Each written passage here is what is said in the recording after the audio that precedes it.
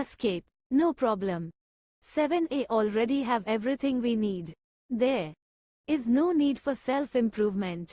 All these trips that we lay on ourselves, the heavy duty fearing that we are bad and hoping that we are good, the identities that we so dearly cling to, the rage, the jealousy and the addictions of all kinds, never touch our basic wealth. They are like clouds that temporarily block the sun. But all the time our warmth and brilliance are right here. This is who we really are. We are one blink of an eye away from being fully awake. Looking at ourselves this way is very different from our usual habit.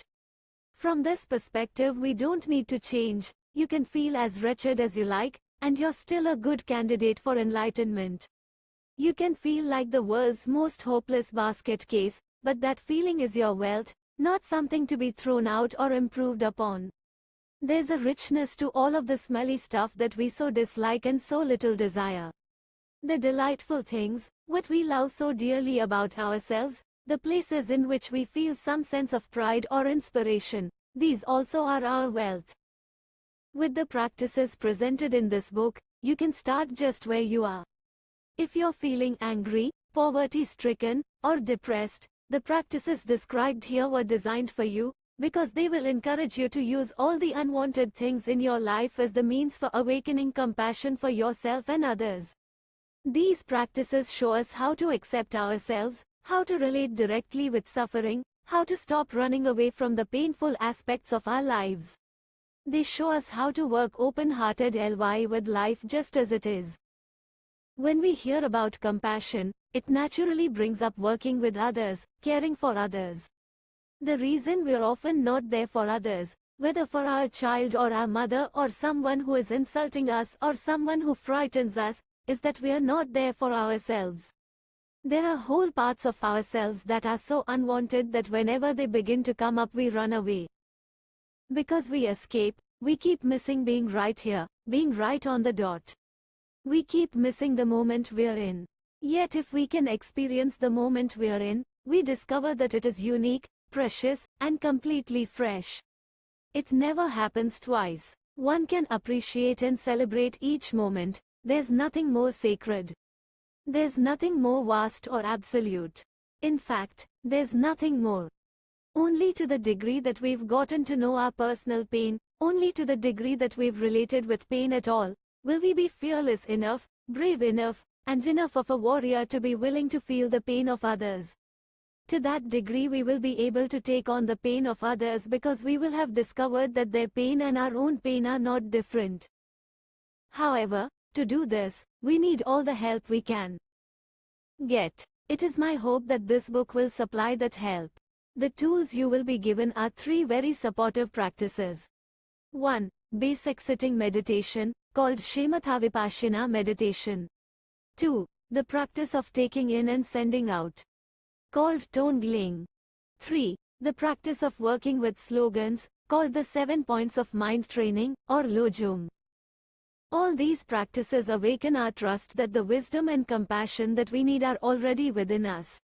They help us to know ourselves, our rough parts and our smooth parts, our passion, aggression, ignorance, and wisdom. The reason that people harm other people, the reason that the planet is polluted and people and animals are not doing so well these days is that individuals don't know or trust or love themselves enough. The technique of sitting called Shamatha Vipassana, tranquility insight, is like a golden key that helps us to know ourselves. Shamatha Vipassana meditation. In Shamatha Vipassana meditation, we sit upright with legs crossed and eyes open, hands resting on our thighs. Then we simply become aware of our breath as it goes out. It requires precision to be right there with that breath. On the other hand, it's extremely relaxed and extremely soft. Saying, be right there with the breath as it goes out, is the same thing as saying, be fully present. Be right here with whatever is going on. Being aware of the breath as it goes out, we may also be aware of other things going on, sounds on the street, the light on the walls. These things may capture our attention slightly, but they don't need to draw us off. We can continue to sit right here, aware of the breath going out. But being with the breath is only part of the technique. These thoughts that run through our minds continually are the other part. We sit here talking to ourselves. The instruction is that when you realize you've been thinking, you label it thinking. When your mind wanders off, you say to yourself, thinking. Whether your thoughts are violent or passionate or full of ignorance and denial, whether your thoughts are worried or fearful, whether your thoughts are spiritual thoughts, pleasing thoughts of how well you are doing, comforting thoughts, uplifting thoughts, whatever they are, without judgment or harshness, simply label it all thinking, and do that with honesty and gentleness. The touch on the breath is light. Only about 25% of the awareness is on the breath. You are not grasping or fixating on it. You are opening, letting the breath mix with the space of the room, letting your breath just go out into space. Then there's something like a pause, a gap until the next breath goes out again. While you're breathing in, there could be some sense of just opening and waiting. It is like pushing the doorbell and waiting for someone to answer. Then you push the doorbell again and wait for someone to answer. Then probably your mind wanders off and you realize you're thinking again. At this point, use the labeling technique. It's important to be faithful to the technique. If you find that your labeling has a harsh, negative tone to it, as if you were saying, damn it, that you're giving yourself a hard time, say it again and lighten up. It's not like trying to down the thoughts as if they were clay pigeons. Instead, be gentle. Use the labeling part of the technique as an opportunity to develop softness and compassion for yourself. Anything that comes up is okay in the arena of meditation. The point is, you can see it honestly and make friends with it. Although it is embarrassing and painful, it is very healing to stop hiding from yourself. It is healing to know all the ways that you're sneaky, all the ways that you hide out, all the ways that you shut down, deny, close off, criticize people, all your weird little ways. You can know all that with some sense of humor and kindness. By knowing yourself, you are coming to know humanness altogether. We are all up against these things. We are all in this together. So when you realize that you are talking to yourself, label it thinking, and notice your tone of voice. Let it be compassionate and gentle and humorous. Then you'll be changing old stuck patterns that are shared by the whole human race. Compassion for others begins with kindness to ourselves. Asterisk. Lojong practice. The heart of this book is the Lojong practice and teachings. The Lojong practice, or mind training, has two elements, the practice, which is Tongling Meditation, and the teaching, which comes in the form of slogans. The basic notion of Lojong is that we can make friends with what we reject, what we see as bad, in ourselves and in other people. At the same time, we could learn to be generous with what we cherish, what we see as good. If we begin to live in this. If you've never tried sitting meditation before, you may wish to seek the guidance of a qualified meditation instructor. See the list of meditation centers at the back of the book for help in finding an instructor. Something in us that may have been buried for a long time begins to ripen. Traditionally this, something, is called bodhicitta, or awakened heart. It's something that we already have but usually have not yet discovered. It's as if we were poor, homeless, hungry, and cold, and although we didn't know it, right under the ground where we always slept was a pot of gold. That gold is like bodhicitta. Our confusion and misery come from not knowing that the gold is right here and from always looking for it somewhere else. When we talk about joy, enlightenment, waking up, or awakening bodhicitta, all that means is that we know the gold is right here, and we realize that it's been here all along. The basic message of the Lojong teachings is that if it's painful, you can learn to hold your seat and move closer to that pain. Reverse the usual pattern, which is to split, to escape. Go against the grain and hold your seat. Lojong introduces a different attitude toward unwanted stuff. If it's painful, you become willing not just to endure it but also to let it awaken your heart and soften you. You learn to embrace it. If an experience is delightful or pleasant, usually we want to grab it and make it last. We are afraid that it will end. We are not inclined to share it. The Lojong teachings encourage us, if we enjoy what we are experiencing, to think of other people and wish for them to feel that. Share the wealth. Be generous with your joy. Give away what you most want. Be generous with your insights and delights, instead of fearing that they're going to slip away and holding on to them. Share them. Whether it's pain or pleasure, through Lojong practice we come to have a sense of letting our experience be as it is without trying to manipulate it, push it away, or grasp it.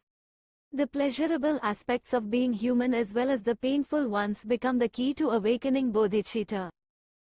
There is a saying that is the underlying principle of Tongling and slogan practice: gain and victory to others, loss and defeat to myself. The Tibetan word for pride or arrogance, which is Nga Gyal, is literally in English, may victorious. May first. Ego. That kind of may victorious attitude is the cause of all suffering. In essence, what this little saying is getting at is that words like victory and defeat are completely interwoven with how we protect ourselves, how we guard our hearts. Our sense of victory just means that we guarded our heart enough so that nothing got through, and we think we won the war. The armor around our soft spot, our wounded heart, is now more fortified, and our world is smaller. Maybe nothing is getting in to scare us for one whole week, but our courage is weakening, and our sense of caring about others is getting completely obscured. Did we really win the war? On the other hand, our sense of being defeated means that something got in. Something touched our soft spot. This vulnerability that we've kept armored for ages, something touched it. Maybe all that touched it was a butterfly, but we have never been touched there before. It was so tender. Because we have never felt that before, we now go out and buy padlocks and armor and guns so that we will never feel it again. We go for anything, 7 pairs of boots that fit inside each other so we don't have to feel the ground, 12 masks so that no one can see our real face, 19 sets of armor so that nothing can touch our skin, let alone our heart. These words defeat and victory are so tied up with how we stay imprisoned. The real confusion is caused by not knowing that we have limitless wealth, and the confusion deepens each time we buy into this win-lose logic. If you touch me, that is defeat, and if I manage to armor myself and not be touched, that's victory. Realizing our wealth would end our bewilderment and confusion. But the only way to do that is to let things fall apart. And that's the very thing that we dread the most, the ultimate defeat. Yet letting things fall apart would actually let fresh air into this old, stale basement of a heart that we've got. Saying, loss and defeat to myself, doesn't mean to become a masochist, kick my head in, torture me, and dear God, may I never be happy. What it means is that you can open your heart and your mind and know what defeat feels like. You feel too short, you have indigestion, you are too fat and too stupid. You say to yourself, nobody loves me, I'm always left out. I have no teeth, my hair's getting grey, I have blotchy skin, my nose runs. That all comes under the category of defeat, the defeat of ego. We're always not wanting to be who we are. However, we can never connect with our fundamental wealth as long as we are buying into this advertisement hype. That we have to be someone else, that we have to smell different or have to look different. On the other hand, when you say victory to others, instead of wanting to keep it for yourself, there's the sense of sharing the whole delightful aspect of your life. You did lose some weight. You do like the way you look in the mirror. You suddenly feel like you have a nice voice, or someone falls in love with you, or you fall in love with someone else. Or the seasons change and it touches your heart, or you begin to notice the snow in Vermont or the way the trees move in the wind. With anything that you want, you begin to develop the attitude of wanting to share it instead of being stingy with it or fearful around it. Perhaps the slogans will challenge you. They say things like, don't be jealous, and you think, how did they know? Or, be grateful to everyone, you wonder how to do that or why to bother. Some slogans, such as, always meditate on whatever provokes resentment, exhort you to go beyond common sense. These slogans are not always the sort of thing that you would want to hear, let alone find inspiring, but if we work with them, they will become like our breath, our eyesight, our first thought. They will become like the smells we smell and the sound we hear. We can let them permeate our whole being. That's the point. These slogans aren't theoretical or abstract. They are about exactly who we are and what is happening to us. They are completely relevant to how we experience things, how we relate with whatever occurs in our lives. They are about how to relate with pain and fear and pleasure and joy, and how those things can transform us fully and completely. When we work with the slogans, ordinary life becomes the path of awakening. 2. No big deal. The practices we'll be doing help us develop trust in our awakened heart, our bodhicitta. If we could finally grasp how rich we are, our sense of heavy burden would diminish, and our sense of curiosity would increase. Bodhicitta has 3 qualities. 1. It is soft and gentle, which is compassion. 2. At the same time, it is clear and sharp, which is called prajna. And 3. It is open. This last quality of bodhicitta is called shunyata and is also known as emptiness.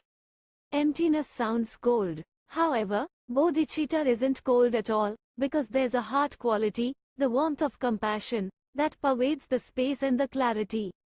Compassion and openness and clarity are all one thing, and this one thing is called bodhicitta. Bodhicitta is our heart, our wounded, softened heart. Now, if you look for that soft heart that we guard so carefully, if you decide that you're going to do a scientific exploration under the microscope and try to find that heart, you won't find it. You can look, but all you'll find is some kind of tenderness. There isn't anything that you can cut out and put under the microscope. There isn't anything that you 12. Can dissect or grasp. The more you look, the more you find just a feeling of tenderness tinged with some kind of sadness. This sadness is not about somebody mistreating us. This is inherent sadness, unconditioned sadness. It has part of our birthright, a family heirloom. It's been called the genuine heart of sadness. Sometimes we emphasize the compassionate aspect of our genuine heart, and this is called the relative part of bodhicitta. Sometimes we emphasize the open, infindable aspect of our heart, and this is called the absolute, this genuine heart that is just waiting to be discovered. The first slogan of the 7 points of mind train ing is, first, train in the preliminaries. The preliminaries are the basic meditation practice, beneficial, supportive, warm-hearted, brilliant shamatha vipassana practice. When we say, first, train in the preliminaries, it's not as if we first do shamatha vipassana practice and then graduate to something more advanced. Shamatha vipassana practice is not only the earth that we stand on, it's also the air we breathe and the heart that beats inside us. Shamatha vipassana practice is the essence of all other practices as well. So when we say, first, train in the preliminaries, it simply means that without this good base there's nothing to build on. Without it we couldn't understand Tongling practice, which I'll describe later, and we wouldn't have any insight into our mind, into either our craziness or our wisdom. Next, there are 5 slogans that emphasize the openness of bodhicitta, the absolute quality of bodhicitta. These point to the fact that, although we are usually very caught up with the solidness and seriousness of life, we could begin to stop making such a big deal and connect with the spacious and joyful aspect of our being. The first of the absolute slogans says, regard all dharmas as dreams. More simply, regard everything as a dream. Life is a dream. Death is also a dream, for that matter. Waking is a dream and sleeping is a dream. Another way to put this is, every situation is a passing memory. We went for a walk this morning, but now it is a memory. Every situation is a passing memory. As we live our lives, there is a lot of repetition, so many mornings greeted, so many meals eaten, so many drives to work and drives home, so many times spent with our friends and family, again and again, over and over. All of these situations bring up irritation, lust, anger, sadness, all kinds of things about the people with whom we work or live or stand in line or fight traffic. So much will happen in the same way over and over again. It's all an excellent opportunity to connect with this sense of each situation being like a memory. Just a few moments ago, you were standing in the hall, and now it is a memory. But then it was so real. Now I'm talking, and what I have just said has already passed. It is said that with these slogans that are pointing to absolute truth, openness, one should not say, "Oh yes, I know," but that one should just allow a mental gap to open, and wonder, could it be? Am dreaming this? Pinch yourself. Dreams are just as convincing as waking reality. You could begin to contemplate the fact that perhaps things are not as solid or as reliable as they seem. Sometimes we just have this experience automatically. It happens to us naturally. I read recently about someone who went hiking in the high mountains and was alone in the wilderness at a very high altitude.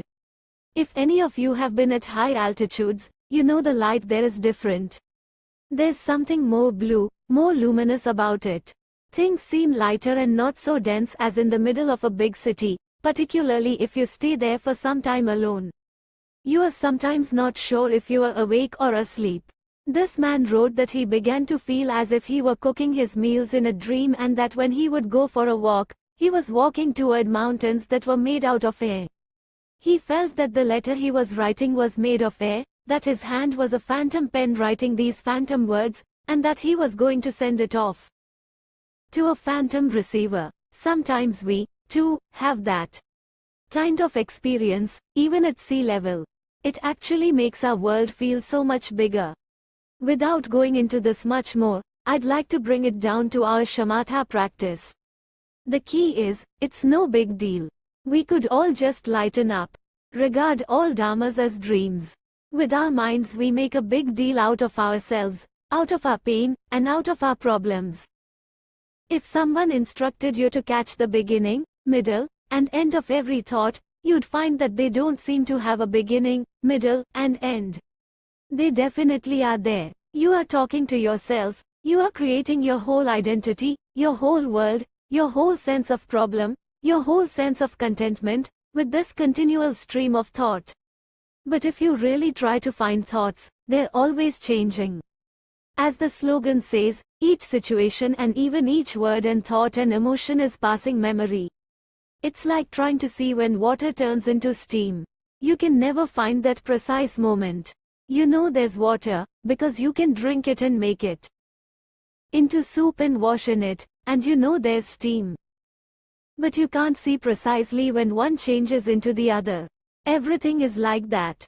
Have you ever been caught in the heavy-duty scenario of feeling defeated and hurt, and then somehow, for no particular reason, you just drop it? It just goes, and you wonder why you made much ado about nothing. What was that all about? It also happens when you fall in love with somebody. You're so completely into thinking about the person 24 hours a day. You are haunted and you want him or her so badly. Then a little while later, I don't know where we went wrong, but the feeling's gone and one just can't get it back. We all know this feeling of how we make things a big deal and then realize that we are making a lot out of nothing. I'd like to encourage us all to lighten up, to practice with a lot of gentleness. This is not the drill sergeant saying, lighten up or else. I have found that if we can possibly use anything we hear against ourselves, we usually do. For instance, you find yourself being tense and remember that I said to lighten up, and then you feel, basically, I'd better stop sitting because I can't lighten up and I'm not a candidate for discovering bodhicitta or anything else. Gentleness in our practice and in our life helps to awaken bodhicitta. It's like remembering something. This compassion, this clarity, this openness are like something we have forgotten. Sitting here being gentle with ourselves, we're rediscovering something. It's like a mother reuniting with her child, having been lost to each other for a long, long time, they reunite. The way to reunite with bodhicitta is to lighten up in your practice and in your whole life. Meditation practice is a formal way in which you can get used to lightening up. I encourage you to follow the instructions faithfully, but within that form to be extremely gentle. Let the whole thing be soft. Breathing out, the instruction is to touch your breath as it goes, to be with your breath. Let that be like relaxing out. Sense the breath going out into big space and dissolving into space. You are not trying to clutch it, not trying to furrow your brow and catch that breath as if you won't be a good person unless you grab that breath. You are simply relaxing outward with your breath. Labeling our thoughts is a powerful support for lightening up, a very helpful way to reconnect with Shunyata, this open dimension of our being, this fresh, unbiased dimension of our mind. When we come to that place where we say, thinking, we can just say it with an unbiased attitude and with tremendous gentleness. Regard the thoughts as bubbles and the labeling like touching them with a feather. There's just this light touch, thinking, and they dissolve back into the space. Don't worry about achieving. Don't worry about perfection. Just be there each moment as best you can. When you realize you've wandered off again, simply very lightly acknowledge that. This light touch is the golden key to reuniting with our openness. The slogan says to regard all dharmas, that is, regard everything, as a dream. In this case, we could say, regard all thoughts as a dream, and just touch them and let them go. When you notice you're making a really big deal, just notice that with a lot of gentleness, a lot of heart. No big deal. If the thoughts go, and you still feel anxious and tense, you could allow that to be there, with a lot of space around it. Just let it be. When thoughts come up again, see them for what they are. It's no big deal. You can loosen up, lighten up, whatever. That's the essential meaning of the absolute bodhicitta slogans, to connect with the open, spacious quality of your mind, so that you can see that there's no need to shut down and make such a big deal about everything. Then when you do make a big deal, you can give that a lot of space and let it go. In sitting practice, there's no way you can go wrong, wherever you find yourself. Just relax. Relax your shoulders, relax your stomach, relax your heart, relax your mind. Bring in as much gentleness as you can.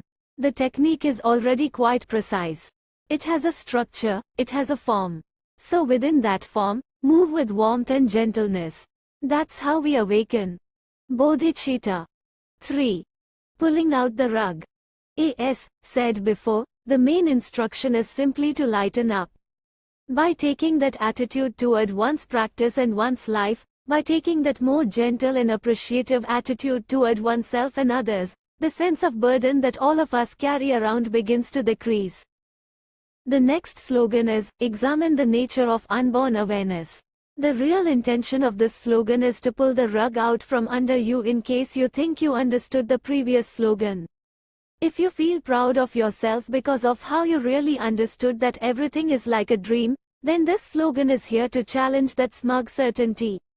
It's saying, well, who is this anyway who thinks that they discovered that everything is like a dream?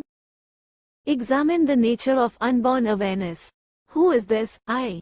Where did it come from? Who is the one who realizes anything? Who is it who's aware? This slogan points to the transparency of everything, including our beloved identity, this precious me. Who is this me? The armor we erect around our soft hearts causes 20. A lot of misery. But don't be deceived, it's very transparent. The more vivid it gets, the more clearly you see it, the more you realize that this shield, this cocoon, is just made up of thoughts that we churn out and regard as solid. The shield is not made out of iron. The armor is not made out of metal. In fact, it's made out of passing memory. The absolute quality of bodhicitta can never be pinned down. If you can talk about it, that's not it. So if you think that awakened heart is something, it isn't. It's passing memory. And if you think this big burden of ego, this big monster cocoon, is something, it isn't. It's just passing memory. Yet it's so vivid. The more you practice, the more vivid it gets. It's a paradox, it can't be found, and yet it couldn't be more vivid. We spend a lot of time trying to nail everything down, concretizing, just trying to make everything solid and secure. We also spend a lot of time trying to dull or soften or fend off that vividness. When we awaken our hearts, we're changing the whole pattern, but not by creating a new pattern. We are moving further and further away from concretizing and making things so solid and always trying to get some ground under our feet. This moving away from comfort and security, this stepping out into what is unknown, uncharted, and shaky, that's called enlightenment, liberation. Krishnamurti talks about it in his book Liberation from the Known, Alan Watts in The Wisdom of Insecurity.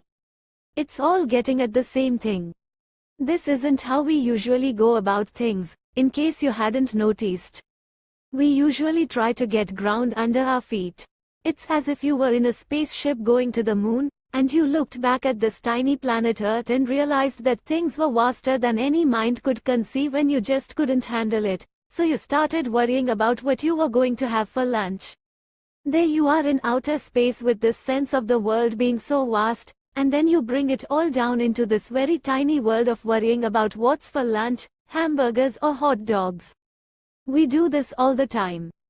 In Examine the Nature of Unborn Awareness, X. Amin is an interesting word. It's not a matter of looking and seeing, now I've got it, but a process of examination and contemplation that leads into being able to relax with insecurity or edginess or restlessness. Much joy comes from that. Examine the nature of unborn awareness. Simply examine the nature of the one who has insight, contemplate that. We could question the solid identity that we have, this sense of a person frozen in time and space, this monolithic me. In sitting practice, saying, thinking, with a soft touch introduces a question mark about who is doing all this thinking. Who's churning out what, greater than what's happening to whom? Who am I that's thinking or that's labeling thinking or that's going back to the breath or hurting or wishing lunch would happen soon? Percent. The next slogan is, self-liberate even the antidote. In case you think you understood, examine the nature of unborn awareness, let go even of that understanding, that pride, that security, that sense of ground. The antidote that you're being asked to liberate is Shunyata itself. Let go of even the notion of emptiness, openness, or space. There was a crazy wisdom teacher in India named Saraha. He said that those who believe that every thing is solid and real are stupid, like cattle, but that those who believe that everything is empty are even more stupid. Everything is changing all the time, and we keep wanting to pin it down, to fix it. So whenever you come up with a solid conclusion, let the rug be pulled out. You can pull out your own rug, and you can also let life pull it out for you. Having the rug pulled out from under you is a big opportunity to change your fundamental pattern. It's like changing the DNA. One way to pull out your own rug is by just letting go, lightening up, being more gentle, and not making such a big deal. This approach is very different from practicing affirmations, which has been a popular thing to do in some circles. Affirmations are like screaming that you're okay in order to overcome this whisper that you're not. That's a big contrast to actually uncovering the whisper, realizing that it's passing memory, and moving closer to all those fears and all those edgy feelings that maybe you're not okay. Well, no big deal. None of us is okay and all of us are fine. It's not just one way. We are walking, talking paradoxes. When we contemplate all dharmas as dreams and regard all our thoughts as passing memory, labeling them, thinking, touching them very lightly, then things will not appear to be so monolithic. We will feel a lightening of our burden. Labeling your thoughts as thinking will help you see the transparency of thoughts, that things are actually very light and illusory. Every time your stream of thoughts solidifies into a heavy storyline that seems to be taking you elsewhere, label that thinking. Then you will be able to see how all the passion that's connected with these thoughts, or all the aggression or all the heartbreak, is simply passing memory. If even for a second you actually had a full experience that it was all just thought, that would be a moment of full awakening. This is how we begin to wake up our innate ability to let go, to reconnect with Shunyata, or Absolute Bodhicitta. Also, this is how we awaken our compassion, our heart, our innate softness, relative bodhicitta. Use the labeling and use it with great gentleness as a way to touch those solid dramas and acknowledge that you just made them all up with this conversation you're having with yourself. When we say, self-liberate, even the antidote, that's encouragement to simply touch and then let go of whatever you come up with. Whatever bright solutions or big plans you come up with, just let them go, let them go, let them go. Whether you seem to have just uncovered the root of a whole life of misery or you're thinking of a root beer float, whatever you are thinking, I let it go. When something pleasant comes up, instead of rushing around the room like a wind-up toy, you could just pause and notice, and let go. This technique provides a gentle approach that breaks up the solidity of thoughts and memories. If the memory was a strong one, you'll probably find that something is left behind when the words go. When that happens, you are getting closer to the heart. You are getting closer to the bodhicitta. These thoughts that come up, they're not bad. Anyway, meditation isn't about getting rid of thoughts, you'll think forever. Nevertheless, if you follow the breath and label your thoughts, you learn to let things go. Beliefs of solidness, beliefs of emptiness, let it all go. If you learn to let things go, thoughts are no problem. But at this point, for most of us, our thoughts are very tied up with our identity, with our sense of problem and our sense of how things are. The next absolute slogan is, rest in the nature of Ale, the essence. We can learn to let thoughts go. And just rest our mind in its natural state, in Ale. Which is a word that means the open primordial basis of all phenomena. We can rest in the fundamental openness and enjoy the display of whatever arises without making such a big deal. So if you think that everything is solid, that's one trap, and if you change that for a different belief system, that's another trap. We have to pull the rug out from our belief systems altogether. We can do that by letting go of our beliefs, and also our sense of what is right and wrong, by just going back to the simplicity and the immediacy of our present experience, resting in the nature of Ale. 4. Let the world speak for itself. He last of the absolute bodhicitta slogan says, in post-meditation, be a child of illusion. This slogan says that when you're not formally practicing meditation, which is basically the whole rest of your life, you should be a child of illusion. This is a haunting and poetic image, not all that easy to define. The way it's phrased tends to encourage you to not define it.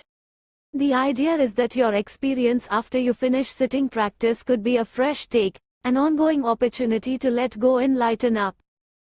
This slogan has a lot to do with looking out and connecting with the atmosphere, with the environment that you're in, with the quality of your experience. You realize that it's not all that solid. There's always something happening that you can't pin down with words or thoughts. It's like the first day of spring. There's a special quality about that day. It is what it is, no matter what opinion you may have of it.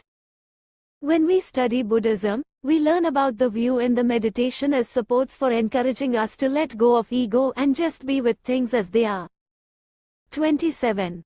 These absolute bodhicitta slogans present the view. In post-meditation, be a child of illusion, or regard all dharmas as dreams, for example, are pithy reminders of an underlying way of looking at the world. You don't exactly have to be able to grasp this view, but it points you in a certain direction. The suggestion that you view the world this way, as less than solid, sows seeds and wakes up certain aspects of your being. Both the view and the meditation are great supports.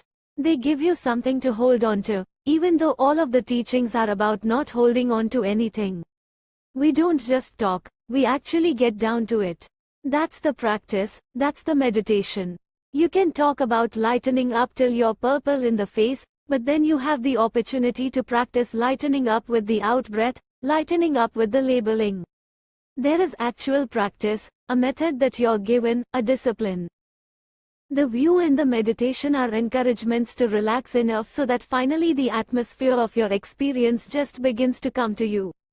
How things really are can't be taught. No one can give you a formula, A plus B plus C equals enlightenment. These supports are often likened to a raft. You need the raft to cross the river, to get to the other side, When you get over there, you leave the raft behind. That's an interesting image, but in experience it's more like the raft gives out on you in the middle of the river and you never really get to solid ground. This is what is meant by becoming a child of illusion. The child of illusion image seems apt because young children seem to live in a world in which things are not so solid. You see a sense of wonder in all young children, which they later lose. This slogan encourages us to be that way again. I read a book called The Holographic Universe, which is about science making the same discoveries that we make sitting in meditation. The room that we sit in is solid and very vivid. It would be ridiculous to say that it wasn't there. But what science is finding out is that the material world isn't as solid as it seems. It's more like a hologram, vivid, but empty at the same time. In fact, the more you realize the lack of solidity of things, the more vivid things appear. Trungpa Rinpoche expresses this paradox in poetic and haunting language. To paraphrase the sadhana of Mahamudra, everything you see is vividly unreal in emptiness, yet there's definitely form. What you see is not here, it's not here. It's both and neither. Everything you hear is the echo of emptiness, yet there's sound, it's real, the echo of emptiness. Then Trungpa Rinpoche goes on to say, good and bad, happy and sad, all thoughts vanish into emptiness like the imprint of a bird in the sky. This is as close as you could come to describing what it means to be a child of illusion. That's the key point. This good and bad, happy and sad, can be allowed to dissolve into emptiness like the imprint of a bird in the sky. The practice and the view are supports, but the real thing, the experience of sound being like an echo of emptiness or everything you see being vividly unreal, dawns on you, like waking up out of an ancient sleep. There's no way you can force it or fake it. The view and the practice are there to be experienced with a light touch, not to be taken as dogma. We have to listen to these slogans, chew on them, and wonder about them. We have to find out for ourselves what they mean. They are like challenges rather than statements of fact. If we let them, they will lead us toward the fact that facts themselves are very dubious. We can be a child of illusion through our waking and sleeping existence. Through our birth and our death, we can continually remain as a child of illusion. Being a child of illusion also has to do with beginning to encourage yourself not to be a walking battleground. We have such strong feelings of good and evil, right and wrong. We also feel that parts of ourselves are bad or evil and parts of ourselves are good and wholesome. All these pairs of opposites, happy and sad, victory and defeat, loss and gain, are at war with each other. The truth is that good and bad coexist, sour and sweet coexist. They aren't really opposed to each other. We could start to open our eyes and our hearts to that deep way of perceiving, like moving into a whole new dimension of experience, becoming a child of illusion. Maybe you've heard that the Buddha is not out there, the Buddha is within. The Buddha within is bad and good coexisting, evil and purity coexisting. The Buddha within is not just all the nice stuff. The Buddha within is messy as well as clean. The Buddha within is really sordid as well as wholesome, yucky, smelly, repulsive as well as the opposite. They coexist. This view is not easy to grasp, but it's helpful to hear. At the everyday kitchen sink level, it simply means that as you see things in yourself that you think are terrible and not worthy, maybe you could reflect that that's Buddha. You are proud of yourself because you just had a good meditation or because you're having such saintly thoughts. That's Buddha too. When we get into Tongling practice, you'll see just how interesting this logic is. Tongling as well as basic shamatha vipassana practice leads us toward realizing that opposites coexist. They aren't at war with each other. In meditation practice we struggle a lot with trying to get rid of certain things, while other things come to the front. In order for the world to speak for itself, we first have to see how hard we struggle, and then we could begin to open our hearts and minds to that fact. The view and the meditation, both shamatha vipassana and Tongling, are meant to support a softer, more gentle approach to the whole show, the whole catastrophe. We begin to let opposites coexist, not trying to get rid of anything but just training in. Opening our eyes, ears, nostrils, taste buds, hearts, and minds wider and wider, nurturing the habit of opening to whatever is occurring, including our shutting down. We generally interpret the world so heavily in terms of good and bad, happy and sad, nice and not nice that the world doesn't get a chance to speak for itself. When we say, be a child of illusion, we're beginning to get at this fresh way of looking when we're not caught in our hope and fear. We become mindful, awake, and gentle with our hope and fear. We see them clearly with less bias, less judgment, less sense of a heavy trip. When this happens, the world will speak for itself. Heard a story about Trungpa Rinpoche sitting in a garden with His Holiness Dilgo Khyentse Rinpoche. People were standing around at a distance, close enough to hear but far enough away to give them privacy and space. It was a beautiful day. These two gentlemen had been sitting in the garden for a long time, just sitting there not saying anything. Time went on, and they just sat in the garden not saying anything and seeming to enjoy it very much. Then Trungpa Rinpoche broke the silence and began to laugh. He said to Dilgo Khyentse Rinpoche, pointing across the lawn, "They call that a tree." Whereupon Khyentse Rinpoche started to laugh too. Had we been there, I think we might have had a little transmission of what it means to be a child of illusion. We can practice this way in our post-meditation now and for the rest of our lives. Whatever we're doing, whether we're having tea or working, we could do that completely. We could be wherever we are completely, 100%. Take the whole tea time just to drink your tea. Started doing this in airports. Instead of reading, sit there and look at everything, and appreciate it. Even if you don't feel appreciation, just look. Feel what you feel, take an interest and be curious. Write less, don't try to capture it all on paper. Sometimes writing, instead of being a fresh take, is like trying to catch something and nail it down. This capturing blinds us and there's no fresh outlook, no wide open eyes, no curiosity. When we are not trying to capture anything, we become like a child of illusion. In the morning you feel one way, in the afternoon, it can seem as if years have passed. It's just astounding how it all just keeps moving on.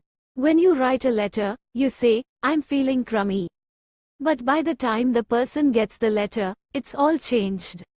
Have you ever gotten back an answer to your letter and then thought, what are they talking about? You don't remember this long-forgotten identity you sent out in the mail. There was a Native American man called Ishi, which in his language meant person or human being. He was a good example of what it means to be a child of illusion. Ishi lived in Northern California at the beginning of the century.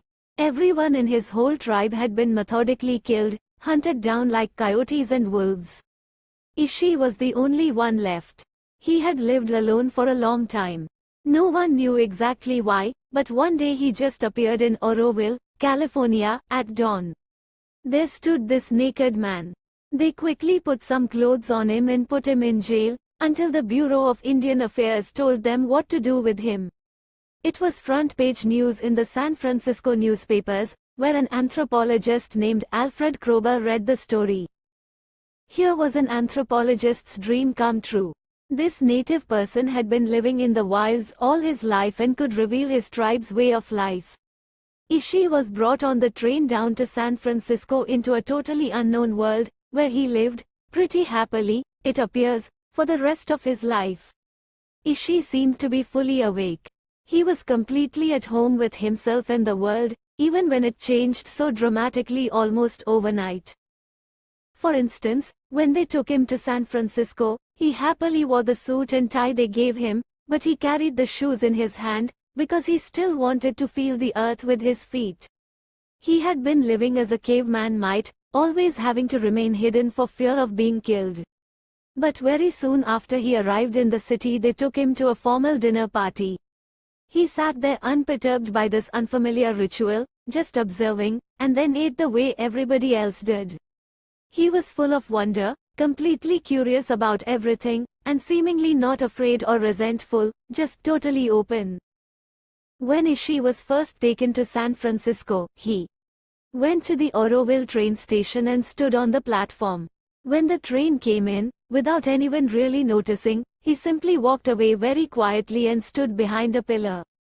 Then the others noticed and beckoned to him, and they all got on the train to San Francisco. Later, Ishii told Kroeber that for his whole life, when he and the other members of his tribe had seen that train, they had thought it was a demon that ate people, because of how it snaked along and bellowed smoke and fire. When Kroeber heard that, he was awestruck. He asked, "How did you have the courage to just get on the train if you thought it was a demon?" Then Ishii said, quite simply, "Well, my life has taught me to be more curious than afraid." His life had taught him what it meant to be a child of illusion. 5. Poison as medicine. 7.1th The slogan, 3 objects, 3 poisons, and 3 seeds of virtue. We begin to enter into the teachings on relative bodhicitta, the teachings on how to awaken compassion. We have so far been attempting to establish that the ground of all of our experience is very spacious, not as solid as we tend to make it. We don't have to make such a big deal about ourselves, our enemies, our lovers, and the whole show. This emphasis on gentleness is the pith instruction on how to reconnect with openness and freshness in our lives, how to liberate ourselves from the small world of ego. We'll keep coming back to this sense of freshness and open space and not making such a big deal, because we are now about to get into the really messy stuff. In the Buddhist teachings, the messy stuff is called klesha, which means poison. Boiling it all down to the simplest possible formula, there are 3 main poisons: passion, aggression, and ignorance. We could talk about these in different ways. For example, craving, aversion, and couldn't care less. Addictions of all kinds come under the category of craving, which is wanting, wanting, wanting, feel. 36. In that we have to have some kind of resolution. Aversion encompasses violence, rage, hatred, and negativity of all kinds, as well as garden variety irritation. And ignorance, nowadays, it's usually called denial. The pith instruction of all the Buddhist teachings, and most explicitly of the Lojong teachings, is, whatever you do, don't try to make these unwanted feelings go away. That's an unusual thought. It's not our habitual tendency to let these feelings hang around. Our habitual tendency is definitely to try to make those things go away. People and situations in our lives are always triggering our passion, aggression, and ignorance. A good old innocent cup of coffee triggers some people's craving. They are addicted to it. It represents comfort and all the good things in life. If they can't get it, their life is a wreck. Other people have an elaborate storyline above you why it's bad for you, and they have aversion and a support group. Plenty of other people couldn't care less about a cup of coffee. It doesn't mean much at all to them.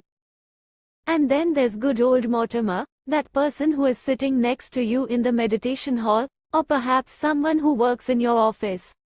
Some people are lusting when they see Mortimer. He looks wonderful to them. A lot of their discursive thought is taken up with what they'd like to do with Mortimer. A certain number of people hate him. They haven't even talked to him yet, but the minute they saw him, they felt loathing. Some of us haven't noticed him, and we may never notice him. In fact, a few years from now he'll tell us he was here, and we'll be surprised. So there are 3 things, which in the slogan are called 3 objects. One object is what we find pleasant, another is what we find unpleasant, and a third is what we are neutral about. If it's pleasant, it triggers craving. If it's unpleasant, it triggers aversion. If it's neutral, it triggers ignorance. Craving, aversion, and ignorance are the 3 poisons. Our experience would write the formula as 3 objects, 3 poisons, and lots of misery. Or 3 objects, 3 poisons, and 3 seeds of confusion, bewilderment, and pain, because the more the poisons arise and the bigger they get in our life, the more they drive us crazy. They keep us from seeing the world as it is. They make us blind, deaf, and dumb. The world doesn't speak for itself because we are so caught up in our storyline that instead of feeling that there's a lot of space in which we could lead our life as a child of illusion, we are robbing ourselves from letting the world speak for itself. You just keep speaking to yourself, so nothing speaks to you. The three poisons are always trapping you in one way or another, imprisoning you and making your world really small. When you feel craving, you could be sitting on the edge of the Grand Canyon, but all you can see is this piece of chocolate cake that you're craving. With aversion, you are sitting on the edge of the Grand Canyon, and all you can hear is the angry words you said to someone 10 years ago. With ignorance, you are sitting on the edge of the Grand Canyon with a paper bag over your head. Each of the three poisons has the power to capture you so completely that you don't even perceive what's in front of you. This, three objects, three poisons, and three seeds of virtue, is really a peculiar idea. It turns the conventional formula on its head in an unpredictable, non-habitual way. It points to how the three poisons can be three seeds of becoming a child of illusion, how to step out of this limited world of ego fixation, how to step out of the world of tunnel vision. And the slogan is just an introduction to how this notion works.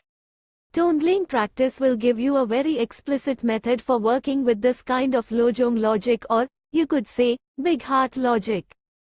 There's nothing really wrong with passion or aggression or ignorance, except that we take it so personally and therefore waste all that juicy stuff. The peacock eats poison, and that's what makes the colors of its tail so brilliant.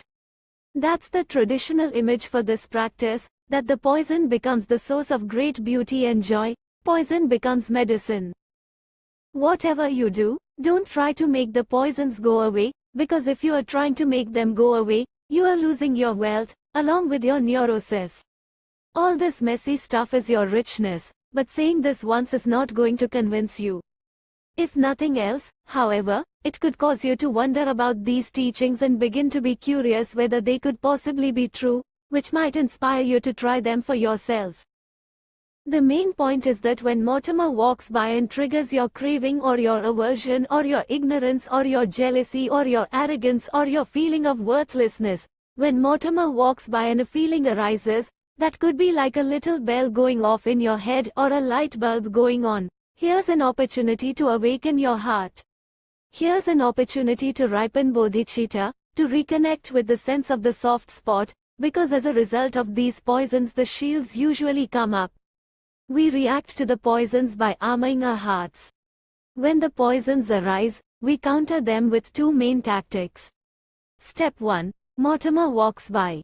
Step 2. Klesha arises. It's hard to separate the first two steps. Step 3. We either act out or repress, which is to say we either physically or mentally attack Mortimer or talk to ourselves about what a jerk he is or how we are going to get even with him, or else we repress those feelings. Acting out and repressing are the main ways that we shield our hearts, the main ways that we never really connect with our vulnerability, our compassion, our sense of the open, fresh dimension of our being. By acting out or repressing we invite suffering, bewilderment, or confusion to intensify. Drive all blames into Mortimer. Someone once heard the slogan, drive all blames into one, and thought it was, drive all blames into Havan. Whether you call him or her Havan or Juanita or Mortimer, the usual tactic is either to act out or repress. If Mortimer or Havan or Juanita walks by and craving arises, you try to get together by flirting or making advances. If aversion arises, you try to get revenge. You don't stay with the raw feelings. You don't hold your seat. You take it a step further and act out. Repressing could actually come under the category of ignorance. When you see Havan or Juanita or Mortimer, you just shut down. Maybe you don't even want to touch what they remind you of, so you just shut down. There's another common form of repression, which has to do with guilt. Havan walks by, aversion arises, you act out, and then you feel guilty about it. You think you are a bad person to be hating Havan, and so you repress it. What we're working with in our basic Shamatha Vipassana practice, and explicitly with the Tongling practice, is the middle ground between acting out and repressing. We're discovering how to hold our seat and feel completely what's underneath all that storyline of wanting, not wanting, and so forth. In terms of 3 objects, 3 poisons, and 3 seeds of virtue, when these poisons arise, the instruction is to drop the storyline, which means, instead of acting out or repressing, use the situation as an opportunity to feel your heart, to feel the wound. Use it as an opportunity to touch that soft spot. Underneath all that craving or aversion or jealousy or feeling wretched about yourself, underneath all that hopelessness and despair and depression, there's something extremely soft, which is called bodhicitta.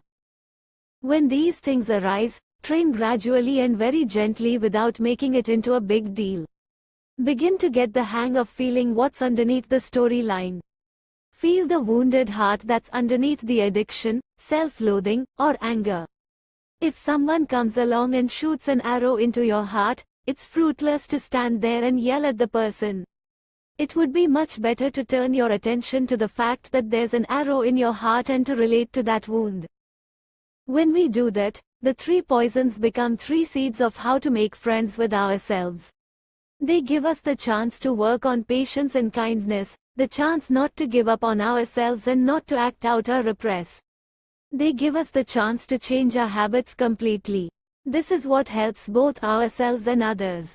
This is instruction on how to turn unwanted circumstances into the path of enlightenment.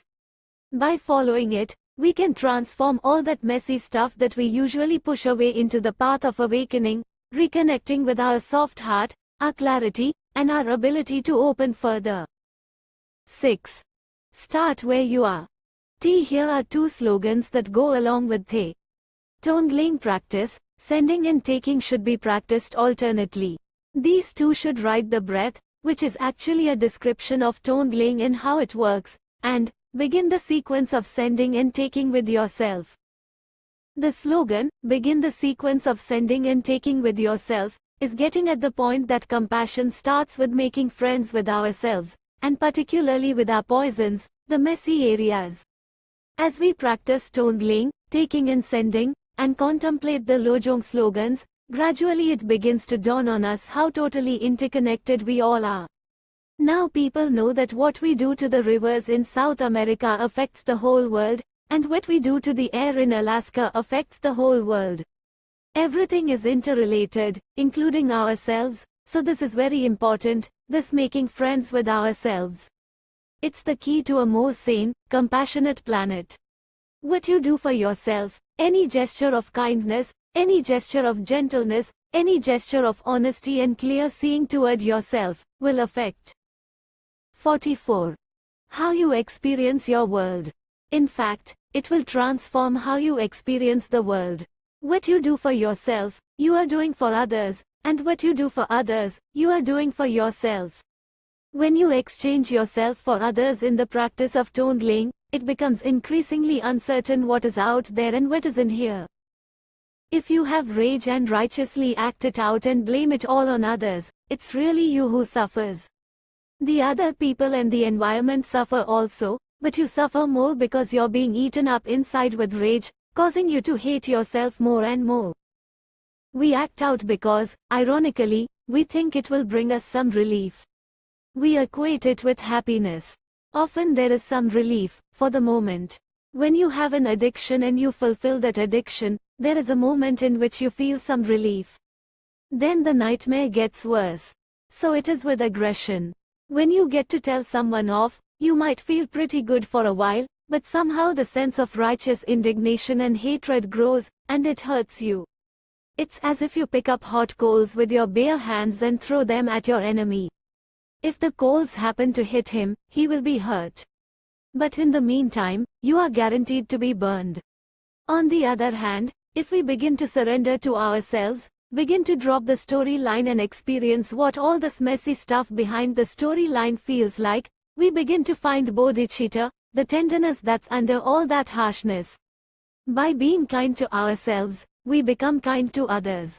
By being kind to others, if it's done properly, with proper understanding, we benefit as well. So the first point is that we are completely interrelated. What you do to others, you do to yourself. What you do to yourself, you do to others. Start where you are. This is very important. Tongling practice, and all meditation practice, is not about later, when you get it all together and you're this person you really respect. You may be the most violent person in the world, that's a fine place to start. That's a very rich place to start, juicy, smelly. You might be the most depressed person in the world, the most addicted person in the world, the most jealous person in the world. You might think that there are no others on the planet who hate themselves as much as you do. All of that is a good place to start. Just where you are, that's the place to start. As we begin to practice Shamatha Vipassana meditation, following our breath and labeling our thoughts, we can gradually begin to realize how profound it is just to let those thoughts go, not rejecting them, not trying to repress them, but just simply acknowledging them as violent thoughts, thoughts of hatred, thoughts of wanting, thoughts of poverty, thoughts of loathing, whatever they might be. We can see it all as thinking and can let the thoughts go and begin to feel what's left. We can begin to feel the energy of our heart, our body, our neck, our head, our stomach, that basic feeling that's underneath all of the storylines. If we can relate directly with that, then all of the rest is our wealth. When we don't act out and we don't repress, then our passion, our aggression, and our ignorance become our wealth. The poison already is the medicine. You don't have to transform anything. Simply letting go of the storyline is what it takes, which is not that easy. That light touch of acknowledging what we're thinking and letting it go is the key to connecting with this wealth that we have. With all the messy stuff, no matter how messy it is, just start where you are, not tomorrow. Not later, not yesterday when you were feeling better, but now. Start now, just as you are. Milarepa is one of the lineage holders of the Kagyi lineage of Tibetan Buddhism. Milarepa is one of the heroes, one of the brave ones, a very crazy, unusual fellow. He was a loner who lived in caves by himself and meditated wholeheartedly for years. He was extremely stubborn and determined. If he couldn't find anything to eat for a couple of years, he just ate nettles and turned green, but he would never stop practicing. One evening Milarepa returned to his cave after gathering firewood, only to find it filled with demons. They were cooking his food, reading his books, sleeping in his bed. They had taken over the joint. He knew about non-duality of self and other, but he still didn't quite know how to get these guys out of his cave. Even though he had the sense that they were just a projection of his own mind, all the unwanted parts of himself, he didn't know how to get rid of them. So first he taught them the Dharma. He sat on this seat that was higher than they were and said things to them about how we are all one. He talked about compassion and shunyata and how poison is medicine. Nothing happened. The demons were still there. Then he lost his patience and got angry and ran at them. They just laughed at him. Finally, he gave up and just sat down on the floor, saying, "I'm not going away and it looks like you're not either, so let's just live here together." At that point, all of them left except one. Milarepa said, "Oh, this one is particularly vicious. We all know that one. Sometimes we have lots of them like that. Sometimes we feel that's all we've got." He didn't know what to do, so he surrendered himself.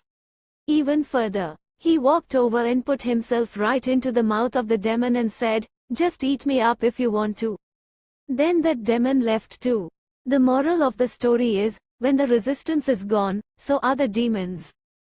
That's the underlying logic of Tongling practice and also of Lojong altogether.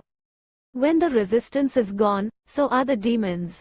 It's like a koan that we can work with by learning how to be more gentle, how to relax, and how to surrender to the situations and people in our lives. Having said all that, now I'll talk about Tongling. I've noticed that people generally eat up the teachings, but when it comes to having to do Tongling, they say, "Oh, it sounded good, but I didn't realize you actually meant it." In its essence, this practice of Tongling is, when anything is painful or undesirable, to breathe it in. That's another way of saying you don't resist it. You surrender to yourself, you acknowledge who you are, you honor yourself. As unwanted feelings and emotions arise, you actually breathe them in and connect with what all humans feel. We all know what it is to feel pain in its many guises. This breathing in is done for yourself, in the sense that it's a personal and real experience, but simultaneously there's no doubt that you're at the same time developing your kinship with all beings. If you can know it in yourself, you can know it in everyone. If you are in a jealous rage and it occurs to you to actually breathe it in rather than blame it on someone else, if you get in touch with the arrow in your heart, it's quite accessible to you at that very moment that there are people all over the world feeling exactly what you are feeling. This practice cuts through culture, economic status, intelligence, race, religion. People everywhere feel pain, jealousy, anger, being left out, feeling lonely. Everybody feels that exactly the way you feel it. The storylines vary, but the underlying feeling is the same for us all. By the same token, if you feel some sense of delight, if you connect with what for you is inspiring, opening, relieving, relaxing, you breathe it out, you give it away, you send it out to everyone else.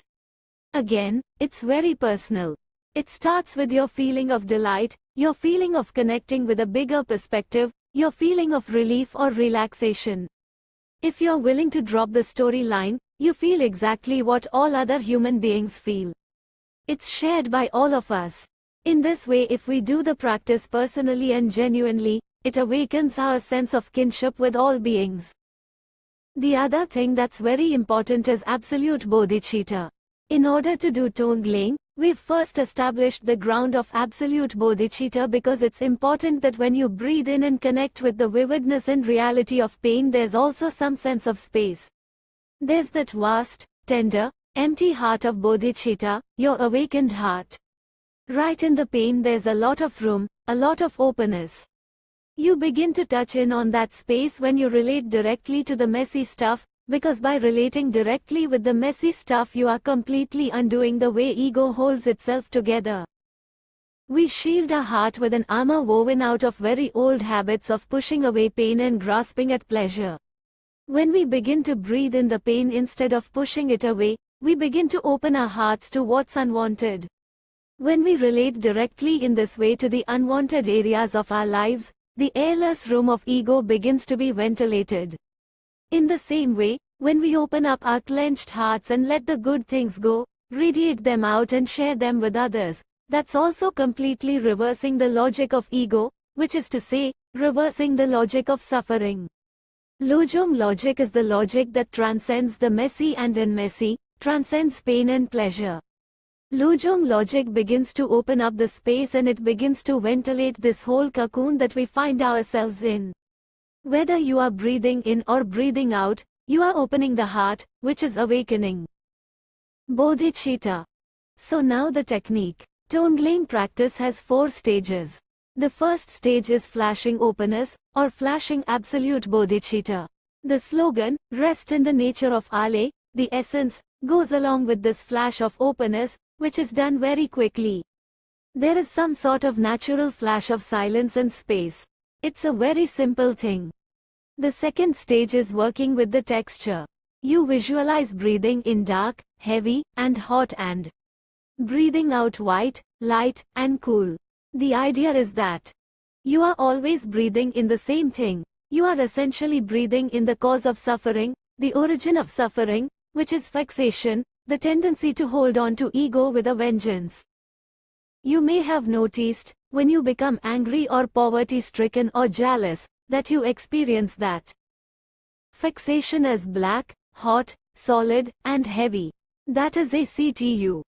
Ally the texture of poison, the texture of neurosis and fixation. You may have also noticed times when you are all caught up in yourself, and then some sort of contrast or gap occurs. It's very spacious. That's the experience of mind that is not fixated on phenomena. It's the experience of openness. The texture of that openness is generally experienced as light, white, fresh, clear, and cool. So in the second stage of Tongling you work with those textures. You breathe in black, heavy, and hot through all the pores of your body, and you radiate out white, light, and cool, also through all the pores of your body, 360 degrees. You work with the texture until you feel that it's synchronized, black is coming in and white is going out on the medium of the breath, in and out, in and out. The third stage is working with a specific heartfelt object of suffering. You breathe in the pain of a specific person or animal that you wish to help. You breathe out to that person spaciousness or kindness or a good meal or a cup of coffee, whatever you feel would lighten their load. You can do this for anyone, the homeless mother that you pass on the street, your suicidal uncle, or yourself, and the pain you are feeling at that very moment. The main point is that the suffering is real, totally untheoretical. It should be heartfelt, tangible, honest, and vivid. The fourth stage extends this wish to relieve suffering much further. You start with the homeless person and then extend out to all those who are suffering just as she is, or to all those who are suicidal like your uncle, or to all those who are feeling the jealousy or addiction or contempt that you are feeling. You use specific instances of misery and pain as a stepping stone for understanding the universal suffering of people and animals everywhere. Simultaneously, you breathe in the pain of your uncle and of all the zillions of other desperate, lonely people like him. Simultaneously, you send out spaciousness or cheerfulness or a bunch of flowers, whatever would be healing, to your uncle and all the others. What you feel for one person, you can extend to all people. You need to work with both the third and fourth stages, with both the immediate suffering of one person and the universal suffering of all.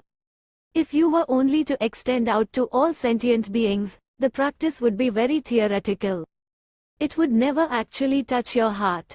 On the other hand, if you were to work only with your own or someone else's fixation, it would lack vision. It would be too narrow. Working with both situations together makes the practice real and heartfelt. At the same time, it provides vision and a way for you to work with everyone else in the world. You can bring all of your unfinished karmic business right into the practice. In fact, you should invite it in. Suppose that you are involved in a horrific relationship. Every time you think of a particular person you get furious. That is very useful for Tongling. Or perhaps you feel depressed. It was all you could do to get out of bed today. You are so depressed that you want to stay in bed for the rest of your life. You have considered hiding under your bed. That is very useful for Tongling practice. The specific fixation should be real, just like that. Let's use another example. You may be formally doing Tongling or just sitting having your coffee, and here comes Mortimer, the object of your passion, aggression, or ignorance. You want to hit him or hug him, or maybe you wish that he weren't there at all. But let's say you are angry. The object is Mortimer and here comes the poison, fury. You breathe that in. The idea is to develop sympathy for your own confusion. The technique is that you do not blame Mortimer. You also do not blame yourself. Instead, there is just liberated fury, hot, black, and heavy. Experience it as fully as you can. You breathe the anger in. You remove the object. You stop thinking about him. In fact, he was just a useful catalyst. Now you own the anger completely. You drive all blames into yourself. It takes a lot of bravery, and it's extremely insulting to ego. In fact, it destroys the whole mechanism of ego. So you breathe in. Then, you breathe out sympathy, relaxation, and spaciousness. Instead of just a small, dark situation, you allow a lot of space for these feelings. Breathing out is like ventilating the whole thing, airing it out. Breathing out is like opening up your arms and just letting go. It's fresh air. Then you breathe the rage in again, the black, heavy hotness of it. Then you breathe out, ventilating the whole thing, allowing a lot of space. What you are actually doing is cultivating kindness toward yourself. It is very simple in that way. You don't think about it. You don't philosophize, you simply breathe in a very real cliche. You own it completely and then aerate it, allowing a lot of space when you breathe out. This, in itself, is an amazing practice, even if it didn't go any further, because at this level you are still working on yourself. But the real beauty of the practice is that you then extend that out. Without pretending, you can acknowledge that about 2 billion other sentient beings are feeling the exact same rage that you are at that moment. They are experiencing it exactly the way you are experiencing it. They may have a different object, but the object isn't the point. The point is the rage itself. You breathe it in from all of them, so they no longer have to have it. It doesn't make your own rage any greater. It is just rage, just fixation on rage, which causes so much suffering. Sometimes, at that moment, you get a glimpse of why there is murder and rape, why there is war, why people burn down buildings, why there is so much misery in the world. It all comes from feeling that rage and acting it out instead of taking it in and airing it. It all turns into hatred and misery, which pollutes the world and obviously perpetuates the vicious cycle of suffering and frustration. Because you feel rage, therefore you have the kindling, the connection, for understanding the rage of all sentient beings. First you work with your own klesha, then you quickly extend that and breathe it all in. At that point, simultaneously, it is no longer your own particular burden. It is just the rage of sentient beings, which includes you. You breathe that in, and you breathe out a sense of ventilation, so that all sentient beings could experience that. This goes for anything that bothers you. The more it bothers you, the more awake you're going to be when you do Tongling. The things that really drive us nuts have enormous energy in them. That is why we fear them. It could even be your own timidity. You are so timid that you are afraid to walk up and say hello to someone, afraid to look someone in the eye. It takes a lot of energy to maintain that. It's the way you keep yourself together. In Tongling practice, you have the chance to own that completely, not blaming anybody, and to ventilate it with the out-breath. Then you might better understand why some other people in the room look so grim. It isn't because they hate you but because they feel the same kind of timidity and don't want to look anyone in the face. In this way, the Tongling practice is both a practice of making friends with yourself and a practice of compassion.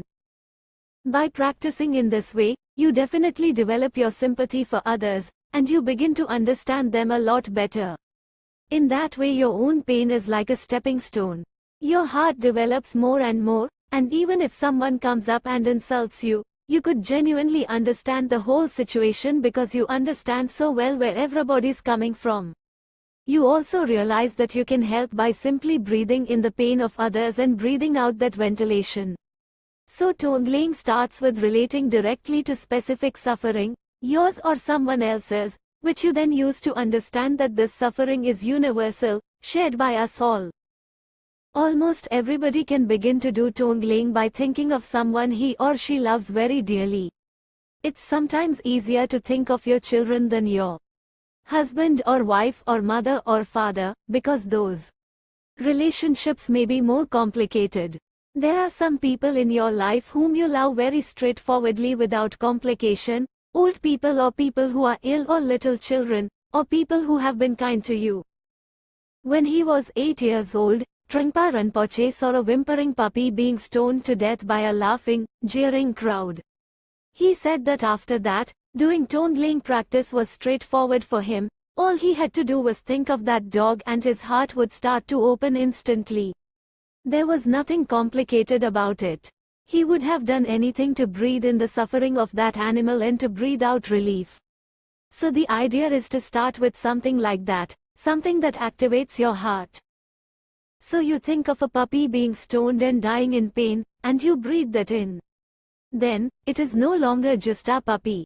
It is your connection with the realization that there are puppies and people suffering unjustly like that all over the world.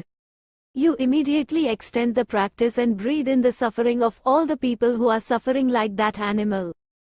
It is also possible to start with the puppy or your uncle or yourself and then gradually extend out further and further. Having started with the wish to relieve your sister's depression, you could extend further and breathe in the depression of people who are somewhat neutral, trademark, the ones to whom you are not that close but who also don't cause you fear or anger. You breathe in the depression and send out relief to all those neutral people. Then, gradually, the practice moves to people you actually hate, people you consider to be your enemies or to have actually harmed you. This expansion evolves by doing the practice. You cannot fake these things, therefore you start with the things that are close to your heart. It's useful to think of Tongling practice in 4 stages. 1. Flashing openness. 2. Working with the texture, breathing in dark, heavy, and hot and breathing out white, light, and cool. 3. Working with relieving a specific, heartfelt instance of suffering. 4. Extending that wish to help everyone. The main thing is to really get in touch with fixation and the power of cliché activity in yourself. This makes other people's situations completely accessible and real to you. Then, when it becomes real and vivid, always remember to extend it out. Let your own experience be a stepping stone for working with the world. 7. Bringing all that we meet to the path. Today's slogan once, when the world is filled with evil, transform all mishaps into the path of Bodhi. The word Bodhi means enlightenment. This is the basic statement of Lojong altogether. How to use the unwanted, unfavorable circumstances of your life as the actual material of awakening. This is the precious gift of the Lojong teachings, that whatever occurs isn't considered an interruption or an obstacle but a way to wake up. This slogan is very well suited to our busy lives and difficult times. In fact, it's designed for that. If there were no difficulties, there would be no need for Lojong or Tongling. Bodhisattva is another word for the awakening warrior, the one who cultivates bravery and compassion. One point this slogan is making is that on the path of the warrior, or Bodhisattva, there is no interruption. The path includes all experience, both serene and chaotic. When things are going well, we feel good. We delight in the beauty of the snow falling outside the windows or the light reflecting off the floor. There's some sense of appreciation. But when the 60 fire alarm rings and confusion erupts, we feel irritated and upset. It's all opportunity for practice. There is no interruption. We would like to believe that when things are still and calm, that's the real stuff, and when things are messy, confused, and chaotic, we've done something wrong, or more usually someone else has done something to ruin our beautiful meditation. As someone once said about a loud, bossy woman, what is that woman doing in my sacred world, greater than? Another point about this slogan is that part of awakening is to cultivate honesty and clear seeing. Sometimes people take the Lojong teachings to mean that if you're not to blame others but instead to connect with the feelings beneath your own storyline, it would be wrong to say that someone has harmed you. However, part of honesty, clear seeing, and straightforwardness is being able to acknowledge that harm has been done. The first noble truth, the very first teaching of the Buddha, is that there is suffering. Suffering does exist as part of the human experience. People harm each other, we harm others and others harm us. To know that is clear seeing. This is tricky business. What's the difference between seeing that harm has been done and blaming? Perhaps it is that rather than point the finger of blame, we raise questions. How can I communicate? How can help the harm that has been done unravel itself? How can I help others find their own wisdom, kindness, and sense of humor? That's a much greater challenge than blaming and hating and acting out.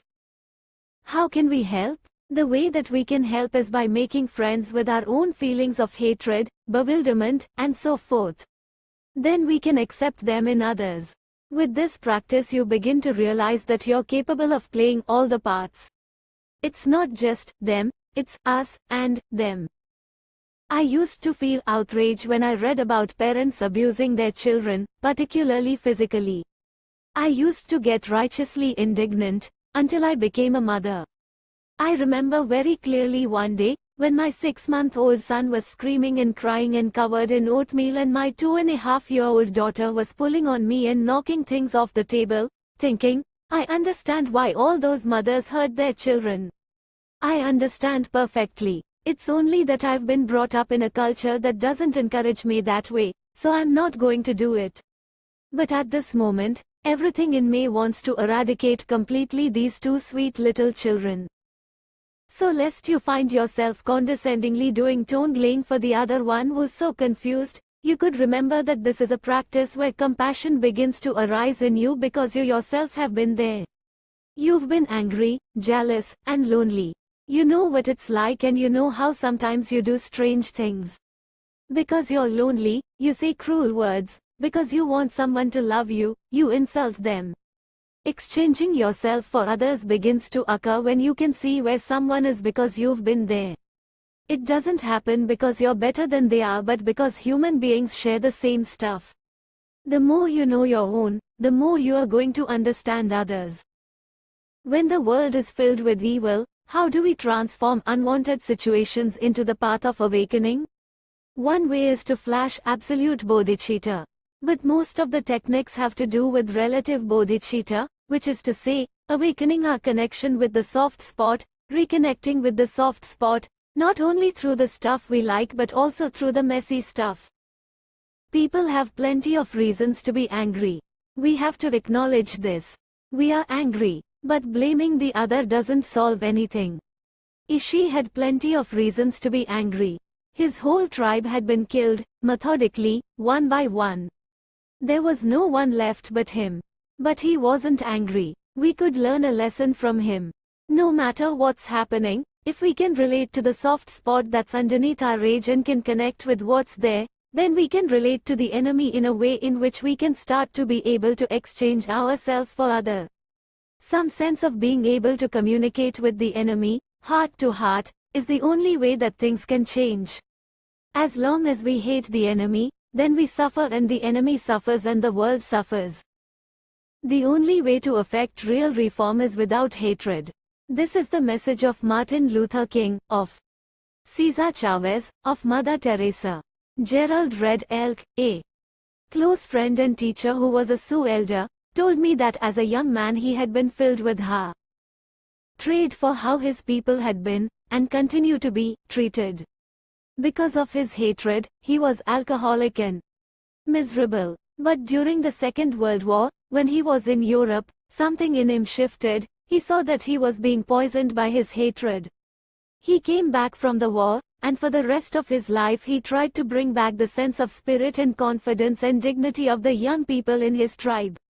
His main message was not to hate but to learn to communicate with all beings. He had a very big mind. Another slogan says, all dharma agrees at one point.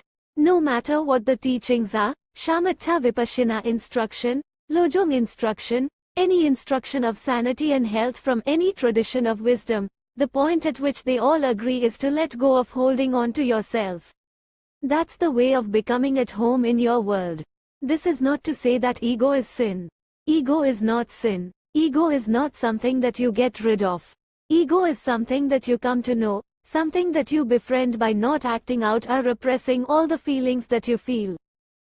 Whether we're talking about the painful international situation or our painful domestic situation, the pain is a result of what's called ego clinging, of wanting things to work out on our own terms, of wanting, me victorious. Ego is like a room of your own, a room with a view, with the temperature and the smells and the music that you like. You want it your own way. You'd just like to have a little peace, you'd like to have a little happiness, just, gimme a break. But the more you think that way, the more you try to get life to come out so that it will always suit you, the more your fear of other people and what's outside your room grows. Rather than becoming more relaxed, you start pulling down the shades and locking the door. When you do go out, you find the experience more and more unsettling and disagreeable. You become touchier, more fearful, more irritable than ever. The more you just try to get it your way, the less you feel at home. To begin to develop compassion for yourself and others, you have to unlock the door.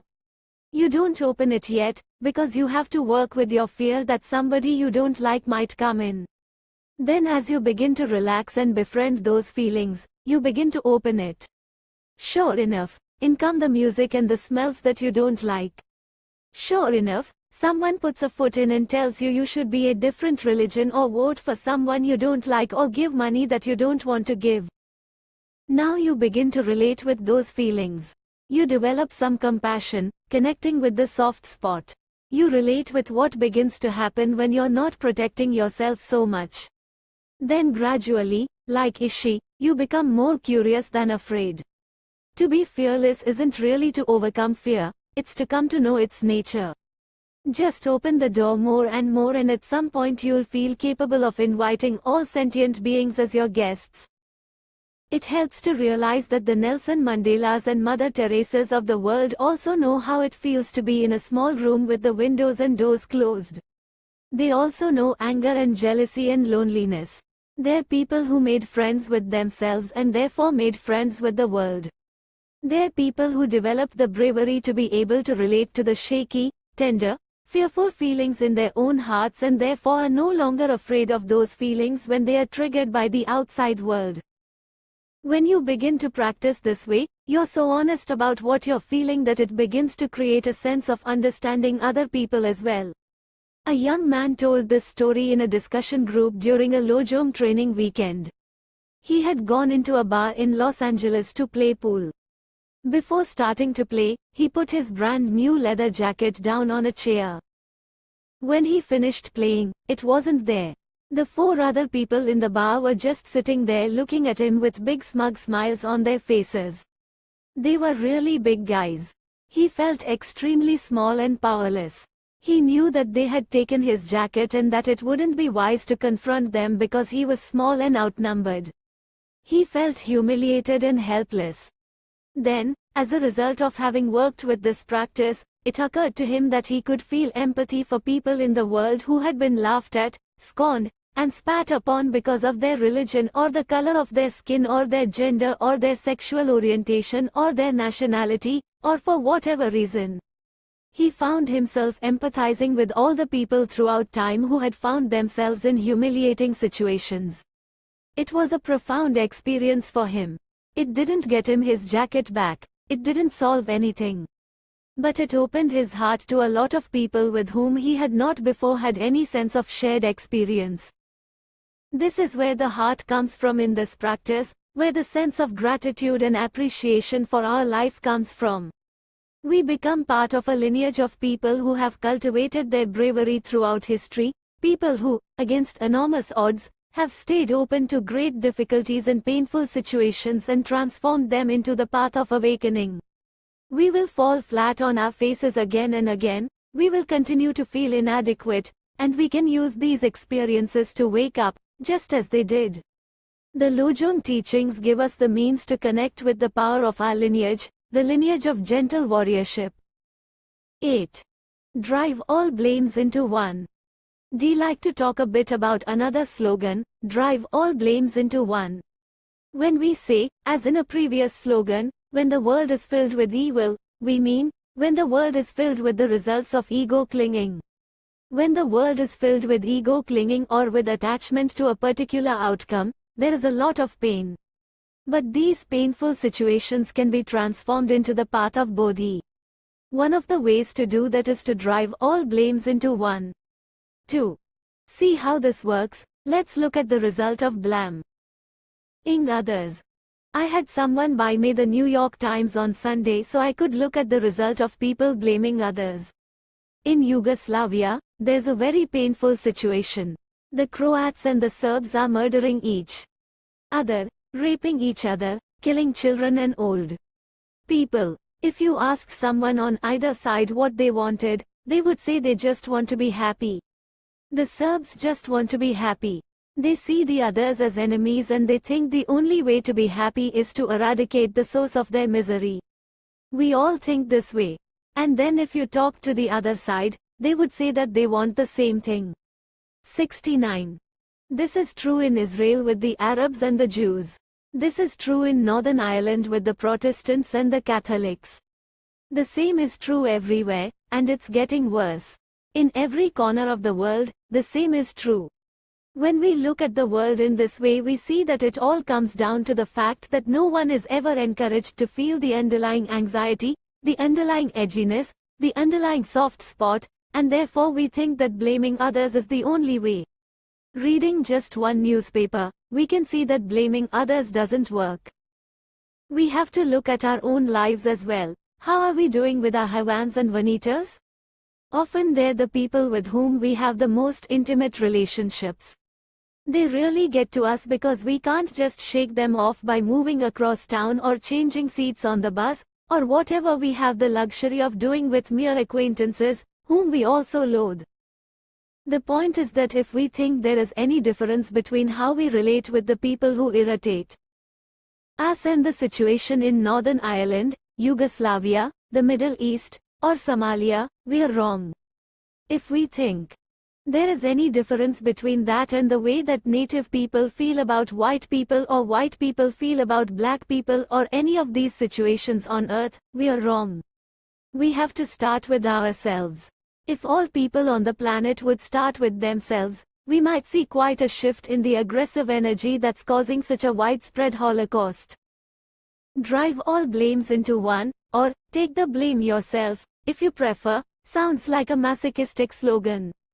It sounds like, just beat me up, just bury me under piles of manure, just let me have it and kick me in the teeth. However, that isn't what it really means. You'll be happy to know. One way of beginning to practice, drive all blames into one, is to begin to notice what it feels like when you blame someone else. What's actually under all that talking and conversation about how wrong somebody or something is? What does blame feel like in your stomach? When we do this noticing, we see that we are somehow beginning to cultivate bravery as well as compassion and honesty. When these really unresolved issues of our lives come up, we are no longer trying to escape but are beginning to be curious and open toward these parts of ourselves. Drive all blames into one is a healthy and compassionate instruction that short-circuits the overwhelming tendency we have to blame everybody else. It doesn't mean, instead of blaming the other people, blame yourself. It means to touch in with what blame feels like altogether. Instead of guarding yourself, instead of pushing things away, begin to get in touch with the fact that there's a very soft spot under all that armor, and blame is probably one of the most well-perfected armors that we have. You can take this slogan beyond what we think of as blame, and practice applying it simply to the general sense that something is wrong. When you feel that something is wrong, let the storyline go and touch in on what's underneath. You may notice that when you let the words go, when you stop talking to yourself, there's something left, and that something tends to be very soft. At first it may seem intense and vivid, but if you don't recoil from that and you keep opening your heart, you find that underneath all of the fear is what has been called shaky tenderness. The truth of the matter is that even though there are teachings and practice techniques, still we each have to find our own way. What does it really mean to open? What does it mean not to resist? What does it mean? It's a lifetime journey to find the answers to these questions for yourself. But there's a lot of support in these teachings and this practice. Try dropping the object of the blame or the object of what you think is wrong. Instead of throwing the snowballs out there, just put the snowball down and relate in a non-conceptual way to your anger, relate to your righteous indignation, relate to your sense of being fed up or pissed off or whatever it is. If Mortimer or Havan or Juanita walks by, instead of talking to yourself for the next 4 days about them, you would stop talking to yourself. Simply follow the instruction that you're given, notice that you are talking to yourself, and let it go. This is basic Shamatha Vipassana instruction, that's what it means by dropping the object. Then you can do Tongling. If you aren't feeding the fire of anger or the fire of craving by talking to yourself, then the fire doesn't have anything to feed on. It peaks and passes on. It's said that everything has a beginning, middle, and end, but when we start blaming and talking to ourselves, things seem to have a beginning, a middle, and no end. Strangely enough, we blame others and put so much energy into the object of anger or whatever it is because we're afraid that this anger or sorrow or loneliness is going to last forever. Therefore, instead of relating directly with the sorrow or the loneliness or the anger, we think that the way to end it is to blame it on somebody else. We might just talk to ourselves about them, or we might actually hit them or fire them or yell. Whether we are using our body, speech, mind, or all three, whatever we might do, we think, curiously enough, that this will make the pain go away. Instead, acting it out is what makes it last. Drive all blames into one, is saying, instead of always blaming the other, own the feeling of blame, own the anger, own the loneliness, and make friends with it. Use the Tongling practice to see how you can place the anger or the fear or the loneliness in a cradle of loving kindness. Use Tongling to learn how to be gentle to all that stuff. In order to be gentle and create an atmosphere of compassion for yourself, it's necessary to stop talking to yourself about how wrong everything is, or how right everything is, for that matter. I challenge you to experiment with dropping the object of your emotion, doing Tongling, and seeing if in fact the intensity of the so-called poison lessens. One have experimented with this, because I didn't believe that it would work. I thought it couldn't possibly be true, and because my doubt was so strong, for a while it seemed to me that it didn't work. But as my trust grew, found that that's what happens, the intensity of the cliché lessons, and so does the duration. This happens because the ego begins to be ventilated. This big solid me, have a problem. I'm lonely, I'm angry, I'm addicted, begins somehow to be aerated when you just go against the grain and own the feelings yourself instead of blaming the other. The one, in, drive all blames into one, is the tendency we have to want to protect ourselves, ego clinging. When we drive all blames into this tendency by owning our feelings and feeling fully, the ongoing monolithic me begins to lighten up, cause it is fabricated with our opinions, our moods, and a lot of ephemeral, but at the same time vivid and convincing, stuff. Know a 15-year-old Hispanic guy from Los Angeles. He grew up in a violent neighborhood and was in gangs from the age of 13. He was really smart, and curiously enough, his name was Havan. He came on really mean. He was tough and he snarled and he walked around with a big chip on his shoulder. You had the feeling that that was all he had going for him. His world was so rough that acting like the baddest and the meanest was the only way he saw to survive in it. He was one of those people who definitely drive all blames into others. If you asked him a simple question, he would tell you to fuck off. If he could get anybody in trouble, he definitely would do so. From one point of view, he was a total pain in the neck, but on the other hand, he had a flair and brilliance about him. It was always mixed, you hated him and you loved him. He was outrageous and also sparky and funny, but he was mean. He would slap people and push them around. You knew that that was pretty lightweight compared with what he was used to doing at home, where they killed each other on a regular basis. He was sent to Boulder, Colorado, for the summer to give him a break, to give him a nice summer in the Rocky Mountains.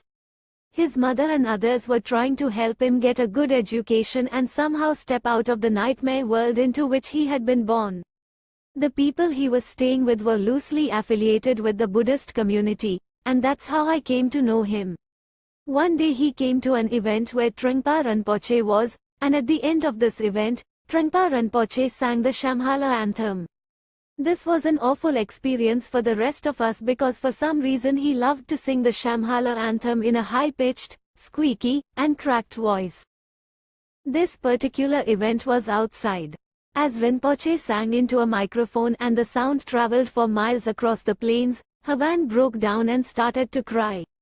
Everyone else was feeling awkward or embarrassed, but Havan just started to cry. Later he said he cried because he had never seen anyone that brave. He said, that guy, he's not afraid to be a fool. That turned out to be a major turning point in his life because he realized that he didn't have to be afraid to be a fool either. All that persona and chip on the shoulder were guarding his soft spot, and he could let them go. Because he was so sharp and bright, he got the message. His life turned around. Now he's got his education and he's back in LA helping kids. So that's the point, that we tend to drive all blames into Havan because Havan is so obnoxious. We aren't encouraged to get in touch with what's underneath all our words of hatred, craving, and jealousy. We just act them out again and again.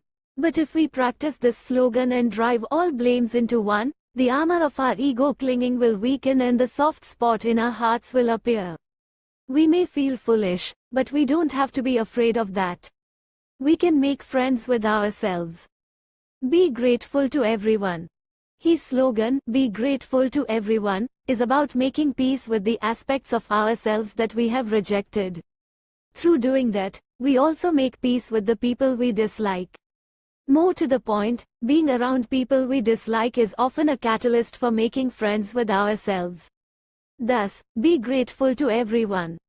If we were to make a list of people we don't like, people we find obnoxious, threatening, or worthy of contempt, we would find out a lot about those aspects of ourselves that we can't face.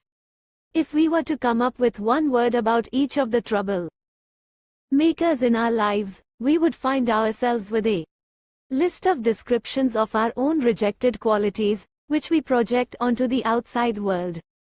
The people who repel us unwittingly show us the aspects of ourselves that we find unacceptable, which otherwise we can't see. In traditional teachings on Lojong, it is put another way: other people trigger the karma that we haven't worked out. They mirror us and give us the chance to befriend all of that ancient stuff that we carry around like a backpack full of granite boulders. Be grateful to everyone is a way of saying that we 77 can learn from any situation, especially if we practice this slogan with awareness.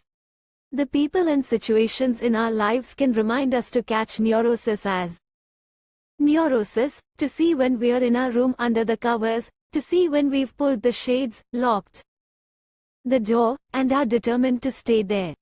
There's a reason that you can learn from everything. You have basic wisdom, basic intelligence, and basic goodness. Therefore, if the environment is supportive and encourages you to be brave and to open your heart and mind, you'll find yourself opening to the wisdom and compassion that's inherently there. It's like tapping into your source, tapping into what you already have. It's the willingness to open your eyes, your heart, and your mind, to allow situations in your life to become your teacher. With awareness, you are able to find out for yourself what causes misery and what causes happiness. Be grateful to everyone is getting at a complete change of attitude. This slogan is not wishy-washy and naive.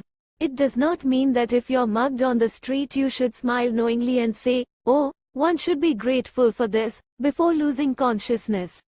This slogan actually gets at the guts of how we perfect ignorance through avoidance, not knowing that we're eating poison, not knowing that we're putting another layer of protection over our heart, not seeing through the whole thing.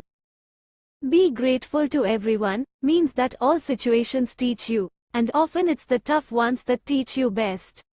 There may be a Havan or Vanita in your life, and Havan or Vanita is the one who gets you going.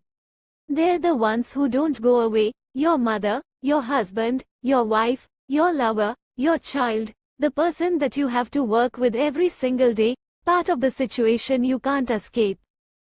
These situations really teach you because there's no pat solution to the problem. You are continually meeting your match. You are always coming into a challenge, coming up against your edge. There's no way that someone else can tell you exactly what to do, because you're the only one who knows where it's torturing you, where your relationship with Havan or Vanita is getting into your guts. Others don't know. They don't know when you need to be more gentle, when you need to be more clear, when you need to be quiet, and when you need to speak. No one else knows what it takes for another person to open the door. For some people, speaking out is opening the door a little wider. For other people, being still is opening the door a little wider. It all has to do with what your ancient habitual reaction is to being in a tight spot and what is going to soften the whole thing and cause you to have a change of attitude. It's the Havans and Vanitas who present us with these dilemmas, these challenges. Basically, the only way you can communicate with the Havans and Vanitas in your life is by taking the teachings and the practice very personally, not trusting anybody else's interpretations, because you yourself have the wisdom within, and you yourself will find out how to open that door. As much as we would like Havan or Vanita to get out of our life and give us a break, somehow they stick around, and even if we do manage to get rid of them, they seem to reappear with another name and another face very soon. They are addressing the point at which we are most stuck. It's important, in terms of being grateful to everyone, to realize that no slogan, no meditation practice, nothing that you can hear in the teachings is a solution. We are evolving. We will always be learning more and more, continually opening further and further. It is good to open your mind so that each situation is completely fresh. It's as if you've never been there before, a completely new take. But even with this approach, you can get trapped. Let's say you are a meditation instructor. Your student arrives for a meeting, and because you're very open and in tune, something magical happens. There's some real communication between the two of you, and you can see that something has helped, something has gotten through and connected with her own heart. She leaves and you feel great. Wow, I did that wonderful thing. I could feel it. The next person comes in and you forget about the freshness because you're feeling so good about what you just did. He sits down and talks to you and you come out with the same answers that you just gave the last person. But that just leaves this new person cold. He couldn't care less. You have the humbling experience of realizing that there's never just one solution to a problem. Helping yourself or someone else has to do with opening and just being there. That's how something happens between people. But it's a continuous process. That's how you learn. You can't open just once. What you learn from the Havans and Vanitas in your life is not something that you can get a patent on and then sell as a sure thing that will always work. It isn't like that. This kind of learning is a continual journey of wakefulness. A meditation student I was working with, whom I'll call Dan, had a serious alcohol and drug problem. He was really making great strides, and then he went on a binge. On the day I found out about it, I happened to have an opportunity to see Trungpa Rinpoche. I blurted out to him how upset I was that Dan had gone on a binge. I was so disappointed. Well, Rinpoche got really angry. It completely stopped my heart and mind. He said that being upset about Dan's binge was my problem. You should never have expectations for other people. Just be kind to them, he told me. In terms of Dan, I should just help him keep walking forward inch by inch and be kind to him, invite him for dinner, give him little gifts, and do anything to bring some happiness to his life, instead of having these big goals for him. He said that setting goals for others can be aggressive, really wanting a success story for ourselves.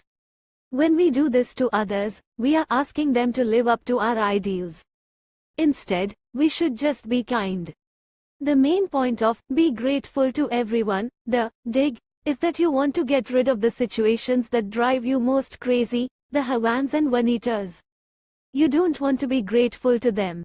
You want to solve the problem and not hurt anymore.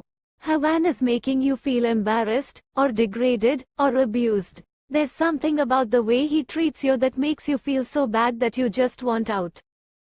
This slogan encourages you to realize that when you've met your match, you've found a teacher. That doesn't necessarily mean that you shut up and don't say anything and just stand there breathing in and out, although that might be exactly what you do. But Tongling is much more profound than that. It has to do with how you open in this situation so that the basic goodness of Havan or Vanita and your own basic goodness begin to communicate. Something between repressing and acting out is what's called for, but it is unique and different each time. People have the wisdom to find it. Havan and Vanita have the wisdom, you have the wisdom, everyone has the wisdom to know how to open. It's inherent in all of us. The path of not being caught in ego is a process of surrendering to situations in order to communicate rather than win. Compassionate action, compassionate speech, is not a one-shot deal. It's a lifetime journey. But it seems to begin with realizing that when Havan or Vanita is getting to you, pushing every button, it's not as simplistic as just eating it, just becoming a worm. Okay, let them attack me. On the other hand, it's not as easy as just saying, I'll get him. It's a challenge. This is how the koan appears in everyday life. The unanswerable questions of our lives are the greatest teachers. When the great Indian Buddhist teacher Atisha went to Tibet, he had been practicing the Lojong teachings for some time. Like most practitioners, he had the feeling of being haunted by the fact that there are blind places that you don't know about. You don't know that you're stuck in certain places. So he valued the Havans and Vanitas in his life tremendously because he felt they were the only ones who got through to him enough to show him where his blind spots were. Through them his ego got smaller. Through them his compassion increased. The story goes that Atisha was told that the people of Tibet were very good-natured, earthy, flexible, and open. He decided they wouldn't be irritating enough to push his buttons. So he brought along with him a mean-tempered, ornery Bengali tea boy. He felt that was the only way he could stay awake. The Tibetans like to tell the story that, when he got to Tibet, he realized he need not have brought his tea boy. The people there were not as pleasant as he had been told. In our own lives, the Bengali tea boys are the people who, when you let them through the front door of your house, go right down to the basement where you store lots of things you'd rather not deal with, pick out one of them, bring it up to you, and say, "Is this yours?" These are the people who, when your habitual style is working just fine and everyone's agreeing with you, say, "No way am I going to go along with what you just asked me to do. I think it's stupid." You think, "What do I do now?" And usually what you do is to get everybody else on your team. You sit around and talk about what a creep this person is who confronted you.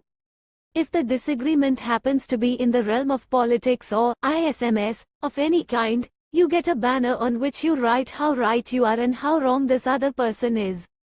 By this time the other person has got a team, too, and then you have race riots and World War III. Righteous indignation becomes a creed for you and your whole gang. And it all started because somebody blew your trip. It all turns into a crusade of who's right and who's wrong. Wars come from that. Nobody ever encourages you to allow yourself to feel wounded first and then try to figure out what is the right speech and right action that might follow. Gurdjieff, a teacher in the early part of the 20th century, kind of a crazy wisdom character, knew the meaning of this slogan. He was living not too far from Paris in a big manor house with huge lawns. All of his students came there to study with him. One of his main teachings was to be awake to whatever process you're going through. He liked to tighten the screws on his students. In fact, it's said that he would make you take the job that you most didn't want to take. If you thought you should be a college professor, he would make you become a used car salesman. There was a man in the community who was really bad-tempered. He was everybody's Havan. Nobody could stand this guy because he was so prickly. Every little thing caused him to spin off into a tantrum. Everything irritated him. He complained constantly, so everyone felt the need to tiptoe around him because anything that might be said could cause him to explode. People just wished that he would go away. Gurdjieff liked to make his students do things that were completely meaningless. One day there were about 40 people out cutting up a lawn into little pieces and moving it to another place on the grounds. This was too much for this fellow. It was the last straw. He blew up, stormed out, got in his car, and drove off, whereupon there was a spontaneous celebration. People were thrilled, so happy he had gone. But when they told Gurdjieff what had happened, he said, "Oh no," and went after him in his car. 3 days later they both came back. That night when Gurdjieff's attendant was serving him his supper, he asked, "Sir, why did you bring him back?" Gurdjieff answered in a very low voice, "You're not going to believe this, and this is just between you and me. You must tell no one. I pay him to stay here. I told that story at a meditation center, and later they wrote me a letter saying, we used to have 2 people here helping and there was a lot of harmony. Now we have 4 and the trouble is beginning. So every day we ask each other, is somebody paying you to be here?" 10. Cutting the solidity of thoughts. Once had an interview with a student who began by saying, "This is all pretty depressing, isn't it? There's something sort of grim and discouraging about what we're doing here. Where's the joy?" Where's the cheerfulness in all of this? We talked for a while. Then at the end of the interview, she had her own insight. I guess the joy comes from getting real. That really struck me. Whether it's connecting with the genuine heart of sadness and the messy areas of our lives, or connecting with vision and expansion and openness, what's real is all included in well-being, it's all included in joy. Joy is not about pleasure as opposed to pain or cheerfulness as opposed to sadness. Joy includes everything. There's a slogan that says, "Don't wallow in self-pity." That's a good one to remember if you find that Tongling practice has you crying a lot. This whole approach could evolve into self-pity easily, and self-pity takes a lot of maintenance. You have to talk to yourself quite a bit to keep it up. The slogan is saying to get to know what self-pity feels like underneath the 87 storyline. That's how the training develops a genuine, open-hearted, intelligent relationship with the whole variety of human experience. We are so funny. The people who are crying a lot think that they should NTB, and the people who aren't crying think that they should be. One man said to me that since he's not feeling anything when he does Tongling practice, maybe he should leave. He felt that he wasn't getting the point. He wasn't feeling mushy or warm, he was just kind of numb. I had to encourage him that a genuine experience of numbness is a genuine experience of what it is to be human. It's all raw material for waking up. You can use numbness, mushiness, and self-pity even, it doesn't matter what it is, as long as you can go deeper, underneath the storyline. That's where you connect with what it is to be human, and that's where the joy and well-being come from the sense of being real and seeing realness in others. The slogan says that when the world is filled with evil, or when the world is filled with things that you just don't want, that can all be transformed into the path of awakening. Then there are various suggestions, such as, drive all blames into one, and, be grateful to everyone. A third suggestion is that you can transform seeming obstacles into awakening by flashing on the non-solidity of things, on Shunyata or absolute bodhicitta. %%. This slogan is quite a difficult one, and it's on this subject of Shunyata. Seeing confusion as the four kayas, is unsurpassable Shunyata protection.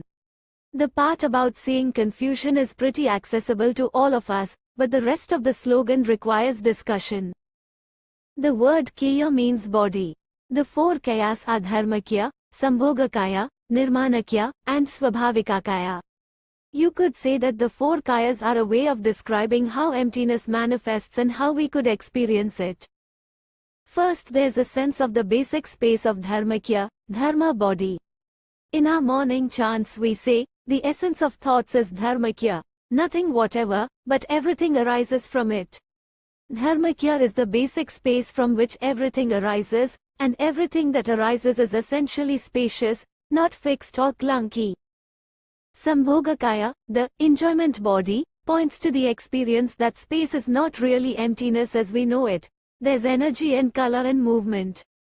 It's vibrant, like a rainbow or a bubble or the reflection of your face in a mirror. It's vivid, yet non-substantial at the same time. Sambhogakaya refers to this energetic quality, the fact that emptiness is fluid and vivid. Sound is often an image for Sambhogakaya. You can't see or capture it, but it has vibration, energy, and movement. Nirmanakya, the third of the four kayas, refers to the experience that emptiness manifests in form. Nirmanakya is the means of communication with others. The Heart Sutra says, form is emptiness, emptiness is form. Nirmanakya refers to the fact that phenomena actually manifest. Trees, grass, buildings, traffic, each of us, and the whole world actually manifest. That's the only way we can experience emptiness. Appear, empntcnass, sound, emptiness.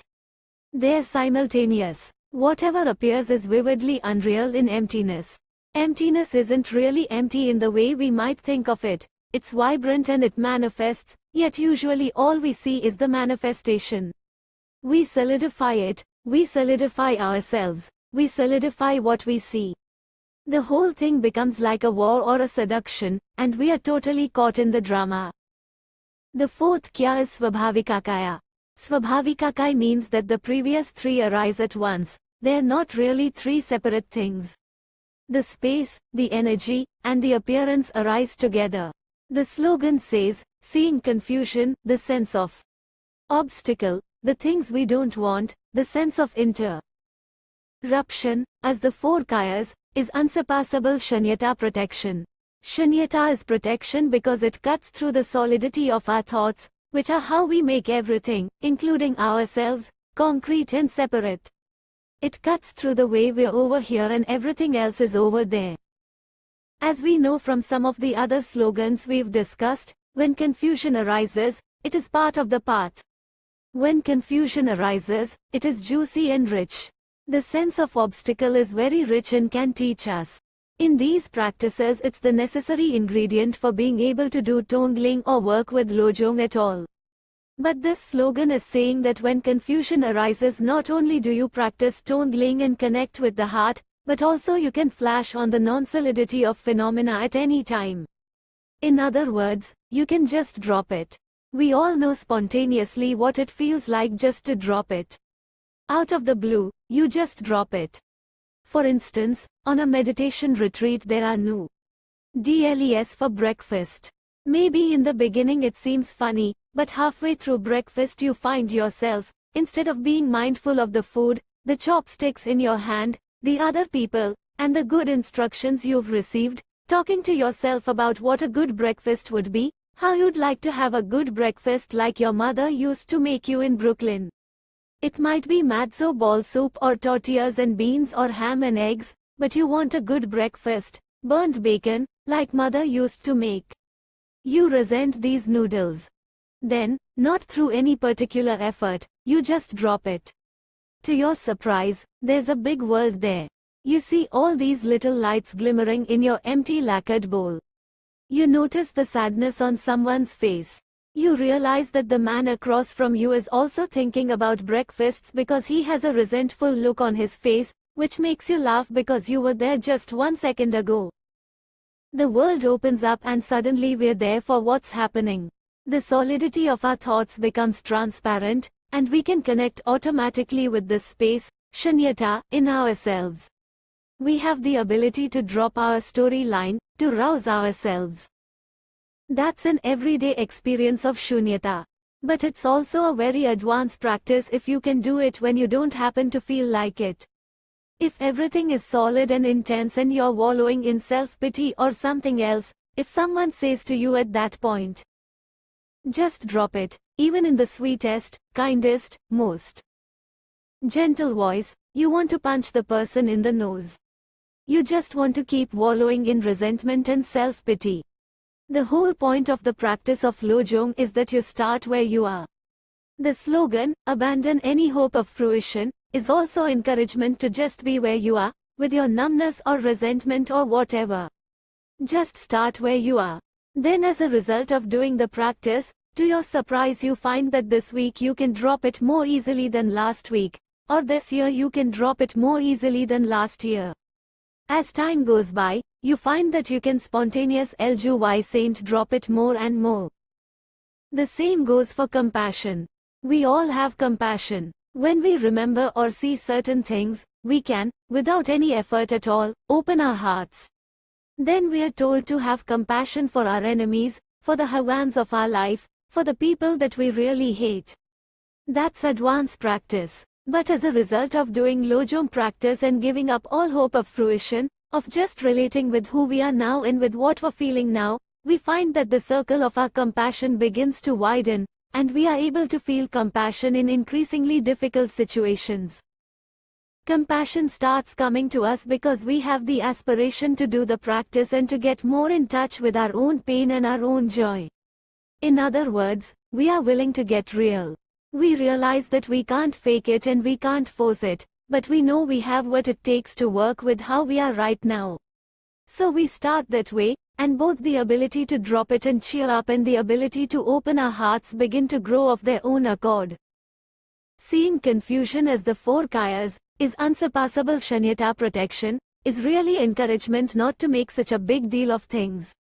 we can at least entertain the thought that we could drop it and remember what it feels like when we do drop it, how the world opens up, and discover the big world outside of our little ego-bound cocoon. This particular slogan is meant as meditation instruction. It's said that only on the cushion can you really get into this one. In general, however, I'd like to encourage you to use the whole Lojong and Tongling approach as practice even after you finish your formal meditation period. That's where it's most powerful, most real, and most heartfelt. As you're going about your day and you're seeing things that touch your heart, or you are feeling things that scare you or make you feel uptight or resentful, you can begin to think of doing the exchange, breathing in and breathing out on the spot. This is necessary and helpful. After meditation, this practice feels quite real, sometimes a lot more real than in the meditation room. This slogan about the 4 kayas points out that it's in shamatha vipassana practice that you begin to see the non-substantial nature of things. It's addressed to that part of the practice where we say, thinking. You are completely caught up. You've gone to New York City in your mind, and you're having that breakfast, and you're reliving resentments and joys, and then without any effort, you wake up. That's what happens, as you know, but it's not like you make yourself come back. It's that suddenly you notice and wake up, and then you are told to say, thinking. That label, thinking, is the beginning of acknowledging that the whole drama doesn't have any substance, that it arises out of nowhere, but it seems extremely vivid. Even though the storyline goes away, there's energy and movement. It definitely seems to manifest in terms of tables and chairs and people and animals, and it seems so tangible. But the moment you say, thinking, you are acknowledging that the whole drama is just a thought in your mind. That's a recognition of shunyata, or emptiness. Maybe each of us has had some moments of how liberating that can be. When the thoughts arise, it might occur to you to wonder where they come from. Where do they come from? It seems as if they come from nowhere. You are just faithfully following your breath and, wham, you are in Hawaii surfing. Where did it come from? And where does it go? Big drama, big drama's happening, big drama. And it's 9:30 in the morning. Ooh, wow, this is extremely heavy. A car horn honks, and suddenly you're not in that drama anymore, you're in another drama. I was once instructed to meditate on thoughts. I investigated the nature of thought for 2 whole months. Can tell you firsthand that you can never find a thought. There is nothing there of substance, but with our minds we make it extremely big deal. Another slogan says, all activities should be done with one intention. Breathing in, breathing out, feeling resentful, feeling happy, being able to drop it, not being able to drop it, eating our food, brushing our teeth, walking, sitting, whatever we are doing could be done with one intention, which is that we want to wake up, we want to ripen our compassion, and we want to ripen our ability to let go. Everything in our lives can wake us up or put us to sleep, and basically it's up to us to let it wake us up. Overcoming resistance. His slogan of the day is, 4 practices are the best of methods. This slogan is about the 4 things that help us to practice both relative and absolute bodhicitta. 1. Accumulating merit. 2. Purifying our negative actions, usually called confessing our negative actions. 3. Feeding the ghosts. And 4. Offering to the protectors, which is sometimes translated as asking the protectors to help you in your practice. Each of these 4 practices jumps right into the guts of unwanted feelings, emotions, and situations. Earlier we talked about how the best kind of protection is to see the empty, dreamlike quality of the confusion.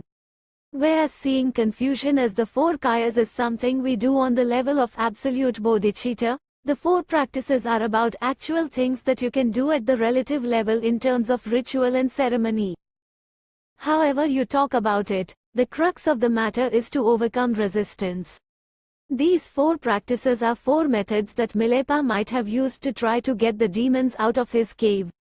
The punchline of that story was that when the resistance was gone, so were 97. The demons. Resistance to unwanted circumstances has the power to keep those circumstances alive and well for a very long time. Accumulating merit. The first of the 4 practices is to accumulate merit. The way to accumulate merit is to be willing to give, willing to open, willing not to hold back. It is described as letting go of holding on to yourself, letting your stronghold of ego go. Instead of collecting things for yourself, you open and give them away. As a result of opening yourself, you begin to experience your world as more friendly.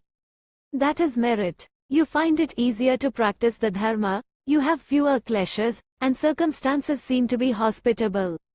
You might think that the way to encounter circumstances in which you could practice the dharma is to use your same old habitual style. But the idea behind accumulating this kind of meritorious situation is to open, to give, and not to hold back. Instead of encasing yourself in a cocoon, instead of shielding your heart, you can open, let the whole thing dissolve. This is how merit is accumulated. In Buddhist societies such as in Burma and Tibet and China, accumulating merit is interpreted as performing all kinds of good works, such as making donations to build monasteries or retreat centers. It's wonderful to fundraise in Hong Kong and Taiwan because people feel that it's meritorious to give money to build a retreat center or a monastery. If you give to these worthy causes, and if it's a gesture of real generosity, if you're giving without wishing for anything particular in return, then it works. When we take the Bodhisattva vow, we give a gift. The moment we give the gift is the moment we receive one of the marks of taking the vow. The instruction is to give something that you find it hard to let go of, something that hurts a little. If you give money, it should be just a little more than you really wanted to give.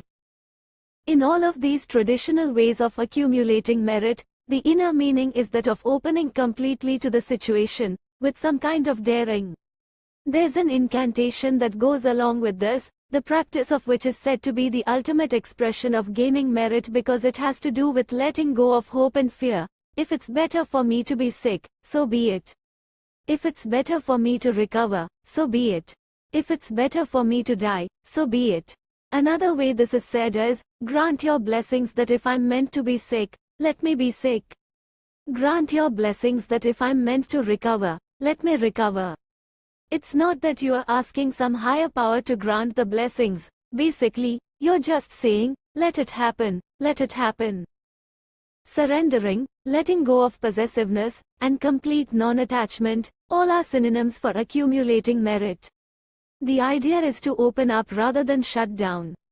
%. Confessing evil actions. The second of the 4 practices is to confess evil actions, or lay down neurotic actions. In Buddhist monasteries, this is done ceremonially on days of the full and new moons. Confessing your neurotic actions has 4 parts to it. 1. Regretting what you've done. 2. Refraining from doing it again. 3. Performing some kind of remedial activity such as the Vajrasattva mantra, taking refuge in the 3 jewels, or Tongling. And 4. Expressing complete willingness to continue this fourfold process in the future and not to act out neurotically. So the fourfold formula of laying down your neurosis consists of regret, refraining, remedial action, and the resolve not to do it again. Bad circumstances may have arisen, but we know that we can transform them. The advice here is that one of the best methods is to confess the whole thing. First, you don't confess to anybody's. It's a personal matter. You yourself look at what you do and go through this fourfold process with it. Second, no one forgives you. You are not confessing sin. It's not as if you've sinned, as we were taught in the Judeo-Christian culture in which we grew up. What is meant by neurosis is that in limitless, timeless space, with which we could connect at any time, we continually have tunnel vision and lock ourselves into a room and put bolts on the door. When there's so much space, why do we keep putting on dark glasses, putting in earplugs, and covering ourselves with armor? Confessing a neurotic action is a fourfold process by which we learn to see honestly what we do and develop a yearning to take off those dark glasses, take out those earplugs, take off that armor and experience the world fully. It's yet again another method for letting go of holding back, Another method for opening rather than closing down. 1. Regret. So, first, regret. Because of mindfulness and seeing what you do, which is the result of your practice, it gets harder and harder to hide from yourself. Well, that turns out to be extremely good news, and it leads to being able to see neurosis as neurosis, not as a condemnation of yourself but as something that benefits you. Regret implies that you are tired of harming yourself, tired of eating poison, tired of yelling at someone each time you feel threatened, tired of talking to yourself for hours each time you don't like the way someone else does something, tired of this constant complaint to yourself. Nobody else has to give you a hard time. Nobody has to tell you. Through keeping your eyes open, you yourself get tired of your neurosis. That's the idea of regret. Once someone who had done something that he really regretted went to his teacher and explained the whole thing. The teacher said, "It's good that you feel that regret. You have to acknowledge what you do. It's much better that you see that you harmed somebody than that you protect yourself from that. But you only get 2 minutes for regret. That's a good thing to remember because otherwise you might flagellate yourself. Oi wei, oi wei." 2. Refraining. The second part of confessing neurotic action is refraining. It's painful when you see how in spite of everything you continue in your neurosis. Sometimes it has to wear itself out like an old shoe. However, refraining is very helpful as long as you don't impose too authoritarian a voice on yourself. Refraining is not a New Year's resolution, not a setup where you plan your next failure by saying, "I see what I do and I will never do it again," and then you feel pretty bad when you do it again within the half hour. Refraining comes about spontaneously when you see how your neurotic action works. You may say to yourself, "It would still feel good, it still looks like it would be fun," but you refrain because you already know the chain reaction of misery that it sets off. The initial bite, or the initial drink, or the initial harsh word might give you some feeling of well-being, but it's followed by the chain reaction of misery that you've been through not once but 5,000 times. So refraining is a natural thing that comes from the fact that we have basic wisdom in us. It's important to remember that refraining is not harsh, like yelling at yourself or making yourself do something you don't want to do. It's gentle. At the very most, you say to yourself, one day at a time. 3. Remedial action. The third part of confessing your neurotic activity is remedial action, doing something about the whole thing, doing some kind of practice to water the seed of wisdom, giving it the necessary moisture to grow. To see neurosis as neurosis, to have a sense of regret and to refrain, and then to do the practice helps to purify the whole situation. The practice traditionally suggested is to take refuge in the three jewels, the Buddha, the Dharma, and the Sangha. To take refuge in the Buddha is to take refuge in someone who let go of holding back, just as you can do. To take refuge in the Dharma is to take refuge in all the teachings that encourage you and nurture your inherent ability to let go of holding back. And to take refuge in the Sangha is to take refuge in the community of people who share this longing to let go and open rather than shield themselves. The support that we give each other as practitioners is not the usual kind of samsaric support in which we all join the same team and complain about someone else. It's more that you are on your own, completely alone, but it's helpful to know that there are 40 other people who are also going through this all by themselves. That's very supportive and encouraging. Fundamentally, even though other people can give you support, you do it yourself, and that's how you grow up in this process, rather than becoming more dependent. 4. Resolution. The fourth aspect of laying down your evil action is the resolve not to repeat it. Again, this can be tricky if misunderstood. The point is not to be harsh with yourself.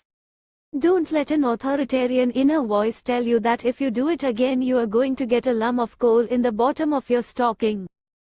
All four parts of this process come from confidence in your basic goodness. All four come out of some gentleness toward yourself because there's already a sense of appreciation. You can regret your neurosis and open. You can refrain from doing it again because you don't want to harm yourself anymore. You can practice because you have basic respect for yourself, and you wish to do what nurtures your sense of confidence and warriorship rather than what makes you feel more poverty-stricken and isolated. So, finally, resolving not to do it again becomes a complete surrender, the last stage in a fourfold process of opening further. Feeding the ghosts. So far we've described 2 of the practices in 4 practices are the best of methods, accumulating merit and confessing our neurotic crimes, or purifying our neurosis through this fourfold process. The third practice is to feed the ghosts. This involves relating to your unreasonableness. The way you relate to it is by making a relationship with it. Traditionally, you make a little torma, a little cake, and you offer it. Maybe you offer it during a ceremony, maybe you put it out each morning, but in any case you physically offer something to the ghosts, the negative aspects of yourself. When Trungpa Rinpoche talked about feeding the ghosts, he talked about unreasonableness that just pops up out of nowhere. Out of nowhere we are unbearably sad. Out of nowhere we're furious and we want to destroy the place. He said, your fists are at your wife's eyes. What an image. Without a warning, unreasonableness just comes up out of nowhere. Bengal, there it is.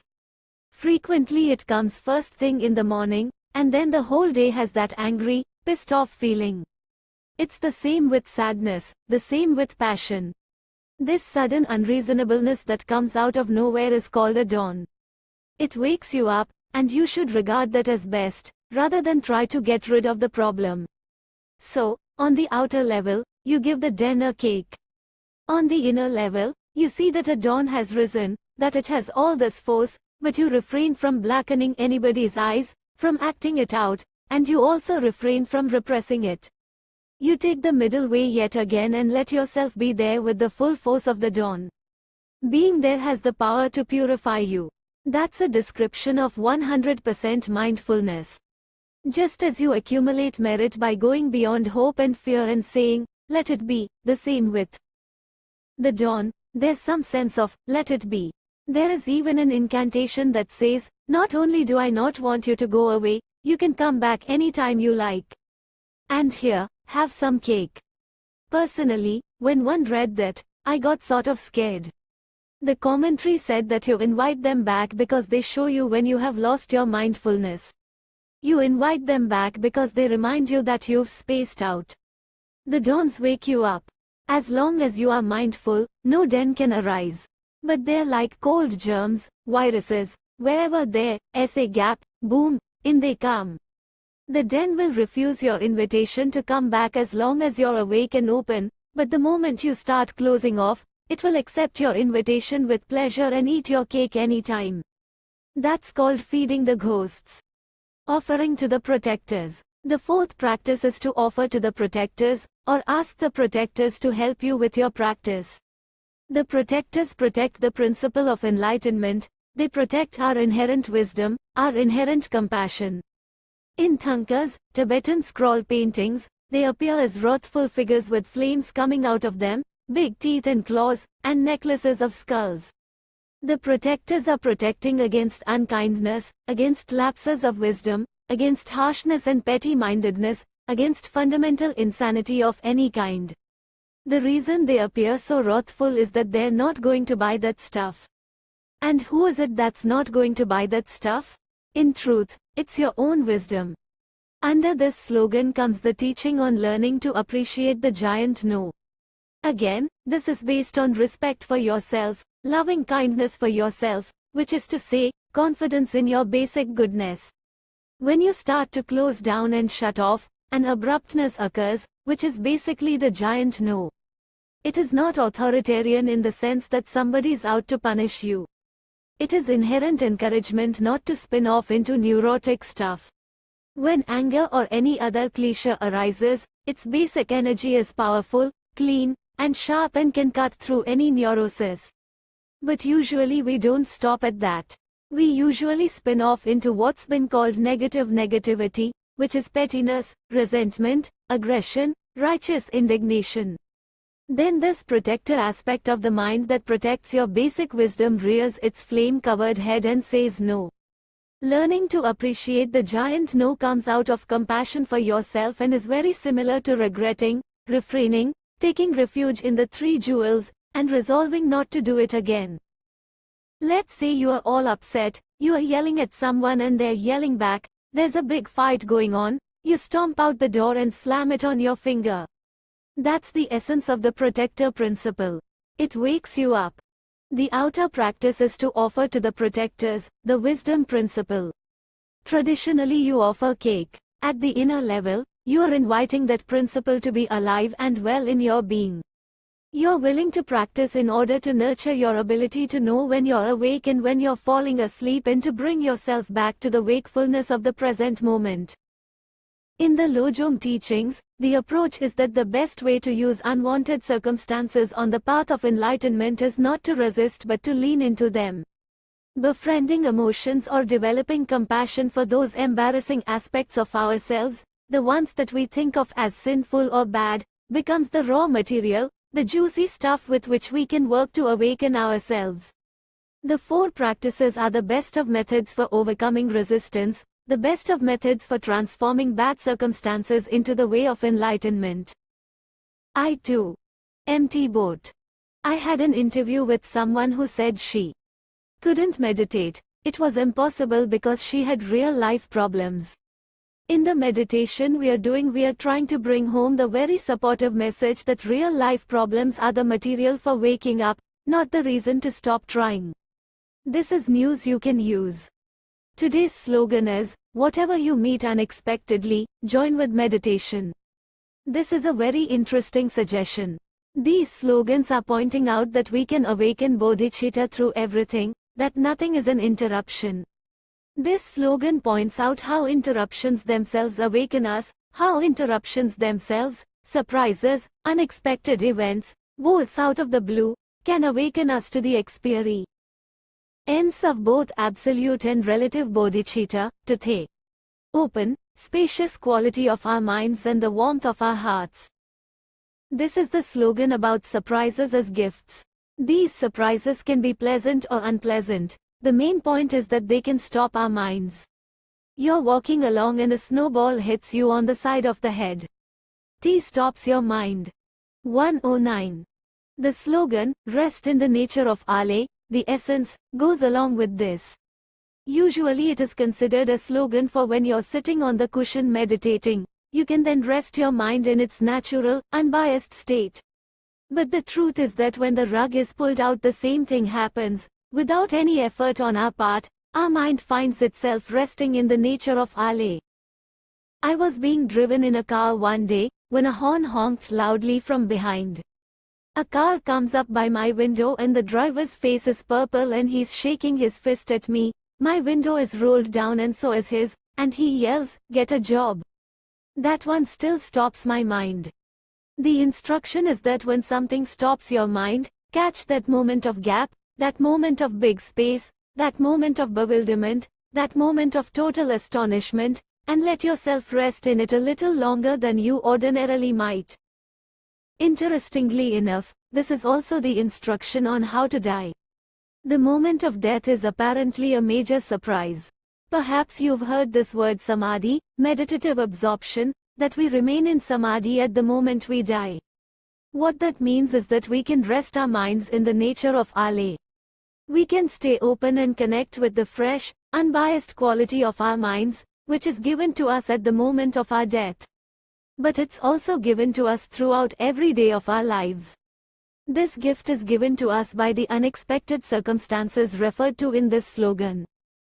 After the gap, when you've begun to talk to yourself again, that horrible person, or, wasn't that wonderful that he allowed me to rest my mind in the nature of Ale, you could catch yourself and start to do Tongling practice. If you're veering off toward anger, resentment, any of the more unwanted, negative feelings, getting really uptight and so forth, you could remember Tongling and the Lojong logic and breathe in and get in touch with your feeling. Let the storyline go and get in touch. If you start talking to yourself about what a wonderful thing just happened, you could remember and send that out and share that sense of delight. Usually we're so caught up in ourselves, we're hanging on to ourselves so tightly, that it takes a Mack truck knocking us down to wake us up and stop our minds. But really, as you begin to practice, it could just take the wind blowing the curtain. The surprise can be something very gentle, just a shift of attention. Something just catches your eye and your attention shifts, and you can rest your mind in the nature of Ale. When you start talking to yourself again, you can practice tonegling. The surprise comes in pleasant and unpleasant forms, it doesn't really matter how. The point is that it comes out of the blue. You're walking down the street, caught in tunnel vision, talking to yourself, and not noticing anything, and even the croak of a raven can wake you up out of your daydream, which is often very thick, very resentful. Something just pops it, a car backfires, and for a moment you look up and see the sky and people's faces and traffic going by and the trees. Whatever is happening there, suddenly you see this big world outside of your tunnel vision. Had an interesting experience of something surprising me like this on retreat. It was a very strong experience of shunyata, the complete emptiness of things. I had just finished my evening practice. I had been practicing all day, after which you might think I would be in a calm, saintly state of mind. But as came out of my room and started to walk down the hall, I saw that in our serving area someone had left dirty dishes. I started to get really angry. Now, in this retreat we put our name on our dishes. Everyone has a plate and a bowl and a mug and a knife and a fork and a spoon, and they all have our name on them. So I was walking down and I was trying to see whose name was on those dishes. Was already pretty sure whose name was on them, because there was only one woman of our group of 8 who would leave such a mess. She was always just leaving things around for other people to clean up. Who did she think was going to wash these dishes? Her mother? Did she think we were all her slaves? I was really getting into this. Was thinking, I've known her for a long time, and everyone thinks she's a senior practitioner, but actually she might as well have never meditated for the way she's so inconsiderate of everybody else on this planet. When I got to the sink, I looked at the plate, and the name on it was Pema, and the name on the cup was Pema, and the name on the fork was Pema, and the name on the knife was Pema. It was all mine. Needless to say, that cut my trip considerably. It also stopped my mind. There's a Zen story in which a man is enjoying himself on a river at dusk. He sees another boat coming down the river toward him. At first it seems so nice to him that someone else is also enjoying the river on a nice summer evening. Then he realizes that the boat is coming right toward him, faster and faster. He begins to get upset and starts to yell, "Hey, hey, watch out. For Pete's sake, turn aside." But the boat just comes faster and faster, right toward him. By this time he's standing up in his boat, screaming and shaking his fist, and then the boat smashes right into him. He sees that it's an empty boat. This is the classic story of our whole life situation. There are a lot of empty boats out there that we're always screaming at and shaking our fists at.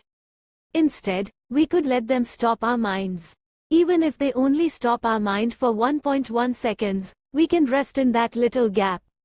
When the storyline starts, we can do the tonegling practice of exchanging ourselves for others. In this way, everything we meet has the potential to help us cultivate compassion and reconnect with the spacious, open quality of our minds. 13. Teachings for Life and Death. The 5 strengths are the subject of 2 of the slogans: Practice the 5 strengths, the Condensed Heart Instructions, and the Mahayana Instruction for Ejection of Consciousness at Death, is the 5 strengths. How you conduct yourself is important. The underlying point of all our study and practice is that the happiness we seek is here to connect with at any time. The happiness we suck is our birthright. To discover it, we need to be more gentle with ourselves, more compassionate toward ourselves and our universe. The happiness we seek cannot be found through grasping, trying to hold on to things. It cannot be found through getting serious and uptight about wanting things to go in the direction that we think will bring happiness. We are always taking hold of the wrong end of the stick. The point is that the happiness we seek is already here and it will be found through relaxation and letting go rather than through struggle. Does that mean you can just sleep all day? Does that mean there's nothing you need to do? The answer is no. There does seem to be something that we 115. These slogans tell us to practice the 5 strengths: strong determination, familiarization, seed of virtue, reproach, and aspiration.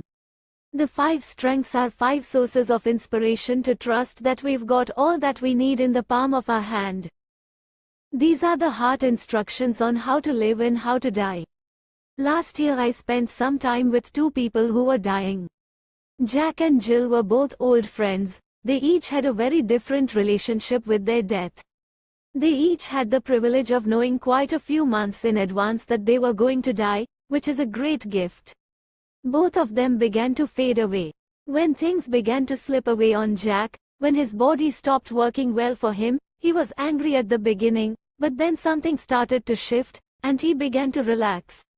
When it was clear that everything was dissolving and slipping away, he seemed to get happier and happier.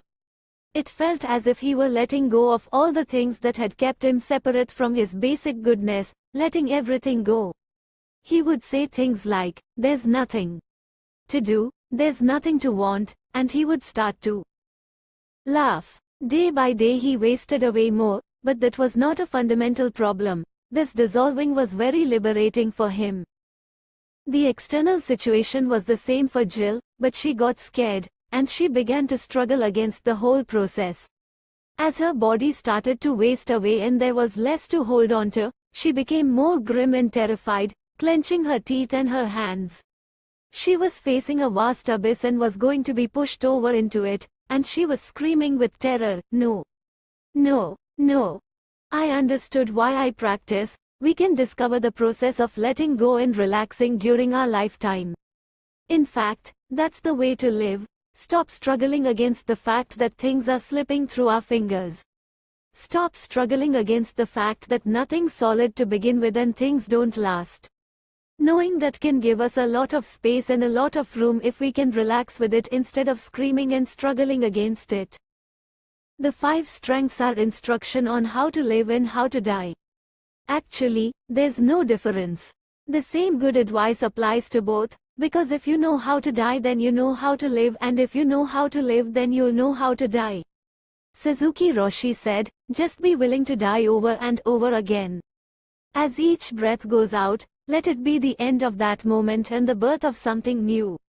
All those thoughts, as they come up, just see them and let them go. Let the whole storyline die. Let the space for something new arise.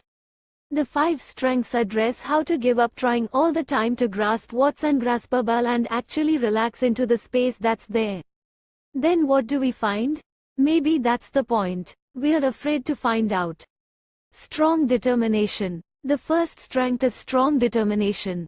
Rather than some kind of dogged pushing through, strong determination involves connecting with joy, relaxing, and trusting. It's determination to use every challenge you meet as an opportunity to open your heart and soften, determination not to withdraw. One simple way to develop this strength is to develop a strong-hearted spiritual appetite. To do this, some kind of playful quality is needed. When you wake up in the morning, you can say, "I wonder what's going to happen today. This may be the day that I die. This may be the day that I understand what all these teachings are about." The Native Americans, before they went into battle, would say, "Today is a good day to die." You could also say, "Today is a good day to live." Strong determination gives you the vehicle that you need to find out for yourself that you have everything it takes, that the fundamental happiness is right here, waiting. Strong determination not to shut anything out of your heart and not to close up takes a sense of humor and an appetite for enlightenment. Familiarization. The next strength is familiarization. What familiarization means is that the dharma no longer feels like a foreign entity. Your first thought becomes dharmic. You begin to realize that all the teachings are about yourself. You are here to study yourself. Dharma isn't philosophy. Dharma is basically a good recipe for how to cook yourself, how to soften the hardest, toughest piece of meat. Dharma is good instruction on how to stop cheating yourself, how to stop robbing yourself, how to find out who you really are, not in the limited sense of, I need, and, I'm gonna get, but through developing wakefulness as your habit, your way of perceiving everything. We talk about enlightenment as if it's a big accomplishment. Basically, it has to do with relaxing and finding out what you already have. The enlightened you might be a slightly different you from the one you're familiar with, but it still has hair growing out of its head, still has taste buds, and when it gets the flu, snot comes out of its nose. Enlightened, however, you might experience yourself in a slightly less claustrophobic way, maybe a completely non-claustrophobic way. Familiarization means that you don't have to search any further, and you know it. It's all in the pleasantness of the presentness, in the very discursive thoughts you're having now, in all the emotions that are coursing through you. It's all in there somehow. Seed of virtue. The third strength is called the seed of virtue. In effect, this is Buddha nature or basic goodness. It's like a swimming pool with no sides that you are swimming in forever. In fact, you're made out of water. Buddha nature isn't like a heart transplant that you get from elsewhere. It isn't as if you are trying to teach a tree to talk, as Rinpoche once said. It's just something that can be awakened, you might say, relaxed into. Let yourself fall apart into wakefulness. The strength comes from the fact that the seed is already there. With warmth and moisture it sprouts and becomes visible above the ground. You find yourself looking like a daffodil, or feeling like one, anyway. The practice is about softening or relaxing, but it's also about precision and seeing clearly. None of that implies searching. Searching for happiness prevents us from ever finding it. Reproach. The fourth strength is called reproach. This one requires talking to yourself. Ego, you've done nothing but cause me problems for ages. Give me a break. I'm not buying it anymore. Try it in the shower. You should talk to yourself all the time without embarrassment. When you see yourself starting to spin off in frivolity, say to yourself, "Begone, you troublemaker." This approach can be slightly problematic because we don't usually distinguish between who we think we are and our ego. The more gentleness that comes up, the more friendliness you feel for yourself, the more this dialogue is fruitful. But to the degree that you actually are hard on yourself, then this dialogue could just increase your self-criticism. Over the years, with encouragement from wonderful teachers, I have found that, rather than blaming yourself or yelling at yourself, you can teach the Dharma to yourself. Reproach doesn't have to be a negative reaction to your personal brand of insanity. But it does imply that you see insanity as insanity, neurosis as neurosis, spinning off as spinning off. At that point, you can teach the Dharma to yourself. This advice was given to me by Trang Rinpoche. Was having anxiety attacks, and he said that I should teach the Dharma to myself, just good simple Dharma. So now I say, Pema, what do you really want? Do you want to shut down and close off? Do you want to stay imprisoned? Or do you want to let yourself relax here, let yourself die? Here's your chance to actually realize something. Here's your chance not to be stuck. So what do you really want? Do you want always to be right or do you want to wake up? Reproach can be very powerful. You yourself teach yourself the Dharma in your own words. You can teach yourself the Four Noble Truths, you can teach yourself about taking refuge, anything that has to do with that moment when you're just about to recreate samsara as if you personally had invented it. Look ahead to the rest of your life and ask yourself what you want it to add up to. Each time you're willing to see your thoughts as empty, let them go, and come back to your breath, you are sowing seeds of wakefulness, seeds of being able to see the nature of mind, and seeds of being able to rest in unconditional space. It doesn't matter that you can't do it every time. Just the willingness, the strong determination to do it, is sowing the seeds of virtue. You find that you can do it more spontaneously and naturally, without its being an effort. It begins with some sense of exertion and becomes your normal state. That's the seed of bodhicitta ripening. You find out who you really are. Aspiration. The last strength, Aspiration is also a powerful tool. A heartfelt sense of aspiring cuts through negativity about yourself. It cuts through the heavy trips you lay on yourself.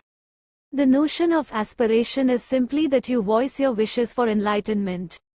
You say to yourself, for yourself, about yourself, and by yourself things like, may my compassion for myself increase.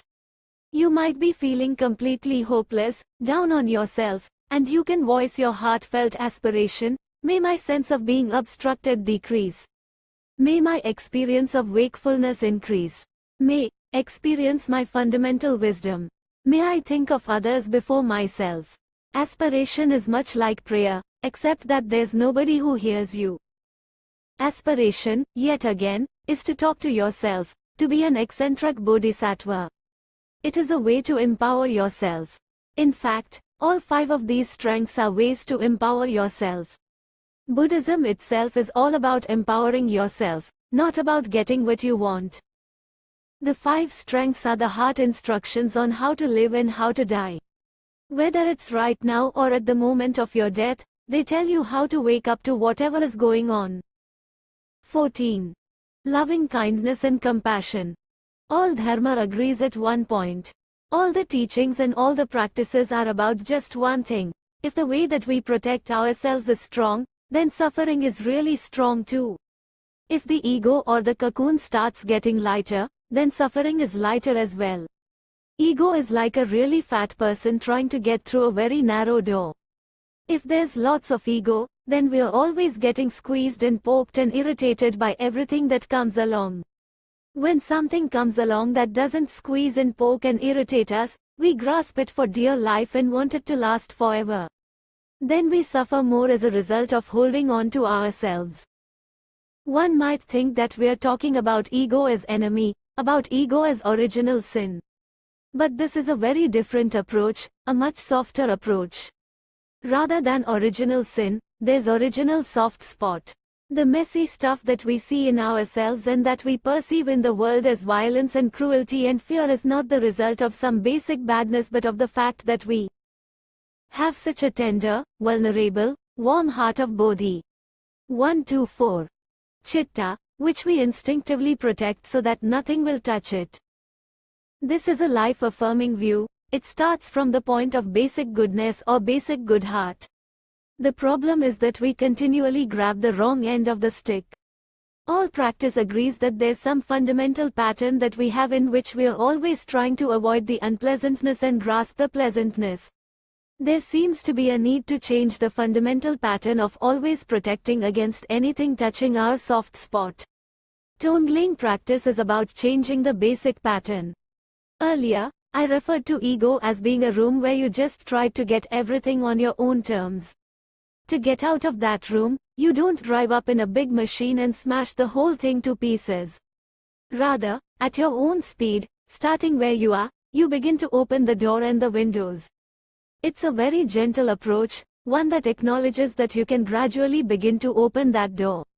You can also shut it as often as you need to, not with the desire to stay comfortable but with the intention ultimately to gather more courage, more sense of humor, more basic curiosity about how to open that door, until you just leave it open and invite all sentient beings as your guests, until you feel at home with no agenda and with groundlessness. The main thing about this practice and about all practice, all dharmas agree at one point, is that you're the only one who knows what is opening and what is closing down. You're the only one who knows. The next slogan, of the 2 witnesses, hold the principle one, is saying that one witness is everybody else giving you their feedback and opinions, which is worth listening to. There's some truth in what people say, but the principal witness is yourself. You are the only one who knows when you are opening and when you are closing. You are the only one who knows when you're using things to protect yourself and keep your ego together and when you are opening and letting things fall apart, letting the world come as it is, working with it rather than struggling against it. You are the only one who knows. There's a later slogan that says, don't make gods into demons. What it means is that you can take something good, Tongling practice and the Lojong teachings, for example, that's the idea of gods, and turn it into a demon. You can just use anything to close your windows and doors. You could do tongling as one of my students once described to me. He said, I do it, but I'm very careful about the control button. Breathe in just enough so that it doesn't really hurt or penetrate, and one breathe out just enough to convince myself, that I'm doing the practice. But basically, nothing ever changes. He was using tongling just to smooth everything out and feel good. You can also use tongling to feel like a hero. You're just breathing in and out all over the place, but your motivation isn't to befriend and begin to penetrate those areas of yourself that you fear or reject. In fact, you hope the practice will just bolster your sense of confidence, bolster your sense of being in the right place at the right time, having chosen the right religion, and I'm on the side of the good and all's right with the world. That doesn't help much. Maybe you've noticed that sometimes you feel like you are in a battle with reality and reality is always winning. All of the teachings, and particularly the Lojong teachings, are encouraging us, if we find ourselves struggling, to let that be a moment where we pause and wonder and begin to breathe in, trying to feel what's underneath the struggle.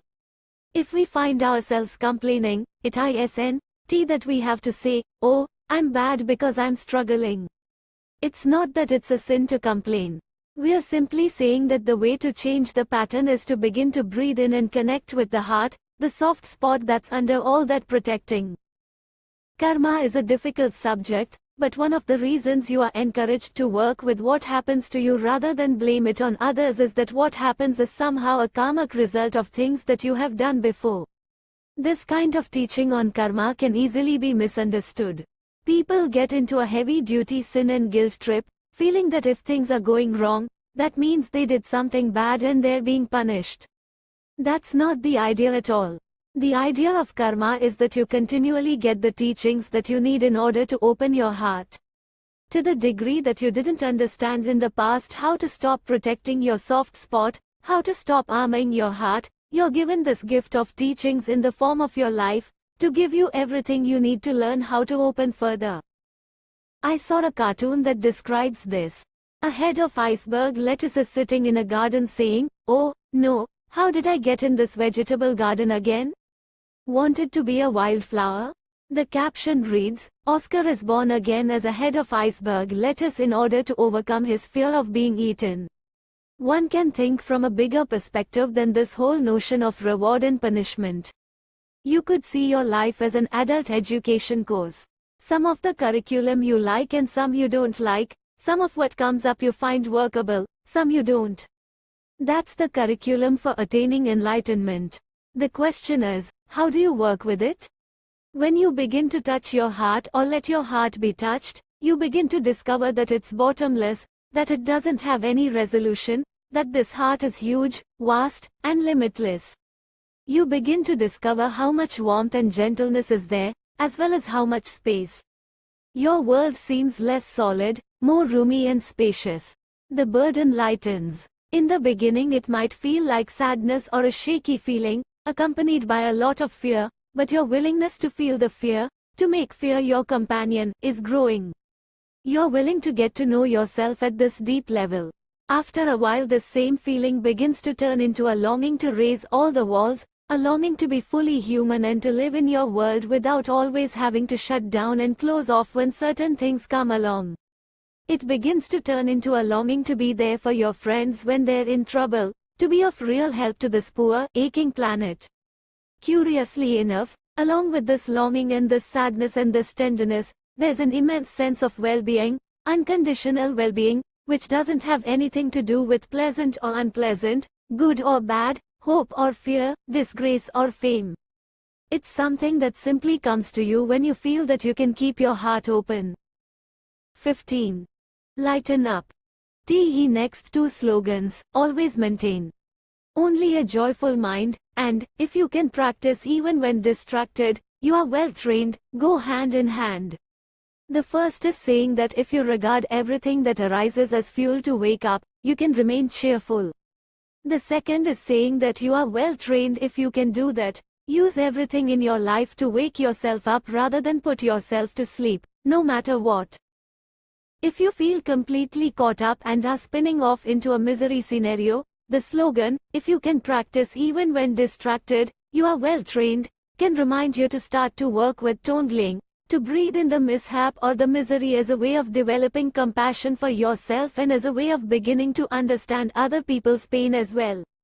You can use the distraction to bring yourself back to the present moment, just as a horse rights itself after losing balance or skiers catch themselves joussent as they are about to fall. Being well trained means you can catch yourself and come back to the present.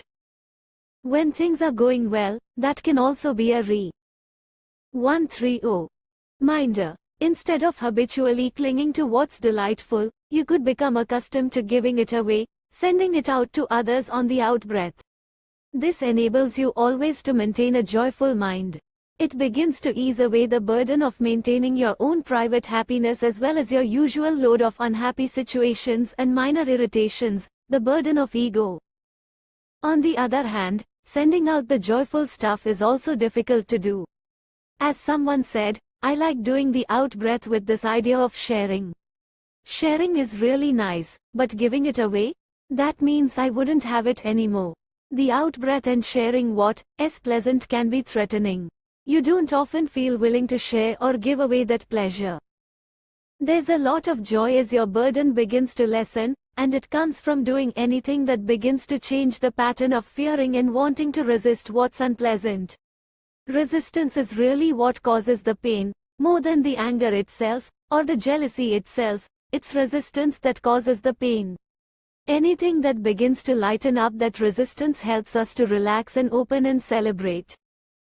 Sooner or later you will find yourself in a situation where you can't change the outer circumstances at all, and you realize it all comes down to how you relate to things, whether you continue to struggle against everything that's coming at you or you begin to work with things.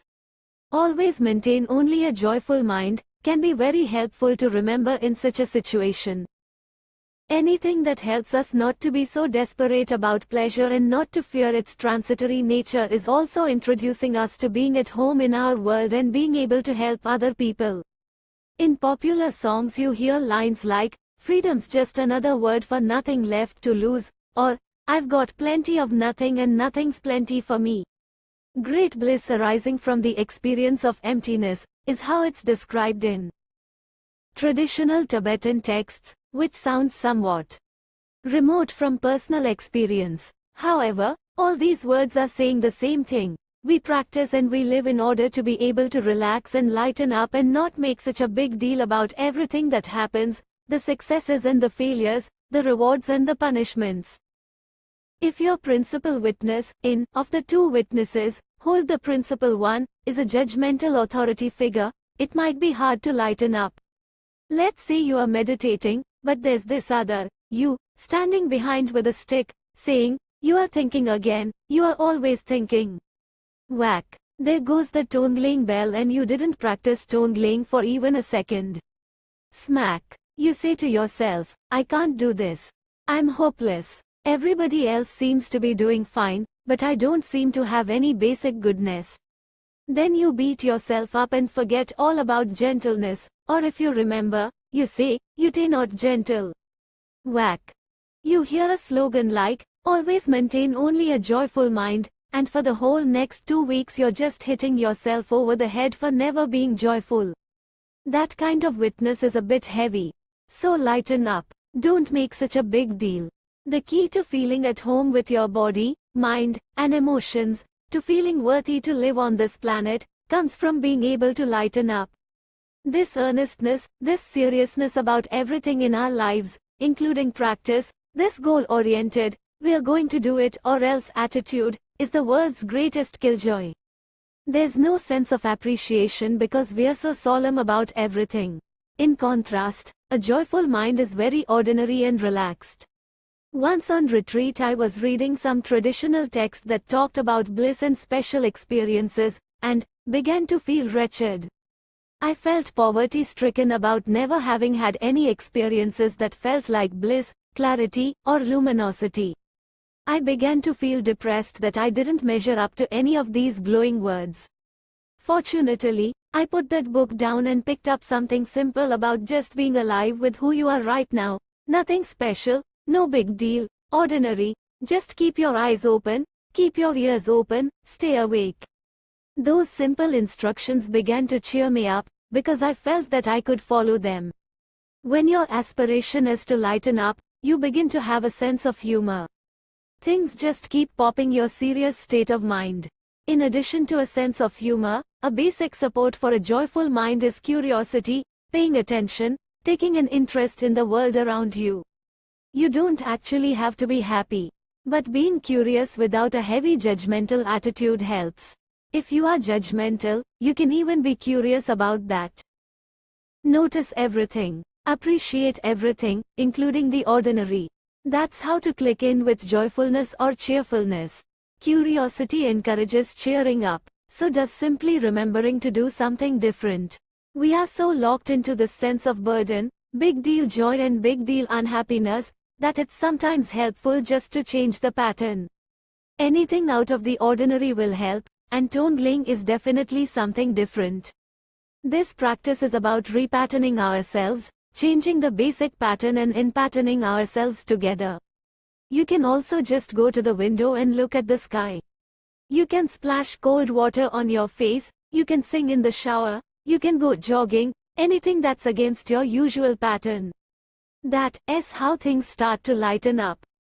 Just read a story about a woman who had been gloomy all her life. As she grew older, she got more irritable and difficult. Then she got cancer, and for some peculiar reason, after an initial period of resistance and anger, instead of getting more gloomy, she began to cheer up. The more she fell apart, the happier she got. She kept saying she was glad that she had this time to enjoy her life, which she had not enjoyed up to the moment that she got sick.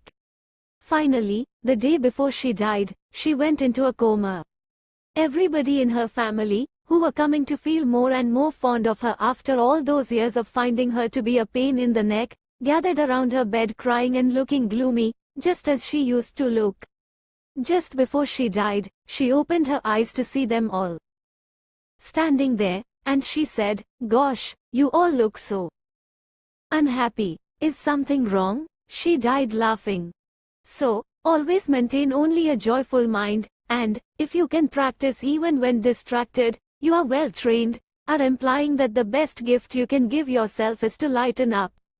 One way to do that is to let distraction bring you back to the present moment. Another way is to be curious.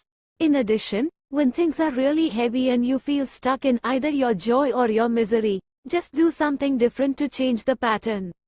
Tonggling is a good suggestion of what you could do. Abandon any hope of fruition. Our next slogan is, abandon any hope of fruition. You could also say, give up all hope, or, give up, or just, give. The shorter the better. One of the most powerful teachings of the Buddhist tradition is that as long as you are wishing for things to change, they never will. As long as you're wanting yourself to get better, you won't.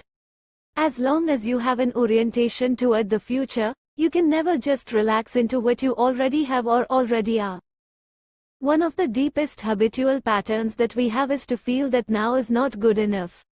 We think back to the past a lot, which maybe was better than now, or perhaps worse.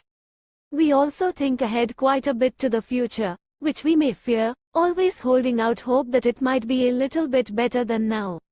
Even if now is going really well, we have good health and we've met the person of our dreams, or we just had a child or got the job we wanted, nevertheless there's a deep tendency always to think about how it's going. 136. To be later. We don't quite give ourselves full credit for who we are in the present. For example, it's easy to hope that things will improve as a result of meditation, that we won't have such bad tempers anymore, or we won't have fear anymore, or people will like us more than they do now. Or maybe none of those things are problems for us, but we feel we aren't spiritual enough. Surely we will connect with that awake, brilliant, sacred world that we are going to find through meditation. In everything we read, whether it's philosophy or dharma books or psychology, there's the implication that we are caught in some kind of very small perspective, and that if we just did the right things, we'd begin to connect with a bigger world, a vaster world, different from the one we are in now. One reason I wanted to talk about giving up all hope of fruition is because I've been meditating and giving Dharma talks for some time now, but I find that I still have a secret passion for what it's going to be like when, as they say in some of the classical texts, all the veils have been removed. It's that same feeling of wanting to jump over yourself and find something that's more awake than the present situation, more alert than the present situation. Sometimes this occurs at a very mundane level. You want to be thinner, have less acne or more hair. But somehow there's almost always a subtle or not so subtle sense of disappointment, a sense of things not completely measuring up. In one of the first teachings one ever heard, the teacher said, "I don't know why you came here, but want to tell you right now that the basis of this whole teaching is that you're never going to get everything together." I felt a little like he had just slapped me in the face or thrown cold water over my head. But I've always remembered it. He said, "You're never going to get it all together. There isn't going to be some precious future time when all the loose ends will be tied up." Even though it was shocking to me, it rang true. One of the things that keeps us unhappy is this continual searching for pleasure or security, searching for a little more comfortable situation, either at the domestic level or at the spiritual level or at the level of mental peace. Nowadays, people go to a lot of different places trying to find what they're looking for. There are 12-step programs. Someone told me that there is now a 24-step program. Someday there will probably be a 108-step program. There are a lot of support groups and different therapies. Many people feel wounded and are looking for something to heal them. To me it seems that at the root of healing, at the root of feeling like a fully adult person, is the premise that you're not going to try to make anything go away, that what you have is worth appreciating. But this is hard to swallow if what you have is pain. In Boston there's a stress reduction clinic run on Buddhist principles. It was started by Dr. Jon Kabat-Zinn, a Buddhist practitioner and author of Full Catastrophe Living. He says that the basic premise of his clinic, to which many people come with a lot of pain, is to give up any hope of fruition. Otherwise the treatment won't work. If there's some sense of wanting to change yourself, then it comes from a place of feeling that you're not good enough. It comes from aggression toward yourself, dislike of your present mind, speech, or body. There's something about yourself that you feel is not good enough. People come to the clinic with addictions, abuse issues, or stress from work, with all kinds of issues. Yet this simple ingredient of giving up hope is the most important ingredient for developing sanity and healing. That's the main thing. As long as you're wanting to be thinner, smarter, more enlightened, less uptight, or whatever it might be, somehow you are always going to be approaching your problem with the very same logic that created it to begin with. You're not good enough. That's why the habitual pattern never unwinds itself when you are trying to improve, because you go about it in exactly the same habitual style that caused all the pain to start. There's a life-affirming teaching in Buddhism, which is that Buddha, which means awake, is not someone you worship. Buddha is not someone you aspire to. Buddha is not somebody who was born more than 2000 years ago and was smarter than you'll ever be.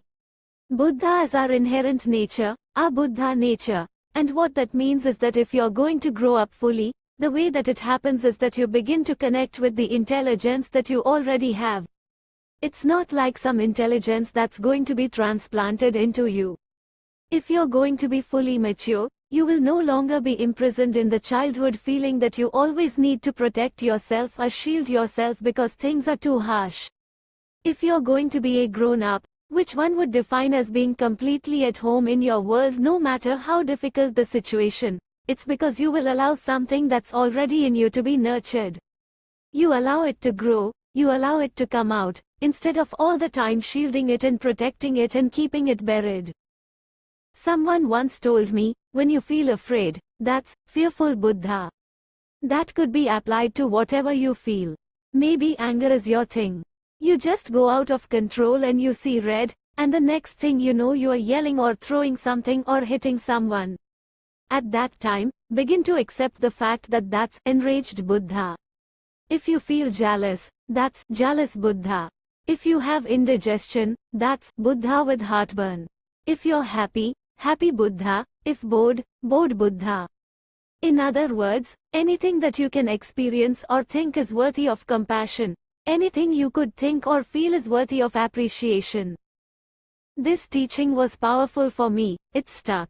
I would find myself in various states of mind and various moods, going up and down, going left and right, falling on my face and sitting up, just in all these different life situations, and I would remember, Buddha falling flat on her face, Buddha feeling on top of the world, Buddha longing for yesterday.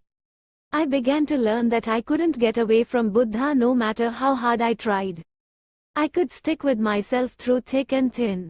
If one would enter into an unconditional relationship with oneself, one would be entering into an unconditional relationship with Buddha. This is why the slogan says, abandon any hope of fruition. Fruition implies that at a future time you will feel good. There is another word, which is open, to have an open heart and open mind. This is oriented very much to the present. If you enter into an unconditional relationship with yourself, that means sticking with the Buddha right now on the spot as you find yourself. Because it's a monastery, there's nothing you can do at Gampo Abbey that's fun, unless you like to meditate all the time or take walks in nature, but everything gets boring after a while. There's no sex there, you can tea drink there, you also can't lie. Occasionally we'll see a video, but that's rare and usually there's a dispute about what it's going to be. The food is sometimes good and sometimes terrible. It's just a very uncomfortable place. The reason it's uncomfortable is that you can't get away from yourself there. However, the more people make friends with themselves, the more they find it a nurturing and supportive place where you can find out the Buddhaness of your own self as you are right now, today. Right now today, could you make an unconditional relationship with yourself? Just at the height you are, the weight you are, the amount of intelligence that you have, the burden of pain that you have? Could you enter into an unconditional relationship with that? Giving up any hope of fruition has something in common with the title of my previous book, The Wisdom of No Escape. No escape leaves you continually right in the present, and the present is whatever it is, whatever mood you happen to be in, whatever thoughts you happen to be having. That's it. Whether you get meditation instruction from the Theravada tradition or the Zen tradition or the Vajrayana tradition, the basic instruction is always about being awake in the present moment. What they don't tell you is that the present moment can be you, this you about whom you sometimes don't feel very good. That's what there is to wake up to. When one of the emperors of China asked Bodhidharma, the Zen master who brought Zen from India to China, what enlightenment was, his answer was, lots of space, nothing holy. Meditation is nothing holy. Therefore there's nothing that you think or feel that somehow gets put in the category of sin. There's nothing that you can think or feel that gets put in the category of bad. There's nothing that you can think or feel that gets put in the category of wrong. It's all good juicy stuff, the manure of waking up, the manure of achieving enlightenment, the art of living in the present moment. 17. Compassionate action. HOPOV help? How do we create a saner world or a saner domestic situation or job situation, wherever we may be? How do we work with our actions and our speech and our minds in a way that opens up the space rather than closes it down? In other words, how do we create space for other people and ourselves to connect with our own wisdom? How do we create a space where we can find out how to become more a part of this world we are living in and less separate and isolated and afraid? How do we do that? It all starts with loving kindness for oneself, which in turn becomes loving kindness for others. As the barriers come down around our own hearts, we are less afraid of other people. We are more able to hear what is being said, see what is in front of our eyes, and work in accord with what happens rather than struggle against it. The Lojong teachings say that the way to help, the way to act compassionately, is to exchange oneself for other. When you can put yourself in someone else's shoes, then you know what is needed, and what would speak to the heart. I recently received a letter from a friend in which 144. She dumped all over me and told me off.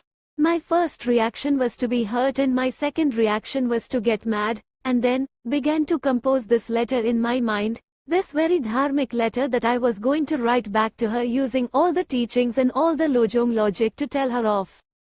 Because of the style of our relationship, she would have been intimidated by a dharmic letter, but it wouldn't have helped anything. It would have further forced us into these roles of being two separate people, each of us believing in our roles more and more seriously, that I was the one who knew it all and she was the poor student. But on that day when I had spent so much energy composing this letter, just by a turn of circumstance, something happened to me that caused me to feel tremendous loneliness. I felt sad and vulnerable. In that state of mind, I suddenly knew where my friend's letter had come from, loneliness and feeling left out. It was her attempt to communicate. Sometimes when you're feeling miserable, you challenge people to see if they will still like you when you show them how ugly you can get. Because of how I myself was feeling, I knew that what she needed was not for somebody to dump back on her. So I wrote a very different letter from what I had planned, an extremely honest one that said, you know, you can dump on me all you like and put all of your stuff out there, but I'm not going to give up on you.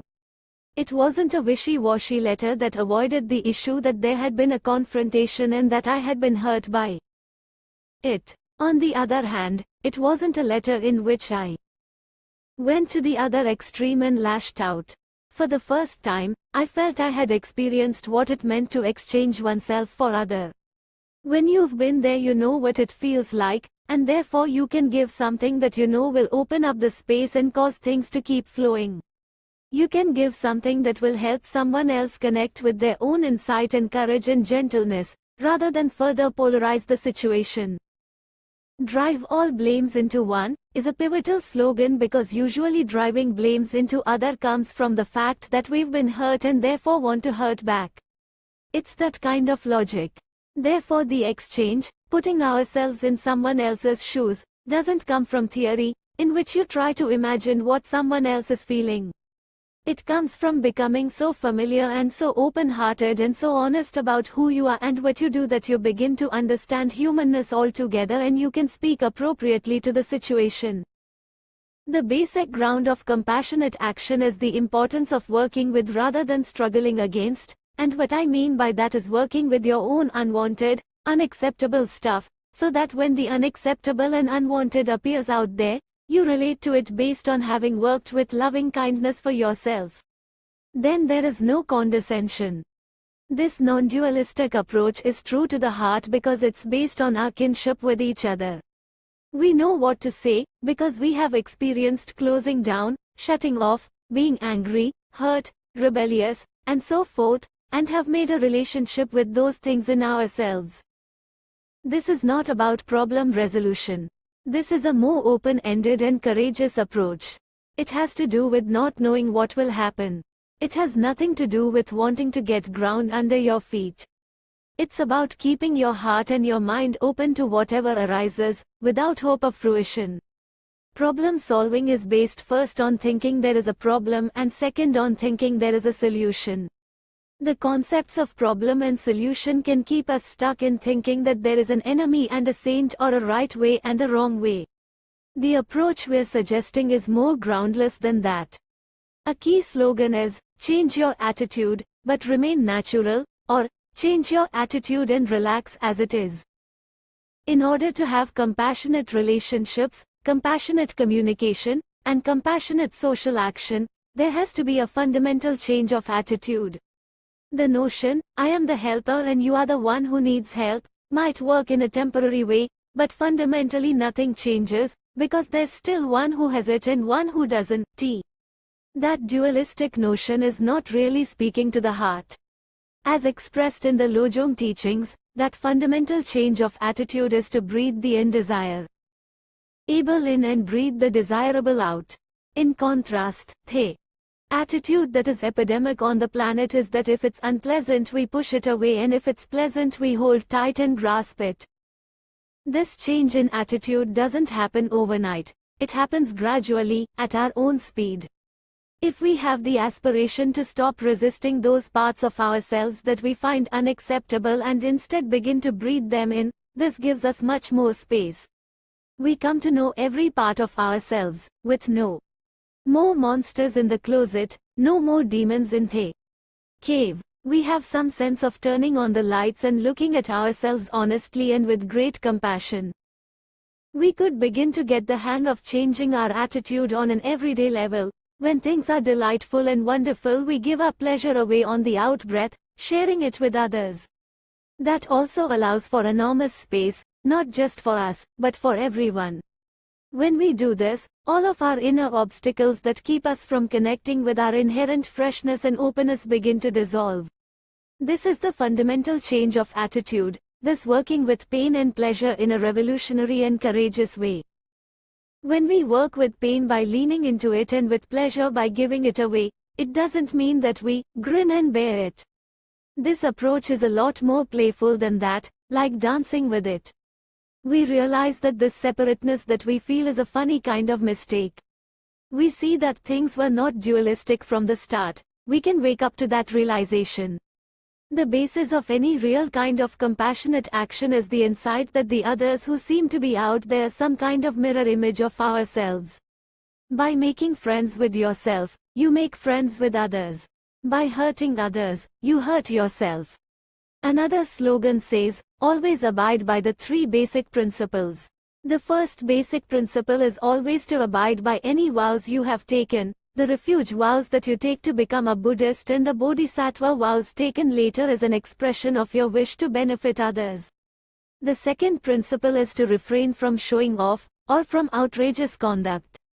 The third is always to cultivate patience. So these are the 3 basic principles: keeping the vows you have taken, refraining from outrageous conduct, and cultivating patience. Keeping the vows you have taken. The first principle, to keep the vows you have taken, speaks specifically to those of us who have taken the refuge vows and bodhisattva vows, but it may be helpful for everyone to hear a little bit about these vows. The refuge vow is basically about making a commitment to become a refugee, which in essence means that rather than always trying to get security, you begin to develop an attitude of wanting to step into uncharted territory. It's a vow that you take because you feel that the way to health and becoming a complete human being is to no longer hold so tightly to yourself. You long to go beyond that situation. You are no longer afraid of yourself. You can become a refugee because when you aren't afraid of yourself, you don't feel that you need a protected place to hide in. The image of the Bodhisattva vow could be, not afraid of others. When you take the Bodhisattva vow, you open the windows and doors and invite all sentient beings as your guests. Having understood the futility and pain of always holding on to yourself, you want to take the next step and begin to work with others. You might think that you're working with others because you are much more sane than they are and you want to spread that sanity. But a more profound insight is that you realize that the only way to go further is to open those doors and windows and not protect yourself anymore but work with whatever arrives. That's the only way to wake up further. The motivation for making friends with yourself becomes wanting to help others. These two work together. You know you can't help others if you are not making friends with yourself. Refraining from outrageous conduct. The second basic principle is to refrain from outrageous conduct. If you have this ideal of yourself as a hero or helper or doctor and everybody else as the victim, the patient, the deprived, the underdog, you are continuing to create the notion of separateness. Someone might end up getting more food or better housing, and that's a big help. Those things are necessary. But the fundamental problem of isolation, hatred, and aggression is not addressed. Or perhaps you get flamboyant in your helper role. You often see this with political action. People make a big display, and suddenly the whole thing doesn't have to do with helping anyone at all but with building themselves up. In the 70s there was a famous photograph in which the National Guard were all lined up with their guns at an anti-war rally. A young woman had walked up and put a flower in the end of one of the guns, and the photo appeared in all the newspapers. I read a report in which the soldier who had been holding that gun, who later became a strong peace activist, said that he had never before experienced anything as aggressive as that young woman coming with her flower and smiling at everybody and making this big display. Most of those young guys in the National Guard were already questioning how they got on that particular side of the fence anyway. And then along came this flower child. She never looked in his eyes, she never had any sense of him as a person. It was all for display, and it hurt. So that's part of the point of this slogan. You have to question what's behind your action, especially if it is making a big splash. Cultivating patience. The last of the three basic principles is to cultivate patience, which is the same as cultivating non-aggression. Patience and non-aggression are basically encouragement to wait. Sometimes I think of Tongling that way. You are in a situation in which you would normally just yell back or throw something or think of the person you are with in the same old stuck way. Instead it occurs to you to begin to do the exchange for other. This whole solid sense of self and other begins to get addressed when you cultivate patience. You learn to pause, learn to wait, learn to listen, and learn to look, allowing yourself and others some space, just slowing down the camera instead of speeding it up. It's a little bit like the old advice to count to 10 before you say something. It makes you pause. If you become afraid or angry, there is a natural kind of adrenaline principle, when the camera actually starts to speed up. The speeding up itself can bring you back to the present. You can use it as a reminder just to slow down and listen and look and wait and develop patience. Abandon poisonous food, and don't make gods into demons, are warnings that only you know whether what you're doing is good practice, gods, or good food. Anything could be used to build yourself up and smooth things over and calm things down or to keep everything under control. Good food becomes poisonous food and gods become demons when you use them to keep yourself in that room with the doors and windows closed. Another slogan that concerns compassionate action is, work with the greatest defilements first. Developing loving kindness for yourself is the basis for compassionate communication and relationship. The time is now, not later. The greatest defilement is what you consider to be the greatest obstacle. This slogan is suggesting that you start where you feel most stuck. Making friends with that will begin to automatically take care of the smaller obstacles. Because the larger obstacles like rage or jealousy or terror are so dramatic, their vividness itself may be a reminder to work with the practice of Tongling. We may so take for granted the multitude of minor daily irritations that we don't even think of them as something to work with. To some degree they are the hardest obstacles to work with because they don't reveal themselves. The only way you know that these are arising is that you feel righteous indignation. Let righteous indignation be your guide that someone is holding on to themselves, and that someone is probably you. If you begin to work with the greater defilements, or the major stuck places, these little ones tend to become more obvious to you as well. Whereas if you try to work with all of these little ones, they are like your hands and your nose. You don't even think of them as anything but you, and there is no sense of them as obstacle. You just buy them every time they happen. Our greatest obstacles are also our greatest wisdom. In all the unwanted stuff there is something sharp and penetrating. There's great wisdom there. Suppose anger or rage is what we consider our greatest obstacle, or maybe it's addiction and craving. This breeds all kinds of conflict and tension and stress. But at the same time it has a penetrating quality that cuts through all of the confusion and delusion. It's both things at once. When you realize that your greatest defilement is facing you and there seems no way to get out of it because it's so big, the instruction is, let go of the storyline, let go of the conversation, and own your feeling completely. Let the words go and return to the essential quality of the underlying stuff. That's the notion of the in-breath, the notion of making friends with ourselves at a profound level. In the process we are making friends with all sentient beings, because that is what life is made of. Working with the greater defilements first is saying that now is the time, and also that our greatest obstacles are our greatest wealth. From the point of view of wanting to stay cozy and separate in your room, this work is extremely threatening.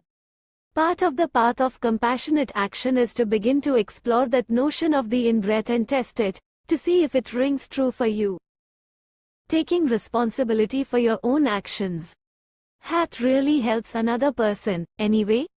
What really causes things to evolve in some kind of natural, spontaneous way? The next slogans provide some direction. Each begins with the word don't. One like to call them the naked truth slogans.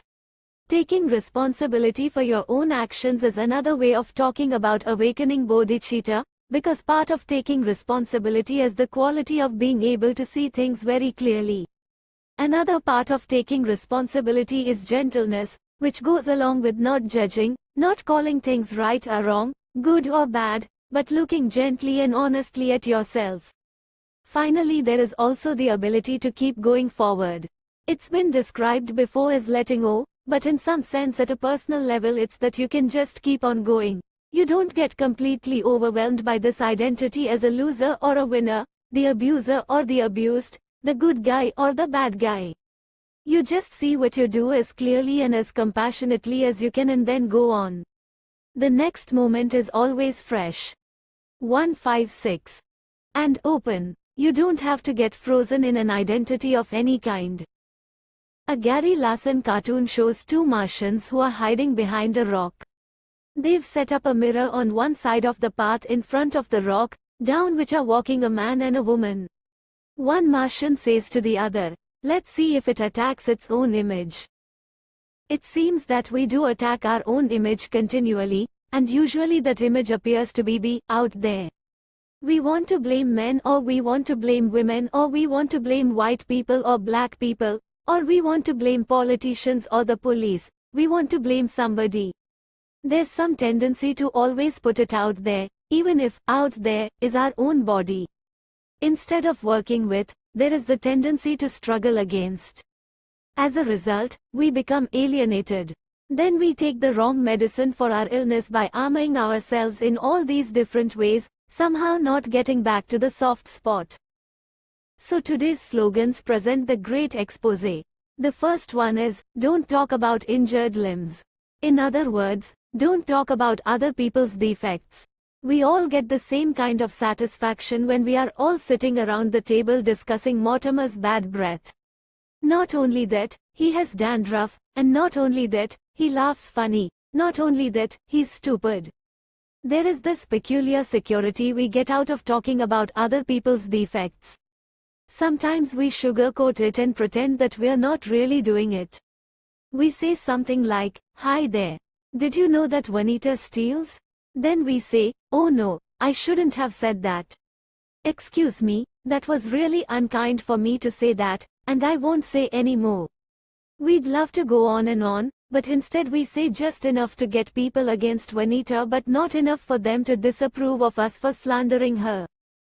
Then there's, don't ponder others.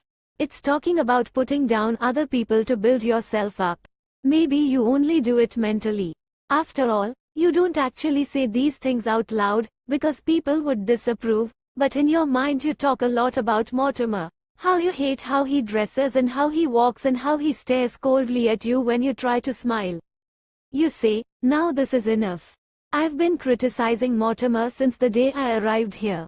I'm going to try to make friends," but Mortimer just meets your sunny false smile with an icy stare. So you continue to ponder Mortimer's awful ways as you sit here on the cushion, and you very seldom label it, thinking, or breathe it in. It doesn't occur to you to exchange yourself for Mortimer, and you certainly don't feel grateful to him. The next is, don't be so predictable, which has also been translated as, don't be so trustworthy. It's an interesting one. It's getting at how predictable we are, as everybody in the advertising world knows. They know exactly what to put on those billboards and those ads to make us want to buy their products. Even intelligent people like ourselves are sometimes magnetized by this propaganda because we are so predictable. Particularly, we are 100% predictable in that if we don't like something, we'll run the other way, and if we do like it, we'll spend quite a lot of time and effort trying to somehow eat it whole. If someone does something nice for you, you always remember it and you want to repay their kindness. But if somebody hurts you, you remember it for the rest of your life and you always want to get revenge in one way or another. That's the meaning of this slogan: don't be so predictable. Don't always react so predictably to pleasure and pain. Don't keep taking the wrong medicine for the illness. The next one is very easy to understand. Don't malign others. We put a lot of energy and time into gossiping about others. Perhaps there's somebody, maybe it's just one person, that you have a problem with. Maybe it's Pearl, who is so pitiful. She is always feeling left out, and you find yourself reminded of your mother, who's also like that. Somehow Pearl and your mother become all mixed up together, and you find yourself continually irritated and disgusted by the pitifulness of Pearl, and it keeps triggering a lot of stuff in you. Yet you don't have the slightest interest in actually getting to know Pearl and finding out what's going on there. You have no desire to communicate with Pearl and find out who she is. Instead, there's some kind of satisfaction that you get from not liking her, and you spend a lot of time and energy talking to yourself about pitiful Pearl, or whoever it might be, horrible Horatio or miserable Mortimer. The next one is, don't wait in ambush, yet another, naked truth, slogan. You have been taught that you should be a nice person. On the other hand, you don't feel so nice. Maybe you know something about your husband that he doesn't know you know. You keep it up your sleeve, waiting for just the right moment to spring it on him. One day you are in the middle of a big argument, very heated. He has just insulted you royally.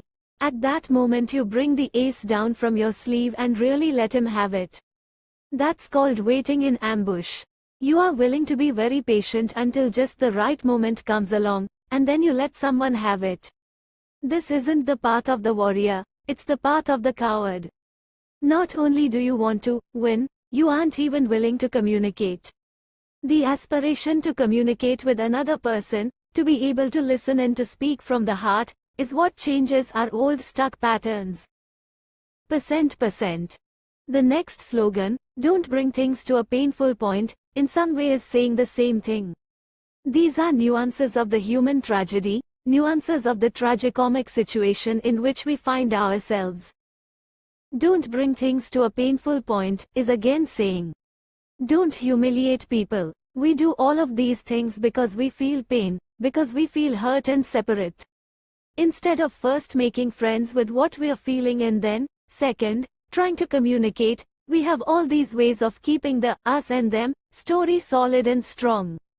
That's what causes all the pain on this earth, including the fact that the ecosystem is turned upside down. All of that comes from people not making friends with themselves and never being willing to communicate with the one they consider to be the troublemaker. That's how we stay caught in this battleground, this war zone. The next slogan is, don't transfer the ox's load to the cow. Let's say you're Hawan's boss. When something comes along that you find unpleasant and don't want to do, you pass it on to Hawan. You pass the burden to someone else. It's like that Greek myth about Atlas. He was just walking along innocently and somebody said, "Oh, Atlas, would you mind for a moment just holding the earth?" We do that. When we don't like it, it doesn't occur to us to actually work with that feeling and communicate with the person who is asking us to do this, to somehow open up the situation and work in an honest, fearless way with what's going on. Instead we just give our burden to somebody else and ask them to hold it. It's called passing the buck. The next slogan is, don't act with a twist. T means don't be devious, but it's similar to those slogans about not eating poisonous food or turning gods into demons. You're willing to drive all blames into yourself very publicly so everyone will notice, because you want people to think well of you. Your motivation is to get others to think that you're a great person, which is the twist. Or there's a person who's doing you wrong, and you remember Lojong, but there's a twist.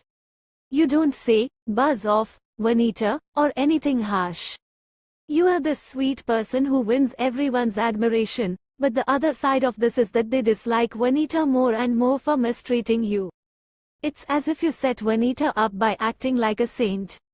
That's the idea of acting with a twist. There are all kinds of ways to get sweet revenge. Finally, don't seek others' pain as the limbs of your own happiness, which is to say, don't seek others' pain as a way to get happiness for yourself.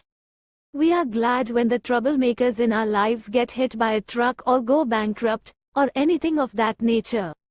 I have a few people in my life who fall into this category, and I'm amazed at how happy I am when one of them writes me a letter and tells me that things are going badly. Conversely, I feel haunted by distaste when I hear that things are going well for them.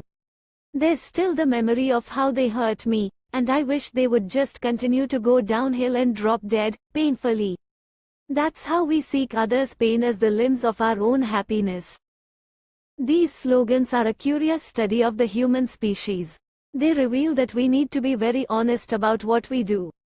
Through seeing these things we can begin to have a lot of compassion, because in studying ourselves we are studying the whole human race.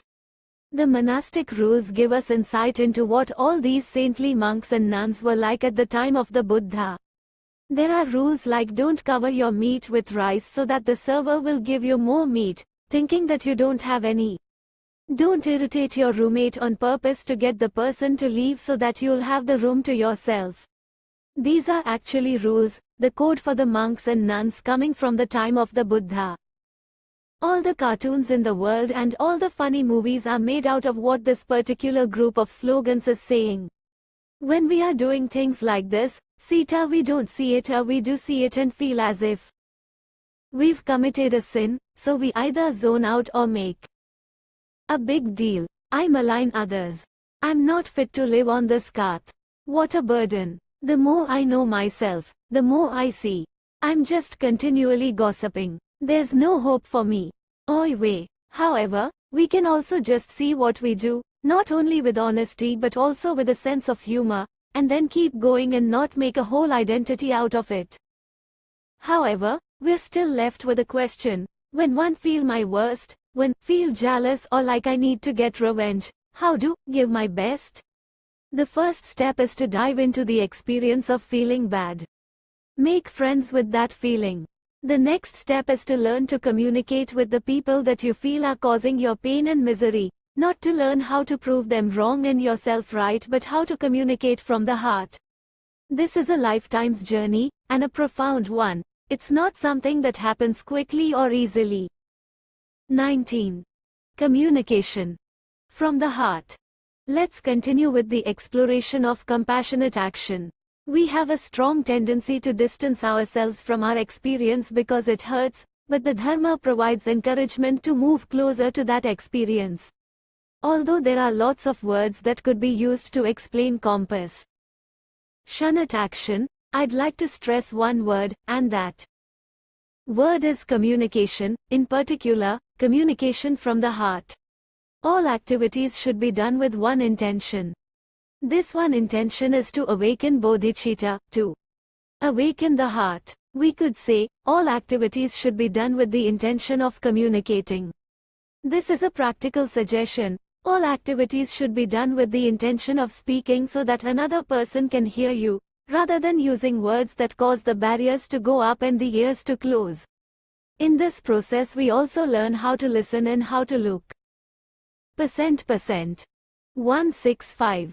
There is an extremely pointed slogan that goes along with, all activities should be done with one intention, always meditate on whatever provokes resentment.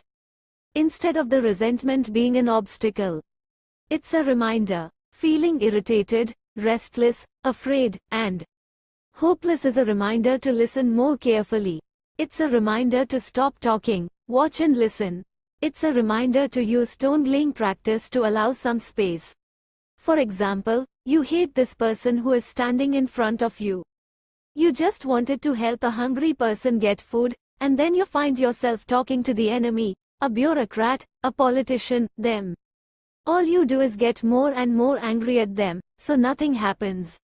They grow more stubborn as you grow more furious and polarized, and the sense of huge me versus huge them increases. When we feel resentment, the words that we speak, the actions that we perform, and the thoughts that we have aren't going to produce the results that we are hoping for. Beyond that, we're so aggressive that we're not exactly adding any peace and harmony to the world. Resentment becomes a reminder not to feel bad about ourselves but to open further to the pain and to the awkwardness. If we really want to communicate, we have to give up knowing what to do. When we come in with our agendas, they only block us from seeing the person in front of us. It's best to drop our 5-year plans and accept the awkward sinking feeling that we are entering a situation naked. We don't know what will happen next or what we'll do. The slogan, "Keep the three inseparable," is saying that your actions, your speech, and your thoughts should be inseparable from this yearning to communicate from the heart. Everything you say can further polarize the situation and convince you of how separate you are. On the other hand, everything you say and do and think can support your desire to communicate, to move closer and step out of this myth of isolation and separateness that you're caught in. Usually when we feel wronged, our only intention is to get revenge. The slogan, "Correct all wrongs with one intention," is trying to cheer us up a bit, lighten up the situation, and add some space. The one intention is to exchange oneself for other. This is the key. To correct all wrongs with one intention is to hear what's being said, to see the person who is in front of you, and to be able to rest in not knowing what to say or how to act but just to watch and wait. Then out of your mouth comes something, because the person in front of you is saying, "Well, what do you think?" Or, "I don't know, see if you can convince me to do it your way," or they're just yelling at you. If simply to learn how to communicate were our life's challenge, not only might we be able to help find food for people who are hungry and shelter for people who are homeless, but we might even see a fundamental change, less aggression on the planet and more cooperation. We are different. We are very different from each other. One person's idea of what is polite is someone else's idea of what is rude. In some cultures it's considered rude to belch when you are eating, and in others it shows that you enjoyed your meal. What might smell repulsive to one person might smell wonderful to another. We are really different, and we have to acknowledge that. But instead of going to war because of our differences, let's play soccer. It will be a strange game, given our instruction to let others have the victory and keep the defeat to ourselves, but that doesn't mean that we play to lose, it means that we play to play. We could play together, even though we're on opposite teams. There are no big stakes, just playing. There are different teams, otherwise the game won't work. But it doesn't have to lead to World War III or the destruction of the planet. One of my favorite Dharma teachers is Dr. Seuss. He captures the human condition so beautifully. One of his stories starts with two people walking toward each other along a narrow road. When they meet, they each refuse to step to the side so that the other can pass. Everyone else builds bridges and even whole cities around them, and life just goes on. But the two stubborn ones stand there for the rest of time, refusing to budge. It never occurs to them even after 5 years that they could be curious about why the other is refusing to move, or that they could try to communicate. They could have had a really interesting debate in all those years even if they had still never moved. The point is not that you are trying to achieve harmony or smooth everything out. Good luck, if that's your goal. The point is to live together on this earth with our differences, to communicate for its own sake. The process is the main thing, not the fruition. If you achieve your goal with aggressive tactics, nothing really changes anyway. Dr. Seuss tells another story about the Sneetchers. The superior race, the ones that everybody aspires to be like and also the ones that everybody hates, are they. Star-belly Sneetchers, they have stars on their bellies. And everybody else doesn't. One very clever fellow knew how predictable these Sneetchers were, so he came in with a big machine that would put a star on your belly. All the Sneetchers without a star on their belly rushed in and came out with a star on their belly, but of course the original star-belly Sneetchers still knew who, and how superior, they were. They weren't thrown by this at all. But to facilitate this very predictable situation, the same clever fellow came along with a new machine by which you could go in and get the star taken off your belly. So all the star-belly Sneetchers went into this machine and came out without stars on their belly, the superior ones were now without stars. The clever fellow kept these two machines going.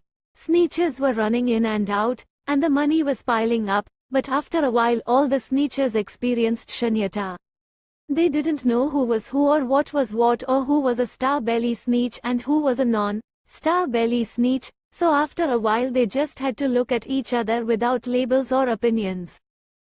Another slogan says, train without bias in all areas. It is crucial always to do this pervasively and wholeheartedly. Train without bias, that's the trick. Train without bias, without the labels. This is supported by the whole Tongling practice and Lojong teaching, which encourage us to see bias when it comes up and begin to connect with how painful that is, to feel the prejudice, the resentment, the judgment. It's a powerful, compassionate teaching because it respects our intelligence and our innate good heart. It simply says, begin to see what you do, and don't necessarily try to change it, just see it. That's how things begin to change. When we say, train without bias, the first step is to meditate on bias when you see it arising. This is the same as, always meditate on whatever provokes resentment. Then one begins to be able to train meticulously and pervasively in all situations. Often Tongling is taught exactly as the slogan describes, as a way of training pervasively and meticulously with everyone. You can do this practice in any situation. You start with yourself. You can extend the practice to situations in which compassion spontaneously arises, exchanging yourself for someone you want to help. Then you move on to a slightly more difficult area. This slogan is saying you should extend this practice to everyone, pervasively, not excluding anyone. Move the practice out to what are commonly called neutrals. These are probably the most frequent relationships that we have. They're people we never get to know and aren't even interested in. They're the ones who sit on the sidewalks and don't have any homes, whom we walk past very fast because it's too painful. They're the other people who are also walking by very quickly. Beginning to do Tongling for the ones we haven't noticed might be a difficult practice, but it could be the most valuable, to begin as you walk through the streets of your life to look at the people that you didn't notice before and become curious about them. When we encounter life situations that spontaneously evoke compassion, it is not necessary to go through all 4 stages. It's fine to begin with the 3rd stage, the stage of breathing in the pain in the situation that confronts us and breathing out something that will help. It's fine to breathe in the pain and send out relief or love. There is no need to do the other parts, flashing absolute bodhicitta or working with the black, heavy, and hot and white, light, and cool. These can be skipped in daily life when you do Tongling on the spot. The key to compassionate action is this: everybody needs someone to be there for them, simply to be there. A friend was severely burned and disfigured. Later she was able to have plastic surgery to improve her looks, but there was a long time when it was difficult to look at her. This was a time of intense isolation. The nurses would just pop into the room and say cheery things and then get out of there as fast as they could. The doctors would march in and say efficient things and look at her charts, but not at her. All who encountered her kept their distance because the sight of her was too troubling, too disturbing. This was even true of her family and friends. People made their duty calls, but there was some sense of not wanting to relate with the horror of this disfigured person. Finally some hospice people started to come. They would sit there and hold her hand, just be there. They didn't know what to say or what she really needed, but they weren't afraid of her, and she realized that what people really need is for others not to be afraid of them and not to distance themselves from them. That's what Tongling provides, a support for us just to be there with another human being and try to communicate. Sometimes there's nothing to be said and nothing to be done. Then the deepest communication of all is just to be there. The practice goes further. We start with the self, extend out to situations where compassion naturally arises, move out further to this area of neutrals, and then we move to enemies. Be grateful to every Havan. To be truthful, probably no one in this room feels ready to do Tongling for an enemy. Just the word enemy is a problem, a label with a lot of emotion behind it, a lot of anger behind it, and a lot of soft spot behind it. Basically, you have to start where you are with your loathing or whatever it is you feel, but with an aspiration to widen the circle of compassion.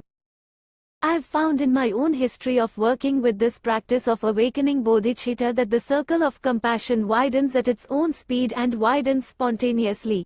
It's not something you can make happen. It's definitely not something you can fake. But guess there's a little bit of encouragement to at least experiment with faking it occasionally by seeing what happens when you try to do Tongling for your enemy.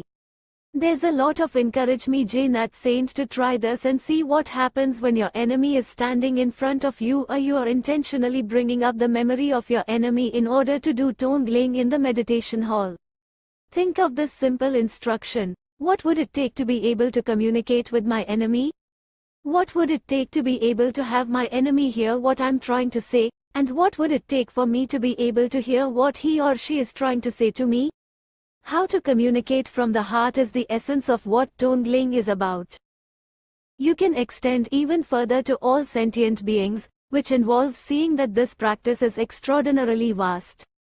Of course, we could use the notion of all sentient beings to distance ourselves from pain, to make the immediate, relative situation more abstract and far away. Someone said to me in all seriousness, I have a very easy time doing Tongling for all sentient beings, but I have a little trouble doing it for my husband. Doing Tongling for all sentient beings doesn't have to be separate from doing it for yourself and your immediate situation. That's the point that has been made again and again. When you connect with your own suffering, reflect that countless beings at this very moment are feeling exactly what you feel. Their storyline is different, but the feeling of pain is the same. When you do the practice both for all sentient beings and for yourself, you begin to realize that self and other are not actually different. The big squeeze. If we want to communicate and we have a strong aspiration to help others, on the level of social action, on the level of our family, at work in our community, or we just want to be there for people when they need us, then sooner or later we are going to experience the big squeeze. Our ideals and the reality of what's really happening don't match. We feel as if we're between the fingers of a big giant who is squeezing us. We find ourselves between a rock and a hard place. There is often a discrepancy between our ideals and what we actually encounter. For instance, with raising children, we have a lot of good ideas, but sometimes it's very challenging to put together all the good ideas with the way our children really are. They're at the breakfast table with food all over themselves. Or with meditation, have you noticed how difficult it is to actually feel emotions without getting totally swept away by them? Or how difficult it is simply to cultivate friendliness toward yourself when you are feeling completely miserable or panicked or caught up? 175. There's a discrepancy between your inspiration and the situation as it presents itself, the immediacy of the situation. It's the rub between those two things, the squeeze between reality and vision, that causes you to grow up, to wake up to be 100% decent, alive, and compassionate. The big squeeze is one of the most productive places on the spiritual path and in particular in this journey of awakening the heart. It's worth talking about because when we find ourselves in that place again and again, usually we want to run away. Sometimes we want to give up the whole thing. It's like burnout, it feels extremely uncomfortable and you can't wiggle out of it. It's like a dog that gets its teeth in your arm and you just can't shake it off. Times of the big squeeze feel like crisis periods. We have the aspiration to wake up and to help, and at the same time it doesn't seem to work out on our terms. It feels impossible for us to buy our situation and also impossible to throw it out. Being caught in the big squeeze humbles you, and at the same time, it has great vision. This is the interesting part, it softens you and yet it has a big perspective. Through meditation practice we learn not to reject, but also not to grasp. This is the same paradox that we are presented with in our lives. It's not so much that you do or don't reject, it's more that sometimes you find that you can't do either or that you do both at the same time. I was invited to teach in a situation with the Sawang, Trengpa Rinpoche's eldest son, in which it wasn't exactly clear what my status was. Sometimes, was treated as a big deal who should come in through a special door and sit in a special seat. Then I'd think, okay, I'm a big deal. I'd start running with that idea and come up with big deal notions about how things should be, and then I'd get the messages back, oh. No, no, no. You should just sit on the floor and mix with everybody and be one of the crowd. Okay, so now the message was that I should just be ordinary, not set myself up or be the teacher. But as soon as was getting comfortable with being humble, I would be asked to do some special something or other that only big deals did. This was a painful experience because I was always being insulted and humiliated by my own expectations. As soon as I was sure how it should be, so I could feel secure, I would get a message that it should be the other way. Finally, said to the Sawang, this is really hurting. Just don't know who I'm supposed to be, and he said, well, you have to learn to be big and small at the same time. I think that's the point. We can always get comfortable being either big or small, either right or wrong. Although we think that wrong is bad, if we get into the habit of thinking that we are wrong, that can be quite comfortable too. Any ground will do, we just want to be able to get our ground, either as a loser or as a winner, as a big deal or an ordinary deal. But if we wish to communicate, if we really wish to open our hearts, sooner or later we are going to find ourselves in the big squeeze, where we can't buy it and we can't throw it out, and we are caught in the juicy situation of being big and small at the same time. Life is glorious, but life is also wretched. It is both. Appreciating the gloriousness inspires us, encourages us, cheers us up, gives us a bigger perspective, energizes us. We feel connected. But if that's all that's happening, we get arrogant and start to look down on others, and there is a sense of making ourselves a big deal and being really serious about it, wanting it to be like that forever. The gloriousness becomes tinged by craving and addiction. On the other hand, wretchedness, life's painful aspect, softens us up considerably. Knowing pain is a very important ingredient of being there for another person. When you are feeling a lot of grief, you can look right into somebody's eyes because you feel you haven't got anything to lose, you're just there. The wretchedness humbles us and softens us, but if we were only wretched, we would all just go down the tubes. We'd be so depressed, discouraged, and hopeless that we wouldn't have enough energy to eat an apple. Gloriousness and wretchedness need each other. One inspires us, the other softens us. They go together. Today's slogans are instructions on how to communicate from the heart. The emphasis is on how to keep one's heart open for the juiciness and richness of the big squeeze. One of the slogans says, whichever of the two occurs, be patient. Whether it is glorious or wretched, delightful or hateful, be patient. Patience means allowing things to unfold at their own speed rather than jumping in with your habitual response to either pain or pleasure. The real happiness that underlies both gloriousness and wretchedness often gets short-circuited by our jumping too fast into the same habitual pattern. Patience is not learned in safety. It is not learned when everything is harmonious and going well. When everything is smooth sailing, who needs patience?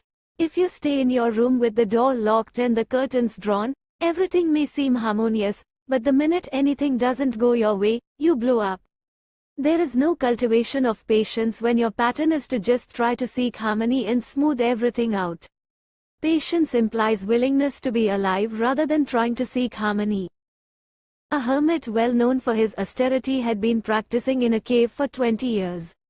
An unconventional teacher named Patrul Rinpoche showed up at the cave, and the hermit humbly and sweetly welcomed him in. Patrul Rinpoche said, "Tell me, what have you been doing here?" "I've been practicing the perfection of patience," the hermit answered. Putting his face very close to the hermit's face, Patrul Rinpoche said, "But a pair of old scoundrels like us, we don't care anything about patience really. We only do this to get everyone's admiration, right? We just do this to get people to think we are big shots, don't we?" And the hermit started getting irritated. But Patrul Rinpoche wouldn't stop.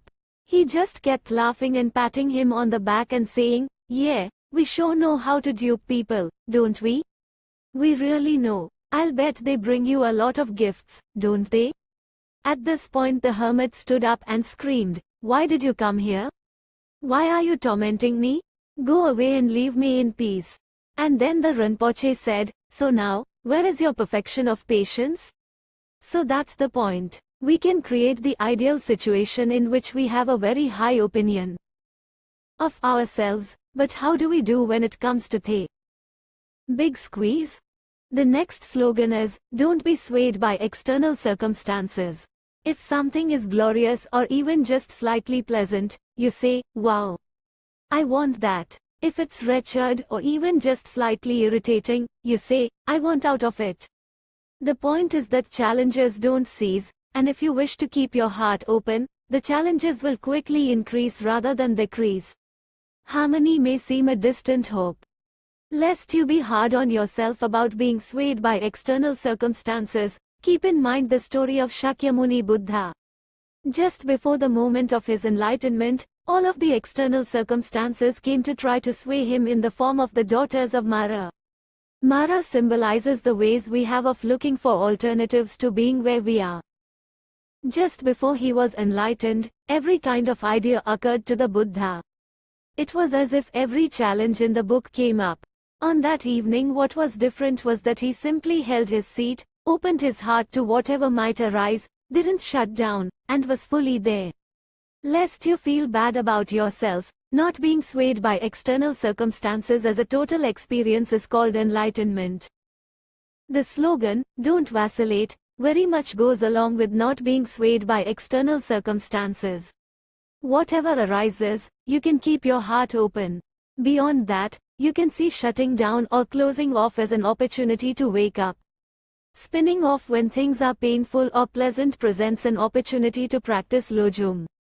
You have good instructions on what to do with pain, breathing it in, becoming more intimate and making friends with it.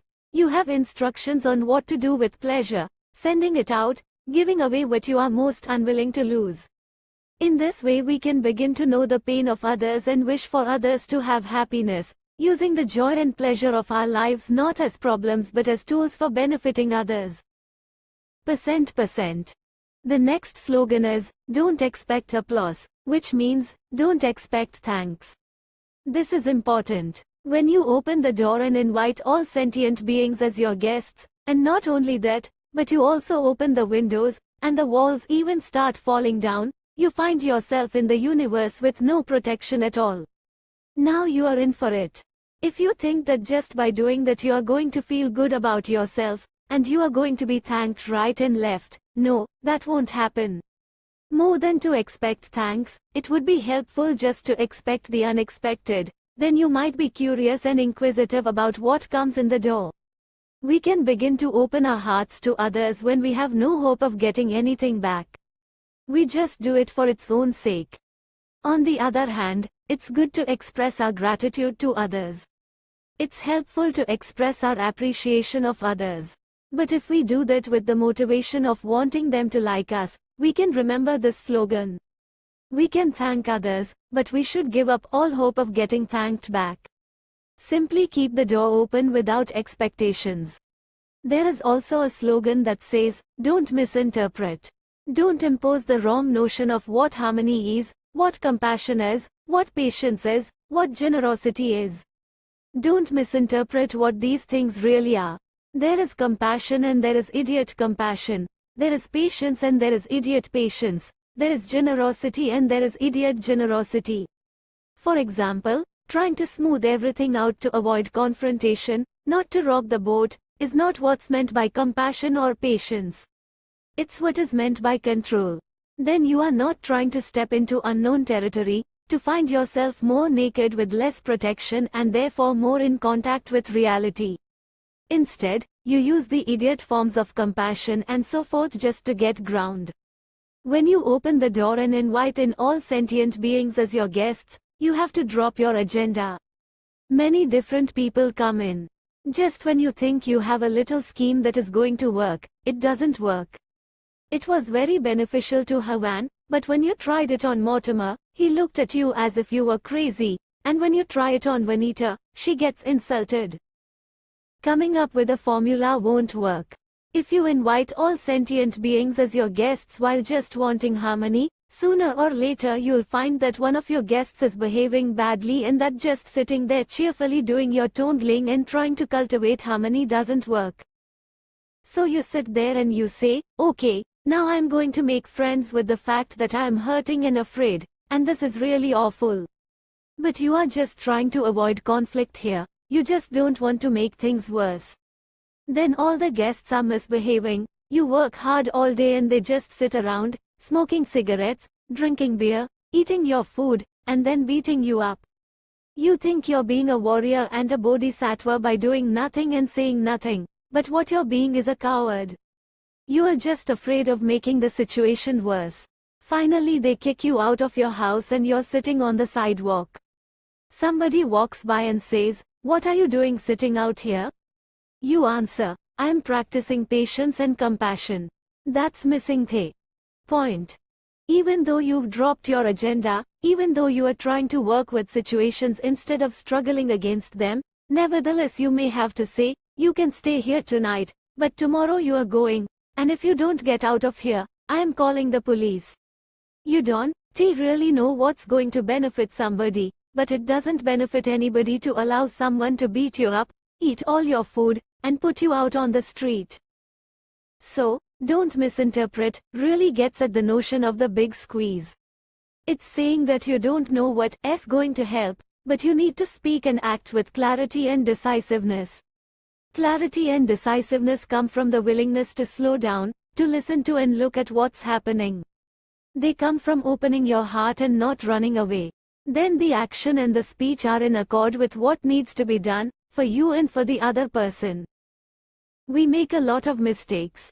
If you ask people whom you consider to be wise and courageous about their lives, you may find that they have hurt a lot of people and made a lot of mistakes, but that they used those occasions as opportunities to humble themselves and open their hearts. We don't get wise by staying in a room with all the doors and windows closed. Train in the 3 difficulties is my favorite slogan because it acknowledges that this path is difficult, alright, but it's a good way to spend our time. There are 3 difficulties. The first is seeing neurosis as neurosis, and the second is being willing to do something different. The third difficulty is the aspiration to make this a way of life. Seeing neurosis as neurosis. The first difficulty is to see what you do. There is a slogan that goes along with that says, "Liberate yourself by examining and analyzing." This is an interesting point, to be able to see what we do without hating ourselves. This can also be a description of Maitri, loving kindness. We could see what we do with honesty but with gentleness. We could see what we do and realize that that's our first experience of the big squeeze. It's the path of a warrior, seeing what we do without turning it against ourselves. This slogan about liberating yourself by examining and analyzing simply means, as with the slogans, don't be jealous, don't be frivolous, and don't wallow in self-pity, that the first step is to see yourself jealous, see yourself frivolous, see yourself wallowing in self-pity. You think to yourself, well, what would Dr. Seuss do in this situation? Instead of using it as ammunition against yourself, you can lighten up and realize it's the information that you need in order to keep your heart open. If everybody on the planet could experience seeing what they do with gentleness, everything would start to turn around very fast, even if we didn't get to the second difficulty. Doing something different. The second difficulty is to do something different. Even if you see what you do, can you then do something different? If you're jealous, can you snap your fingers and no longer be jealous? We all know it's more difficult than that. You are sitting there and your boyfriend is sitting across the room with somebody else having a really good time, and you're getting more jealous and furious by the minute. There's a little bird on your shoulder who says, "Okay, here's your big chance. You could use this to wake up." And you say, "Forget it. He's really a creep. I want to be mad at him. He deserves my anger." Now the little bird is jumping up and down, saying, "Hey, Hey, hey, hey. Don't you remember? Don't you remember? You are saying, I don't believe this stuff. I am right to be jealous, and he is horrible. There you are. The little bird jumps up to the other shoulder and pulls on your earlobe and says, come on, come on. Give yourself a break. Get to know this stuff. Drop the storyline. Forget it. You say, boy, are you stubborn. That's what I find about myself. Even when we're given the methods for how to give ourselves a break, we are so stubborn. If you think smoking is hard to give up, try giving up your habitual patterns. It leaves you with the same kind of queasy feeling that you have when giving up any other addiction. So instead of liberating yourself by examining and analyzing, the habitual response to seeing yourself clearly is to take the wrong medicine. You inflame the jealousy, you wallow more in self-pity, you speed up the frivolity. Usually we do this by talking to ourselves. It's like a bellows fanning a fire. We just sit there, and we have fantasies about our boyfriend leaving the party with our friend, or we talk to ourselves about how it's hopeless and how we always feel like this and how it's never going to get better. Do something different, such as tongling. Anything different would help, anything that's not habitual. For example, you could go up and take a cold shower and sing at the top of your lungs, or drink a glass of water from the wrong side, like you do when you are trying to get rid of hiccups. Continuing that way. But even if you see what you do and even if you do something different, the third difficulty is that it's difficult to continue that way, to cut the habitual pattern as a way of life. So whenever you see yourself spinning off in some kind of habitual way, you could aspire to catch yourself and to do something different as a way of cultivating compassion for yourself and compassion for others. But don't be surprised or give up when it's difficult. A slogan that encourages practicing the three difficulties is, 2 activities, one at the beginning, one at the end. At the beginning of your day when you wake up, express your aspiration, may I practice the 3 difficulties. May I see what I do. When it happens, may do something different, and may that be a way of life for me. At the beginning of your day, using your own language, you could encourage yourself to keep your heart open, to remain curious, no matter how difficult things get. Then at the end of the day when you're just about to go to sleep, review the day. Rather than using what happened as ammunition for feeling bad about yourself, about how the whole day went by and you never once remembered what you had aspired to do in the morning, you can simply use it as an opportunity to get to know yourself better and to see all the funny ways in which you trick yourself, all the ways in which you're so good at zoning out and shutting down. If you feel like you don't want to practice the 3 difficulties anymore because it's like setting yourself up for failure, generate a kind heart toward yourself. Reflecting over just one day's activities can be painful, but you may end up respecting yourself more, because you see that a lot happened, you weren't just one way. As Carl Jung said at the end of his life, I am astonished, disappointed, pleased with myself. I am distressed, depressed, rapturous. I am all these things at once and cannot add up the sum. So that's the big squeeze. Although you listen to all these teachings, and you have all these practices as a support, somehow it has to become real for you. It has to be digested by you. The teachings and practices are like orange juice concentrate, that thick orange stuff in the can, and life is like the water. You have to mix it all together. Then you have good orange juice that you can bring out in a big pitcher for everyone to drink. And even though it came out of a can, you know that it's truly freshly squeezed. 21. High stakes practice. P0G0 said, we have met the enemy and they are us. This particular slogan now appears a lot in the environmental movement. It isn't somebody else who's polluting the rivers, it's us. The cause of confusion and bewilderment and pollution and violence isn't really someone else's problem.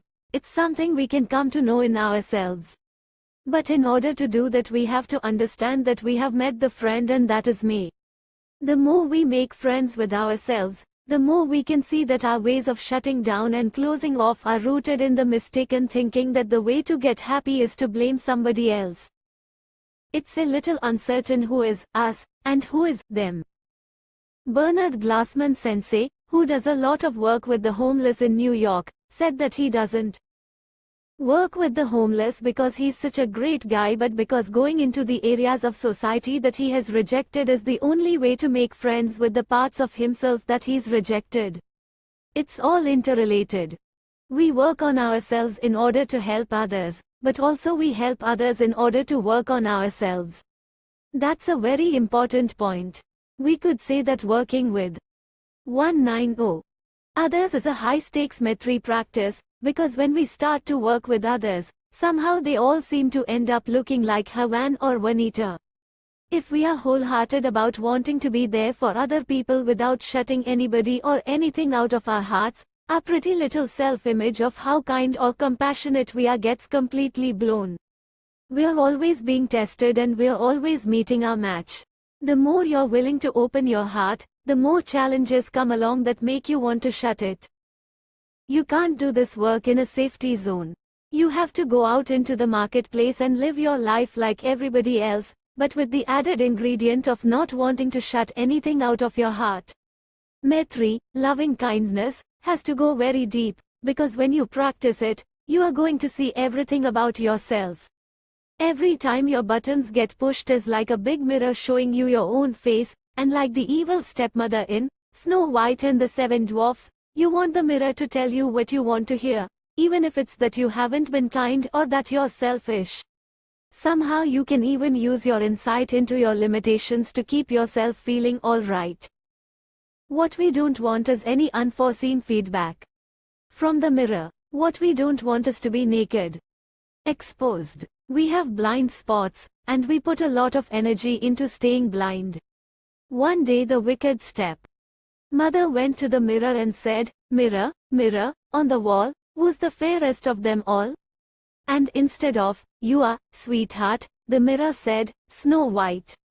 And just like us, she didn't want to hear it. Nevertheless, one thing we all know, that there's no point in blaming the mirror when it shows you your own face, and there's certainly no point in breaking the mirror. Once knew a very powerful woman who always managed to have everything go her way. The epitome of her approach to life was that she had a scale in her bathroom that was always turned down so that when she stood on it she weighed exactly what she wanted to weigh. When you look in the mirror and see that you have a big pimple on the end of your nose, and you decide to actually see it and let yourself wince and feel the embarrassment and nevertheless just go about your business, then when a 5-year-old comes rushing up to you and says, "Hey lady, you have a big pimple on the end of your nose," you just say, "I know." But if you try to cover that pimple over with cosmetics or a nose bag, you are shocked and offended when it turns out that everyone can see it anyway. This tendency to refer back to ourselves, to try to protect ourselves, is so strong and all-pervasive. A simple way of turning it around is to develop our curiosity and our inquisitiveness about everything. This is another way of talking about helping others, but of course the process also helps us. The whole path seems to be about developing curiosity, about looking out and taking an interest in all the details of our lives and in our immediate environment. When we find ourselves in a situation in which our buttons are being pushed, we can choose to repress or act out, or we can choose to practice. If we can start to do the exchange, breathing in with the intention of keeping our hearts open to the embarrassment or fear or anger that we feel, then to our surprise we find that we're also open to what the other person is feeling. Open heart is open heart. Once it's open, your eyes and your mind are also open, and you can see what's happening in the faces and hearts of other people. If you're walking down the street and way off in the distance, so far away that you can't possibly do anything about it, you see a man beating his dog, and you feel helpless, you can start to do the exchange. You start out doing it for the dog, then you find you're doing it for the man.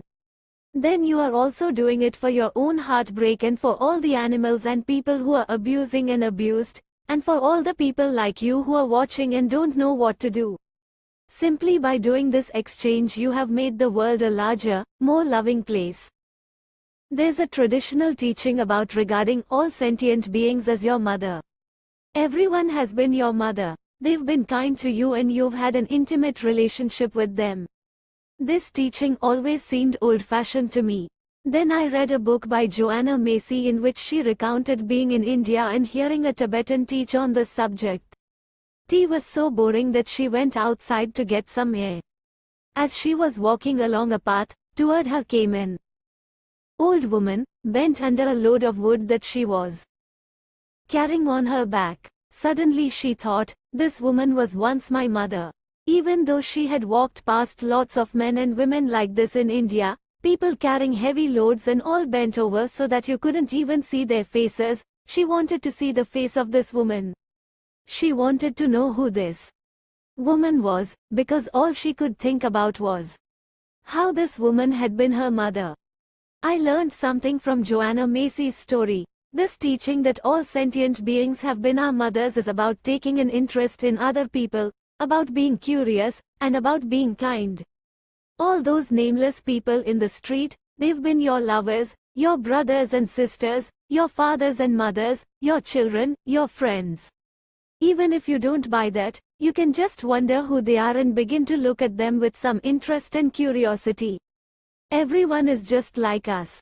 We all have our lives. We think that we're the center of the universe, and none of us is paying too much attention to anyone else unless things get very passionate or very aggressive. Percent. Today's slogan is, take on the 3 principal causes. The 3 principal causes are what help us to keep our heart open, to remember to exchange ourselves for others, and to communicate. They are the teacher, the teachings, and a precious human birth. The teacher. First we'll consider the teacher. In the Lojong teachings, the teacher is referred to as the spiritual friend, the Kalyana Mitra.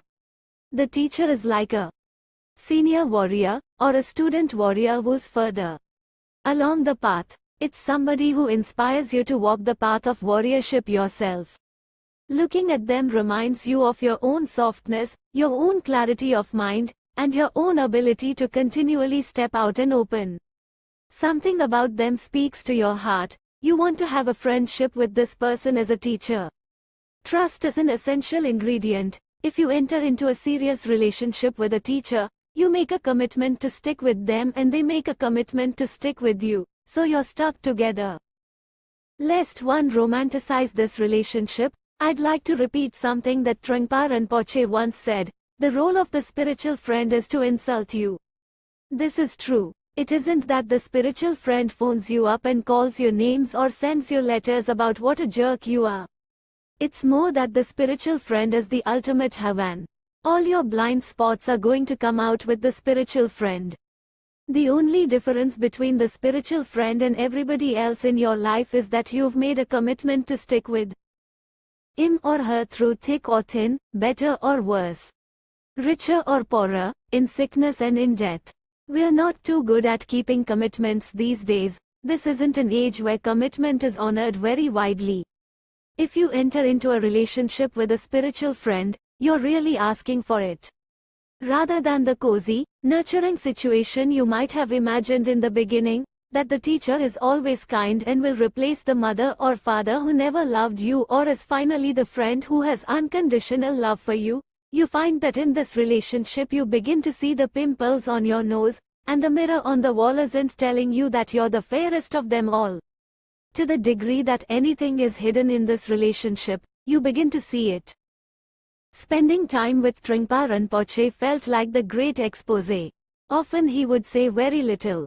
You'd have some seemingly enormous problem. When you finally got to talk with him, it didn't seem so important anymore. Nevertheless, you'd start to crank up the emotion, and he would just sit there and maybe even look out the window or yawn. But even if he sat there just looking and listening, you still felt exposed to yourself. Even if you were with a group and it didn't seem like you were being noticed, you felt all your awkwardness.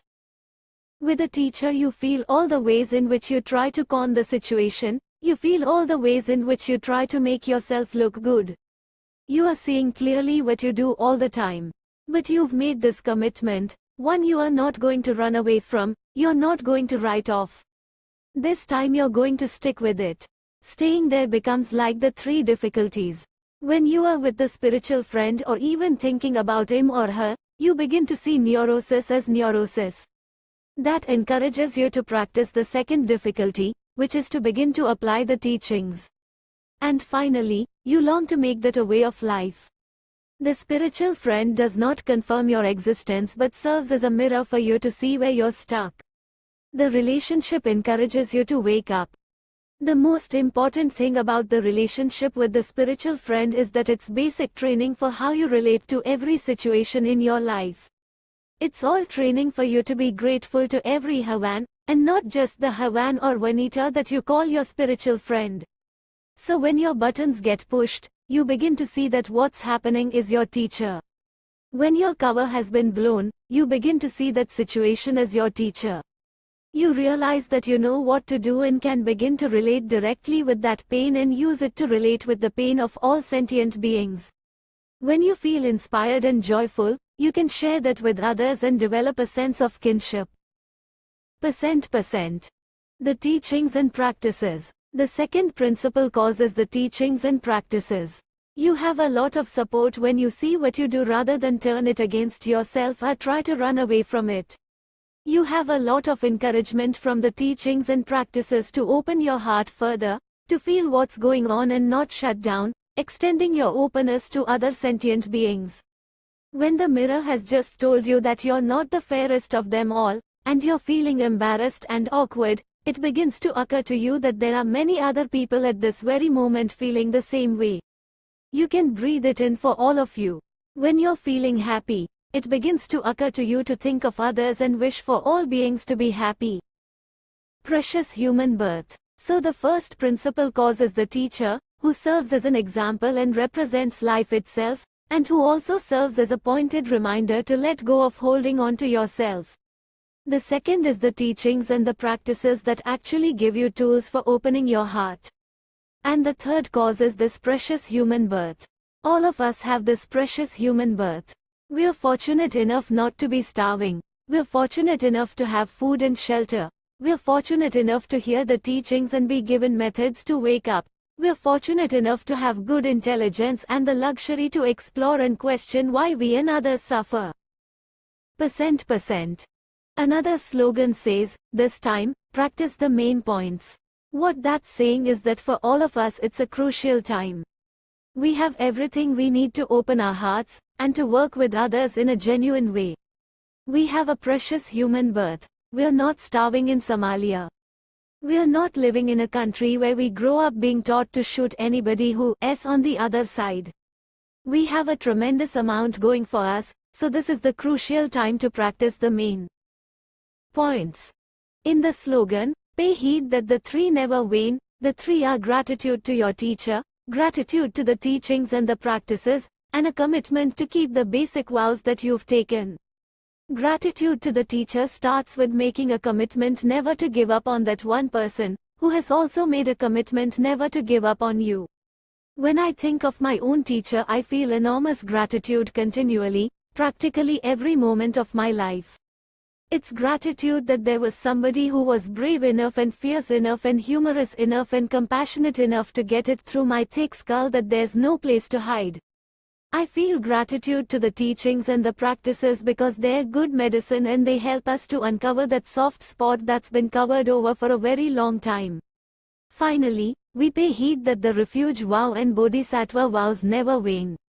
The refuge vow is a commitment not to seek islands of safety any longer but to learn how to leap, how to fly, how to leave the nest and go into uncharted territory, no longer hampered by tiny, self-centered views and opinions. The Bodhisattva vow is high-stakes practice because it's about giving up privacy and the comfort orientation altogether as a way of awakening your heart further to yourself and to all sentient beings. In general, we should pay heed that gratitude and appreciation for everything that happens to us never wane. Whether we consider what happens to us good fortune or ill fortune, appreciation for this life can wake us up and give us the courage we need to stay right there with whatever comes through the door. 22. Train wholeheartedly. No, it's time for us to continue our journey. And walk it like we talk it. One of the final slogans says, observe these two, even at the risk of your life. It refers once again to the refuge and bodhisattva vows. It has a sense of urgency, even at the risk of your life, that's telling us not to be afraid to leave the nest. Don't be afraid of losing ground or of things falling apart or of not having it all together. The meaning of observing the essence of the refuge vow even at the risk of your life is, no escape, no problem. To observe the bodhisattva vow is to exchange ourselves for others and develop compassion for ourselves and others. So even at the risk of our own lives, if it's painful, breathe it in and think about all of the other people who are experiencing pain. If it's delightful, give it away and wish for all people to have that delight. That's the essence of this slogan. It's a revolutionary idea. Here is one last story about exchanging self for others. I met a young man who had been on a spiritual journey most of his life. He was awake but smug. He suffered from what is called spiritual pride. He was complaining about his girlfriend, who was having 201. A hard time giving up smoking. The anxiety was triggering an old eating disorder. The young man said he just kept telling her to be strong, not to be so fearful, to be disciplined. And she would tell him, I'm trying. I'm really trying. I'm doing the best I can. He was angry because it didn't seem to him that she was trying. He said, I know I shouldn't be getting so angry about this. I know I should be more compassionate. But I just can't help it. It gets under my skin. Want to be more understanding, but she's so stuck. Then he heard himself say, I'm trying. I'm really trying. I'm doing the best I can. When he heard himself saying her words, he got the message. He understood what she was up against, and it humbled him. I think that all of us are like eagles who have forgotten that we know how to fly. The teachings are reminding us who we are and what we can do. They help us notice that we're in a nest with a lot of old food and old diaries, excrement and stale air. From when we were very young, we've had this longing to see those mountains in the distance and experience that big sky and the vast ocean, but somehow we got trapped in that nest, just because we forgot that we knew how to fly. We are like eagles, but we have on underwear and pants and shirt and socks and shoes and a hat and coat and boots and mittens and a Walkman and dark glasses, and it occurs to us that we could experience that vast sky, but we'd better start taking off some of this stuff. So we take off the coat and the hat and it's cold, but we know that we have to do it, and we teeter on the edge of the nest and we take off. Then we find out for ourselves that everything has to go. You just can't fly when you are wearing socks and shoes and coats and pants and underwear. Everything has to go. Mirpa the translator was Milepa's teacher. He walked all the way from Tibet to India 3 times in order to get the teachings. Once when he was returning from India, he was with a companion whom he met every so often to compare who was getting the most teachings. His companion became jealous because he felt that Mirpa was getting more. When they were in a boat in the middle of a turbulent river, his friend took all of the texts that Mirpa had collected and threw them overboard. Talk about an opportunity for tongling. Mirpa didn't exactly feel friendly toward this man. But he realized when he got back to Tibet that he had understood something about all of those teachings in all of those books. He really didn't need it all written down. He had understood something, he had digested something. The teachings and himself had become one. Each of us has also understood something, and that's what we'll take away from our study and practice of these teachings. These are things that are going to be part of our being now, part of the way that we see things and hear things and smell things. We try so hard to hang on to the teachings and get it, but actually the truth sinks in like rain into very hard earth. The rain is very gentle, and we soften up slowly at our own speed. But when that happens, something has fundamentally changed in us. That hard earth has softened. It doesn't seem to happen by trying to get it or capture it. It happens by letting go, it happens by relaxing your mind, and it happens by the aspiration and the longing to want to communicate with yourself and others. Each of us finds our own way. The very last slogan is, train wholeheartedly. You could say, live wholeheartedly. Let everything stop your mind and let everything open your heart. And you could say, die wholeheartedly, moment after moment. Moment after moment, let yourself die wholeheartedly. I have a friend who is extremely ill, in the final stages of cancer. The other night Dzongzé Khyentse Rinpoche telephoned her, and the very first words he said were, "Don't even think for a moment that you're not going to die." That's good advice for all of us. It will help us to live and train wholeheartedly. These teachings are elusive, even though they seem so concrete. If it hurts, breathe in it. If it's pleasant, send it out. It isn't really something that you finally and completely get. We can read Trungpa Rinpoche's commentaries on mind training and read the text by Jamgom Kongtrul. We can read them and try to apply them to our lives, and we can let them continually haunt us into understanding what it really means to exchange oneself for others. What does that really mean? And what does it mean to be a child of illusion? What does it mean to drive all blames into oneself or to be grateful to everyone? What is bodhicitta, anyway? Trying to speak these teachings to you is, for me, a chance to digest them further. Now you are going to find yourself speaking them and living them and digesting them. May you practice these teachings and take them to heart. May you make them your own and spread them to others.